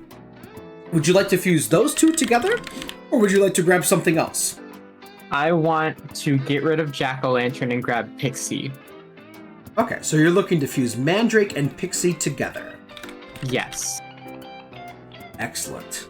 Ooh, so the results of this persona are just a little bit outside of your reach, but not too far. The benefit for you here is if you do succeed, you will be the first to gain a persona with the Bufu skill sets for damage. Ooh. Meaning you will now have the ability to cast ice spells on your foes. This persona is Genbu, the Temperance persona. You do not have a social link for this, so your chances of succeeding are not increased. However, because of this as well, you also have a higher chance of an accident increasing, even though the level difference is only 3. So do roll with caution here. Of course, if you do fail, you can reclaim your previous personas for now, and simply hold on to them for the time being. But you will not be able to attempt a fusion again, as the inner strength of your soul will not allow it. Okay. I'm gonna do that. What do I need to roll? D20. No, I'm saying what do I need to hit? You will need to hit a 14 or higher. Okay. I got an 18. Excellent. Igor says, "We shall proceed." As the fusion proceeds with the shuffling of the cards, the addition of your 2 cards come into the fold. While all this is happening, some lights are flashing as if warning you that there's a possibility of this failing. But since you did succeed with your check, the fusion is successful. And you are now left with the Genbu persona at level 7 as your only current equipped persona. This persona will have at the start 5 strength, 6 magic, 7 endurance, 6 agility, and 4 luck on top of your current stats if you have it equipped. It nullifies ice damage, resists psychic damage, and is weak to electric damage. You gain the skills on it of Bufu, as I previously mentioned. Help if I was tapped onto the page to type out your skills for you.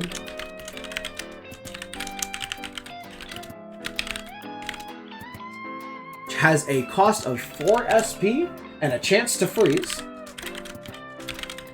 Which freeze is one of the other very good, a bit able to be teched off of abilities for you all. One of the status ailments, I should say. If it's frozen, even if it is nullified to physical damage or reflects physical damage, you can still hit it with physical damage while it is frozen, and it will cause a technical damage for you based off of your strength stats. Nice. The other skill that it's going to gain to start here is the Rikunda skill, which decreases foe defense.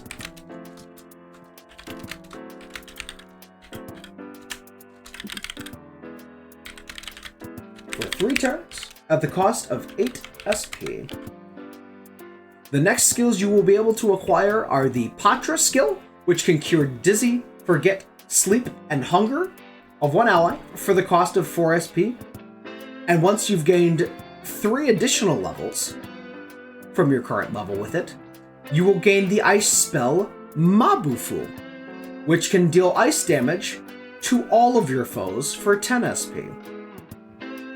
The final things that it will gain are the Resist Forget to, again, reduce your susceptibility to forget status ailments, and the passive Defense Master, which will automatically grant you a defense increase for 3 turns at the start of battle.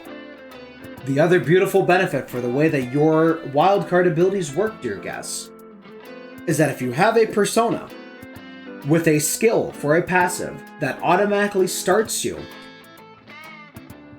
with a buff of some kind, you do not have to have that persona in your first slot for it to take effect.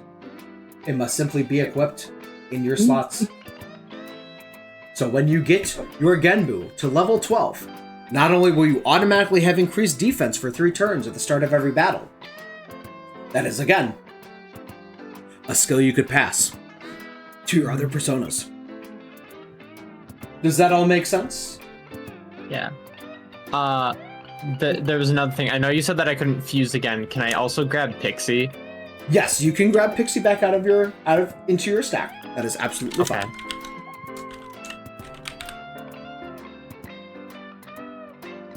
And the main reason why you're all only to attempt 1 fusion today is because of what you've been through today. Your souls are a little barren. Yeah, that hurt a little bit just to summon that Genbu. Like, I'm feeling a little tired here.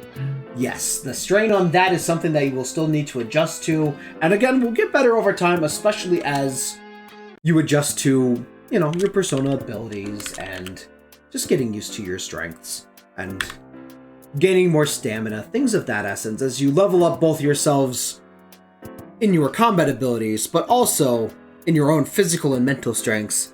In reality, you will also be able to endure more things, or, do things differently, per se.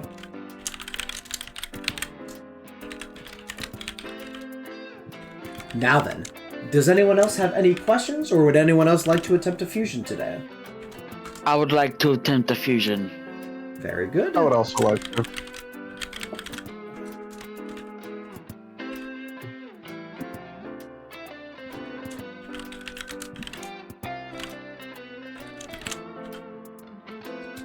Alright. Good Sir Bubbles. Now, you have... Let me just double check here. You have the Bicorn persona in your current slot right now. Now, would you like to grab something to fuse that with, or would you like to grab 2 things to do a different fusion with? I would like to grab 2 things to use. Okay. What 2 things would you like to grab? What's available? Jack-o'-lantern, Pixie, and Agathion are the 3 that you have available to choose from. Pixie and Agathon. Alright, excellent. Give me just a moment here. And that will result in the same Genbu that Annabelle just made if it is successful. Excellent. So, what I would like you to do here, Sir Bubbles, is make your roll. In other words, I'm rolling it for you. And you also succeed. The fusion process continues as normal. Things go as planned. Genbu is summoned for Bubbles. Now, Bubbles, would you like to return Bicorn to your stock? Or would you like to grab something else entirely? I'll keep Bicorn in my stock. Okay, excellent. Excellent choice. Especially since you will be gaining the Garu skill on Bicorn and giving yourself even more flexibility the next time it levels up. Excellent. And then, Leon, you were the other one that wished to do a fusion today? Yeah. Oh, What I would also you wanted like to to do do? it. I'm just being patient. Okay, no worries. Leon, what would you Let's, like to do?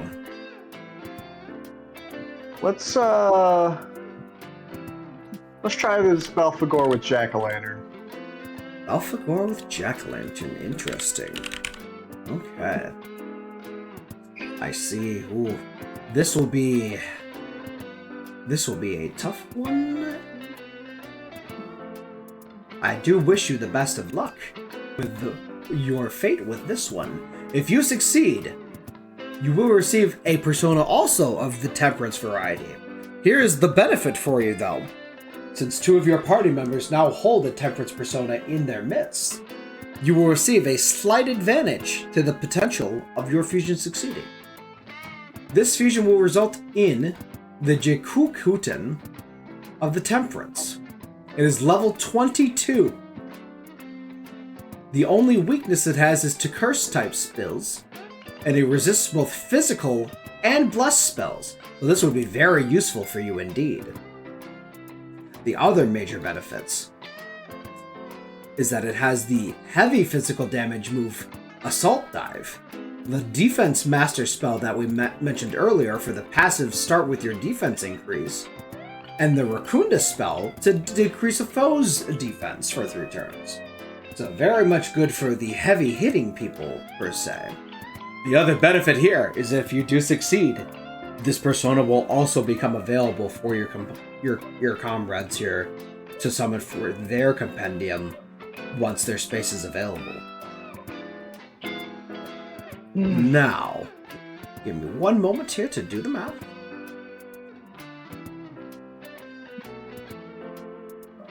And remember, if this does not succeed for whatever reason, you can always simply recall Belphegor and recall someone else for your second slot and attempt this at a different time. Perhaps when it won't exhaust you to do simply one fusion. Yeah, let's do this. What do I gotta get? Now, your roll will be for a 16 or higher. Okay. You can thank your teammates for succeeding on their temperance fusions. 17. I got a 17. 17. It succeeds. You see Igor smirk in the background as he puts the cards together. Very good indeed, young man. Oh, yeah.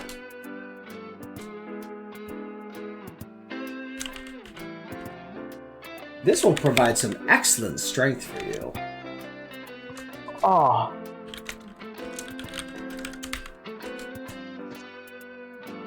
That was a gamble. But it paid off for you. Oh, Now, just wait.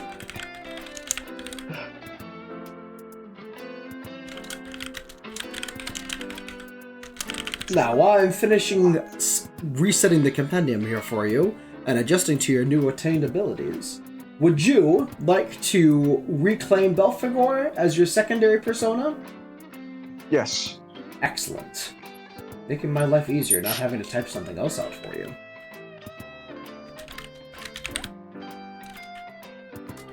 As a reminder, your heavy physical damage move with this persona will cost 13% of your HP. So do keep that in mind if you are running low or getting hurt yourself before you switch to or use this. Yeah.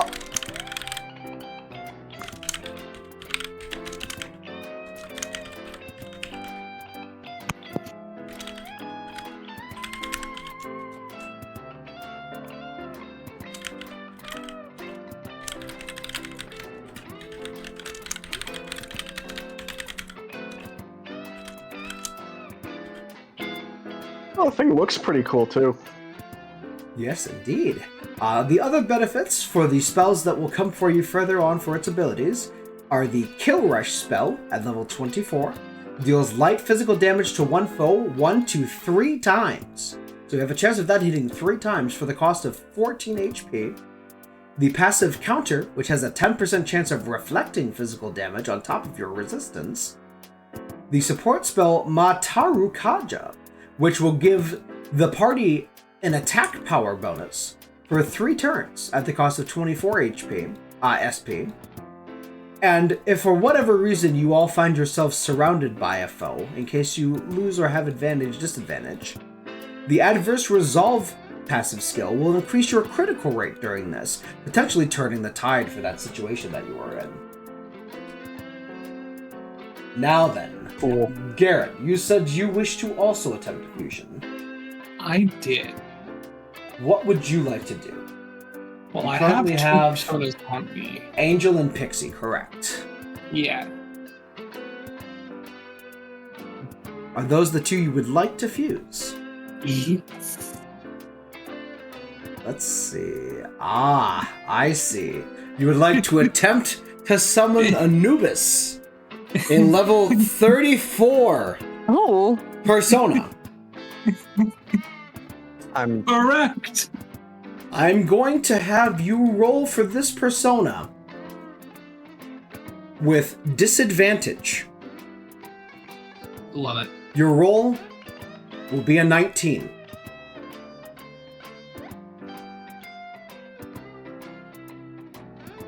I only have 1d20, so I'll do one after the other. Mm-hmm.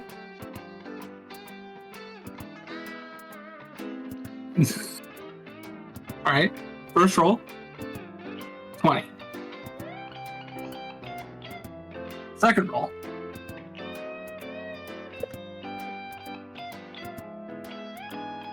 Is a 19. Oh You my succeed. fucking god. Jesus. Well, ladies and gentlemen, you now have access to a persona with insta-kill skills of both varieties and a medium plus damage to all foes skill called Makoga. Makoga. There we go. Words are a thing. I wasn't planning on having to say this spell. It's early. Now, since you used both of your personas to summon this, would you like to summon something else on top of having your new Anubis? I'll bring Pixie back. Excellent. I will put Anubis as your first slot persona for now. You absolute maniac. Should have made it triple disadvantage. Oh. I'm just kidding. I'm not that mean. Should have made it a 20. No, yeah, say, yeah. Igor how was much feeling disadvantage? nice today. No matter how much disadvantage you gave him, Dylan, knowing Rye and his crazy fucking rolls. Let me roll again. It's a 20. Are your dice loaded or something? No, they're not. This is Rye we're talking about here. He rolled I ones was and like a ones 6 and earlier. a 7 earlier. How did he get Anubis? He had Angel Pixie. and Pixie. Which, that same... You don't even need to worry about doing that same fusion now, you guys. Because he did it. You So we guys have can it. just summon it as long as you have the funds to do so. That's the drawback. Yeah, I was gonna mention that because Bubbles I think summoned Genbu, but I had already fused to make Genbu, But I had already made Genbu. Yes, meaning Bubbles can reacquire it for free. If you fuse the persona, that is directly attached to your spirit of your soul. But that same spirit of your soul is shared with your other your other comrades through the compendium. Meaning, you can share essentially a piece of yourself with your comrades, but there will be a cost for this. But since he did it of his own accord, and since you all acquired those other personas earlier of your own accord through battle, those are all free to you. It is only the personas fused by other people's means that need to be paid to be acquired. Does that make sense? This was not something I anticipating having to discuss with you all this early.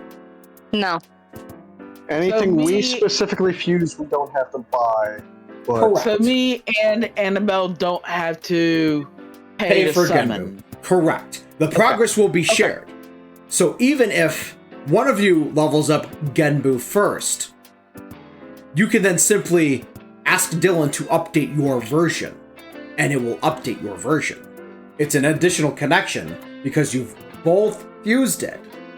That those are even more directly connected. Does that make sense? Does that mean Genbu Yes. technically also gets double XP if we both have it out? Yes.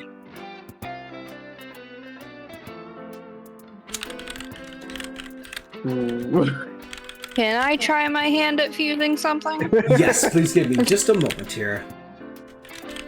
I kind of regret summoning Genbu, but at the same time, I didn't know what I was gonna get.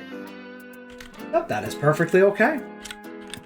Again, there are benefits to you doing this because, again, the Bufu magic for ice damage is going to be a huge help for you guys in the near future. Getting Defense Master more quickly to be able to not only pass on to personas, but to have on yourselves at all times will be a huge benefit. There are many reasons why doing it that way, or again, if you have the funds, which your individual funds will be available for you to view later, as opposed to just the party's available items. If you so desire, someone could pull one of these fused personas from the compendium to then use on their own as well, and again, you gain the benefit then of the double XP. My master seems to have a soft spot for all of you, as he has made it thus that you only need to pay one time for a persona from the compendium this way.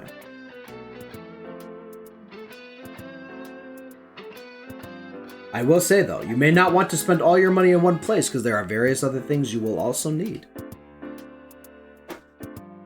So do keep that in mind before you go too hastily into summoning that way. Anyways, moving on. Scarlet. You currently hold within you the Phoenix persona. Yeah. What persona would you like to summon to attempt a fusion with? Or would you like any advice? Notice how no one asked for any advice on what they should do. I would like advice, actually. Now, Phoenix will be a great persona for you to hold on to and have in your party for a long time for multiple reasons. As you remember, you started with the spells that you chose for it based on how it afflicted and came into your soul. The skills you will gain from this are Racunda for decreasing defense, nuclear damage with Freyla, Dream Needle, that same skill I mentioned with Incubus earlier, the upgraded version of Diorama, the Recarm ability, which can revive an ally, Nuke Boost, which is a passive that will boost nuclear damage for your skills, and Mafrela, which will target all enemies with nuclear damage. So I very much recommend leveling that one up as quickly as you can. But for your fusion here, you have a few options that are within your range. The two that I would recommend would be either using Agathion to attempt to summon Amane no Uzume of the Lover's Arcana, which you have the Pixie Arcana of Lovers in your compendium already, so your chances of that will be greater. Or the riskier attempt, which is Jack-o'-lantern, to try and form Shisa of the Strength Arcana. Shisa also gets access to a nuclear spell immediately, which is nice for you. It also grants 2 passives that are excellent once it levels up.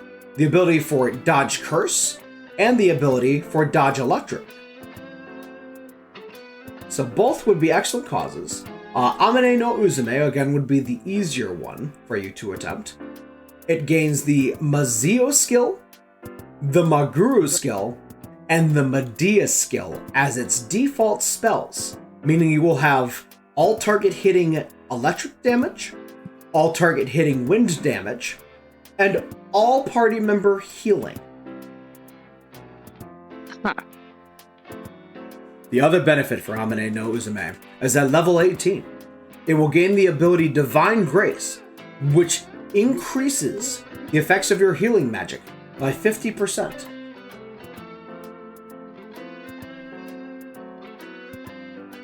Can I fuse for that one and then afterwards recall Phoenix?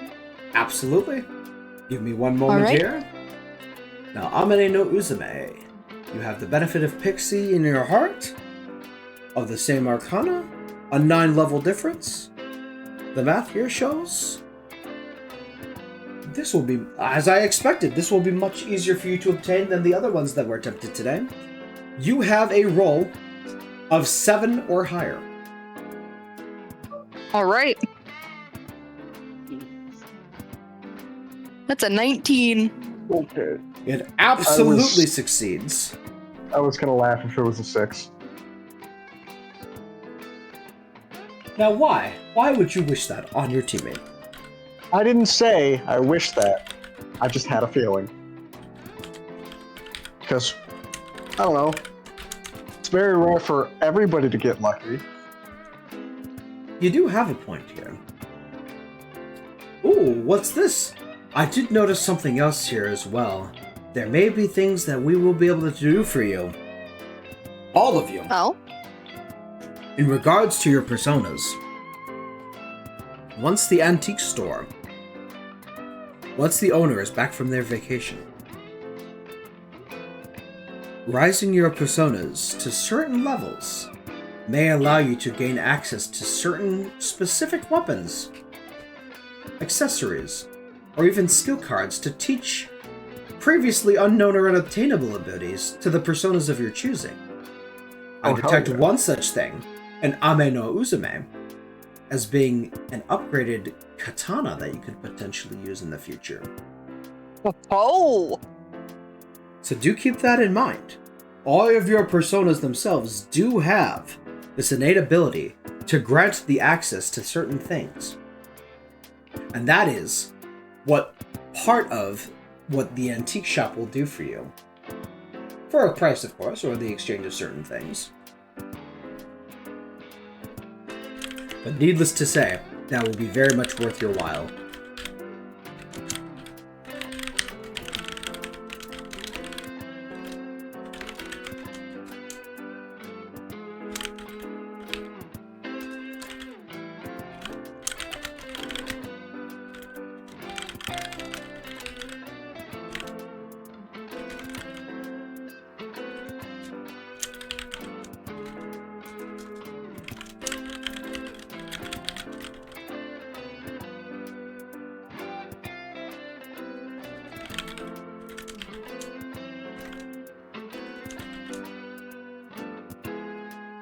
Excellent. And with that, I am very pleased to say that you all succeeded in your fusion attempts today.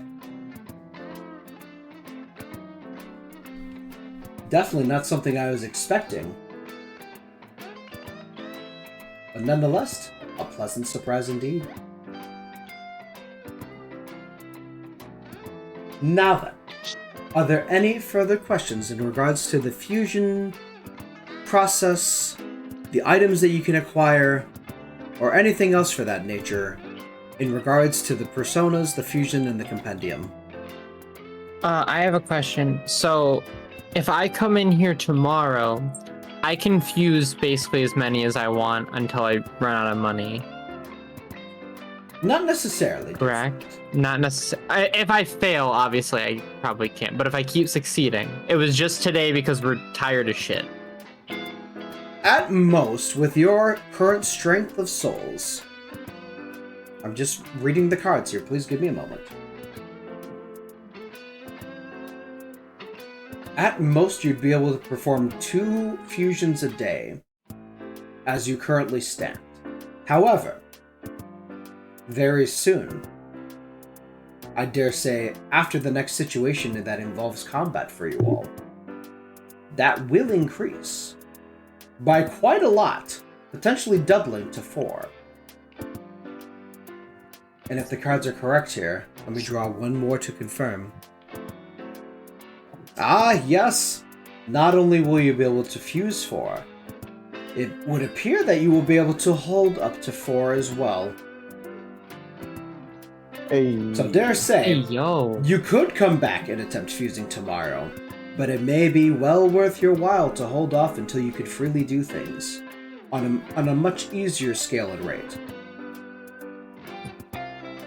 On top of the growth of your soul and what you're capable of holding and doing, your level may increase, making those fusions you may want to attempt easier.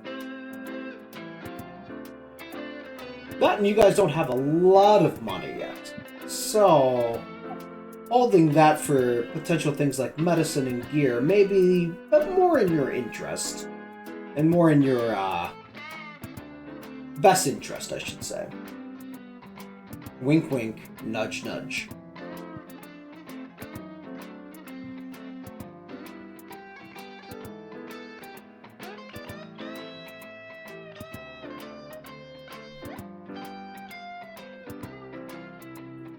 Now then, any other questions for me or Igor before you all return to greatly rest for the evening? Nope, I'm good. I have no questions. Nope. Most excellent. Well, my dear guests, I am glad that you are all safe. Please do take it easy for the rest of the evening, and we shall speak soon. Take care. And on that note, once again, for some reason, we're forced out with a blinding blue light rather than just letting us walk out. But that's okay. That's just how the bye, attendants Frank. do it Bye, sometimes. Igor. Bye, Frank. Bye, Frank. Bye, Igor. And as our party members are essentially forced out of the Velvet Room, they do end up back in the basement of the apartment complex. Ooh. Just as expected, there's food waiting for them in the lounge. Hey. There's a variety of different things, including build your own burgers, tacos, sushi, and make your own ramen. Sushi! Dylan, how did you know I wanted tacos? Because I wanted tacos, so I guess we're just on the same wavelength here. Why? We need to stop doing this. Are you sure we need to stop doing this? Oh, no, but get out of my brain. Get out of my head. I promise I'm not using my personal abilities to scan your brains. I mean, hey, if Todd you is could, still maybe you here, could help me or out did he in just advance, get- but he- Trust me, Garrett, if I could, I would try and help you, but I can't do that. At least, not yet. I don't know if I will ever be able to, but anyways, not yet. So that was a day?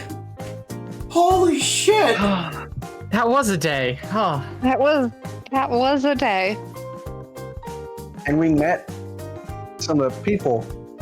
We literally met the fucking Phantom Thieves. Yeah. One of them was a cat. That's Morgana. He's essentially, to put it situationally for us to understand, he was kind of just like Bubbles, except instead of everyone hearing him at the same time, their group got to understand him member by member, basically. Joker and Skull, who were there, they ran into him inside of a palace, like inside of the metaverse. Essentially, he got captured because he was also investigating, kind of like how they were investigating ahead of us, basically. Morgana got captured. Joker and Skull found him in there. That because they met him in there and he was talking, they came out of the metaverse, and when he came up to them in regular cat form, they could just understand him because they already knew that he was a talking cat. So in reality, there was no difference. But anybody else just heard a meowing cat.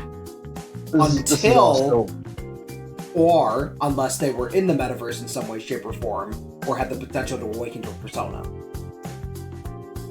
Yeah, no, this is all still wrinkling my brain. Yeah, basically, slightly longer take on how it worked for us with Bubbles because of their members of their group getting added bit by bit. They all grew to understand Morgana over time, kind of thing. Basically, once they went into the metaverse, or awakened, or had been in the metaverse in any way, shape, or form, they understood him. Except for some really weird, like, very, very, very short term in the metaverse situations. But we don't need to worry about that right now. Let's eat. Yeah. Also, who's down for a movie? I got a projector up in my room. I can bring it down. I'm down for a movie. I'm going to be 100% honest with you here.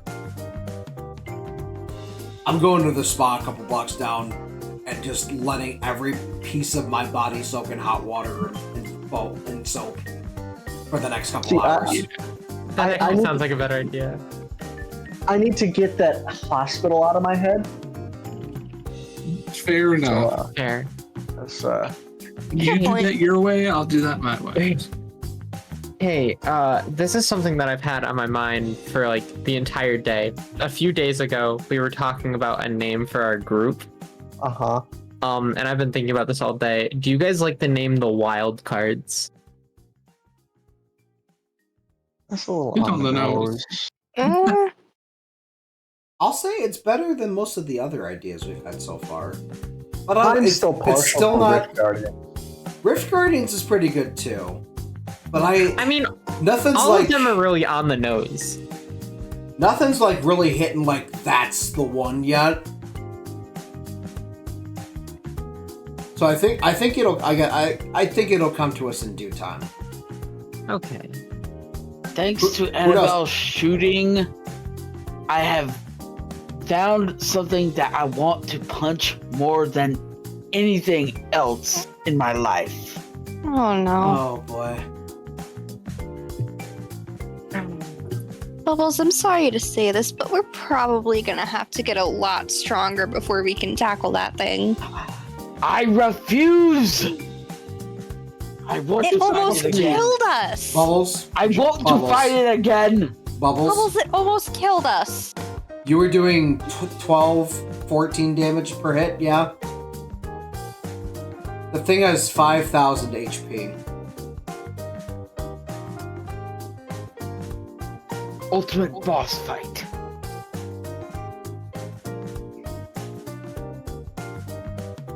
Oh. I can't leave you out of my sight, can I? Yeah. Isn't he supposed to be a smart gorilla? I am a very stubborn gorilla. He's a smart girl with impulses. Violent impulses. You know what? I get it. Just maybe keep the violence directed at our enemies? Yeah. It's like me with my intrusive thoughts, except for he has intrusive actions. Says the one that shot a sniper rifle down a hallway. Listen, that was a good idea. That was a good idea, and it saved Luckily us. for you, the thieves were literally at the end of the hallway, down the stairs, and heard it. No, but do you get where I was coming from with that? I was trying to see how long the hallway actually was. How would have you been able to tell from shooting? You just look at how far the bullet travels. Or you listen to it for sound times velocity sort of things. Yeah.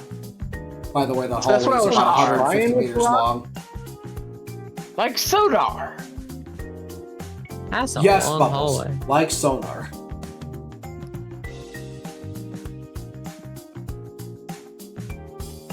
Photosynthesis. Echolocation.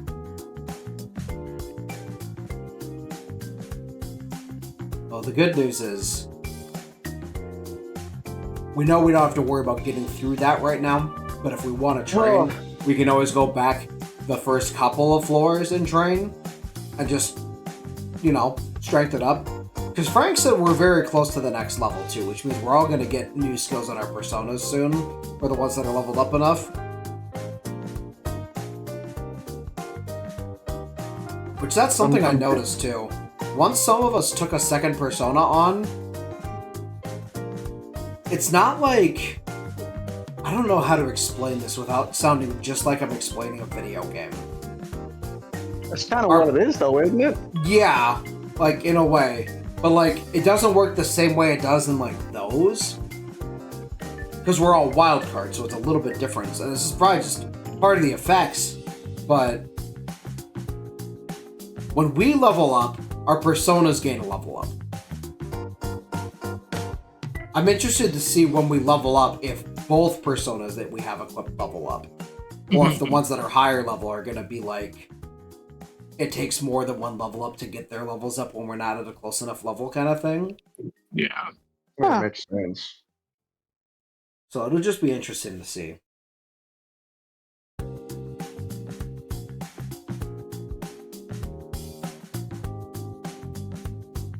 But I think on that note, I think it's spot time for me. Hot tub. I'm with you. Did they have projectors there? They actually do. Probably not. Oh, I'm surprised. All right, I may have been involved with the investment to start this one up, so I kind of have a free pass. So you're all. Are you're you all free to involved come. in everything? Seems like it. Wouldn't you like to know, Weather Girl? I would like to know actually, because it's kind of cool. Can I request a funny movie? Yeah. What are you in the mood for? I don't know, something funny. Are we thinking Disney? Are we thinking like a more rougher comedy? Listen. I just need something funny to get that hospital out of my head. On a scale of Disney to Sausage Party, what are you feeling? Definitely not Sausage Party. Okay. Anchorman? Anchorman. Wait, what about? Have you guys ever seen the movie? Well, it's called Superhero Movie. Yes, but not that one. Okay, not that one. Not that one. I want to It watch is pretty Lion bad. King. Okay, so it's really bad, but also it's like one of those things that it's so bad that it's like kind of good. Well, there are 2 separate VIP lounges that I have access to, so whoever wants to watch whatever you guys want to watch other than Anchorman, you can go to the other one. Rick, where'd you get a hand grenade? I don't know. I am riding a furry tractor! Huh? Huh? Did I miss something? I have a trident. I'm riding a furry tractor. Why are you riding a furry tractor? It's a bear.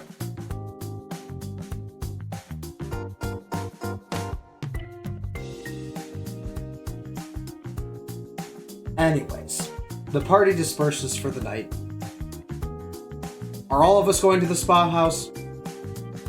Absolutely. Yes. Yes. I was gonna go up and read, but I want to go to the spa now. You can read at the spa. They have safety There's gotta covers be- for books if you want to bring a book in, Scarlet. You know, coincidentally. I helped them think of everything, we'll put it that way. Yeah, coincidentally. The party heads to the spa for the night, relaxing, enjoying their evening, resting and recovering from one hell of a day. Oh. And that is going to be the end of session 2. Woo! Because my goodness, that was a It was long one. That was a 5-hour session. No, that was 5 hours after OBS broke. Oh, Yeah. Yeah. Yeah, so that was a Yeah, 6-hour session. We Damn. started at like 5 and it's 11. That was Yeah. a good session, though. Holy shit. That was good. That was good. Now, ladies and gents, before we go, I do have a couple specific thank yous to give out.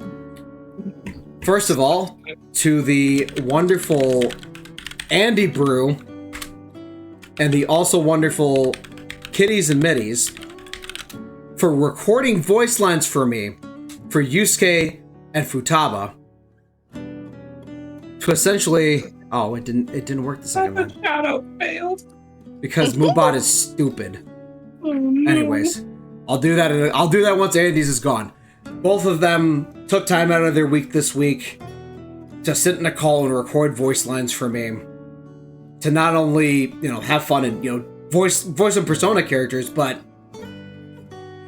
it cut the amount of voice lines I had to do during the Phantom Thief session in half. And I am eternally grateful for that. They're both wonderful people. Please, if you don't already follow or know them, please make sure you go and follow them both. Kitties is actually in the middle of a Persona 5 Royale playthrough right now, and Andy is playing Bloodborne as well as a couple other things. They both do a variety of stuff between like Kingdom Hearts. Both of them are playing Fire Emblem. Both of them have or are playing Persona games. I know Andy's going to be starting up Persona 5 Dancing later this year, I believe. And like Bloodborne, and Kitties does level 1 critical Kingdom Hearts 3 data battles like once a week. Like, they're some very talented people, and I'm eternally grateful for that, for not only just being my friends, but also like doing this for me and helping me out a lot. So I really appreciate them a lot. Make sure you go and check them out. Thank you again to my wonderful players for being here for this long session. I told them it was going to be long. I've been sitting and waiting and wanting to do this part of the story since May. When I finally finished it in May, actually, is when I finished it. I started it before that. But I've been wanting to do this entire thing for so long. And I'm very grateful to all of you for wanting to be a part of it. You've been working on this for a while. Way too fucking long. And I was excited the whole time for when we were finally going to play it. Absolutely. Yes.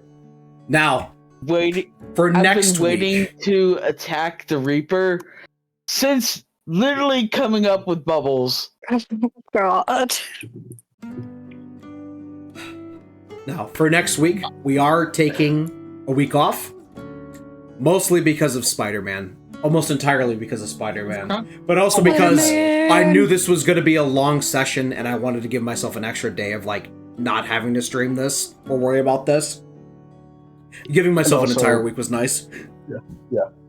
And also, I have a concert to go to, so it helps. Many reasons why we're taking a week off. It's mainly Spider-Man. It helps because Friday I'm going to Six Flags. You should take one of the flags. I will take one of the flags. Then there only be 5 flags. Yeah, and no, you have to bring one for me too, so then it's 4 flags. Oh shit.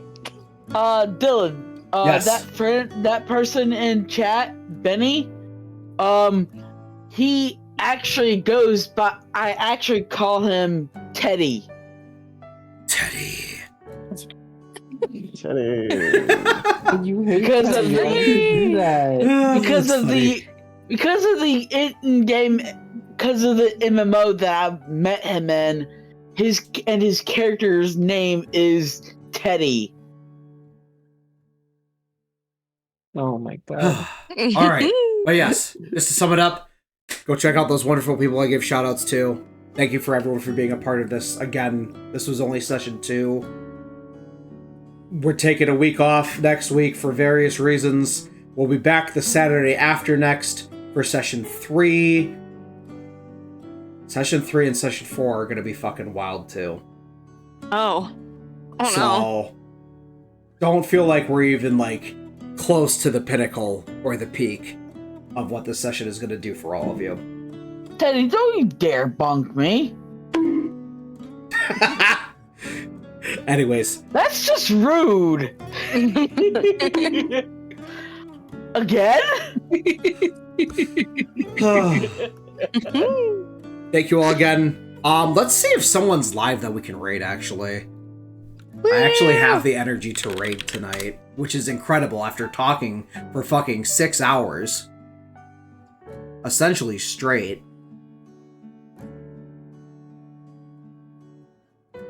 Oh.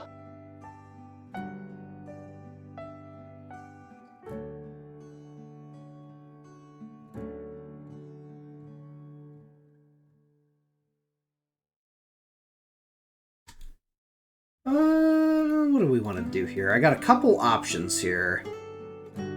Are you guys feeling Cult of the Lamb, Overwatch 2, or Smash Brothers?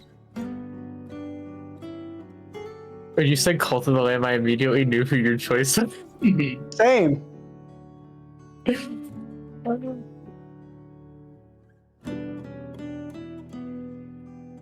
The choice is yours. Yeah, it's all up to you. You are the streamer. But we're a party. We're going into party. You're the streamer. Then I'd we're say raiding Sure. Yeah, I was gonna say Cult of the Lamb. There we go. Sure, All right, but guys. she's Go pretty hang out with Sure. cool. She is pretty cool. Thank you guys again. I gotta fucking pee. I'll be back. See you guys Same, later. honestly. Genshin and Spider-Man streams for normal streams during the week this week. Before Spider-Man 2 this weekend. I'm doing just like I did for the first one. We're basically gonna be streaming it all weekend until I beat it. So, latest. Yeah.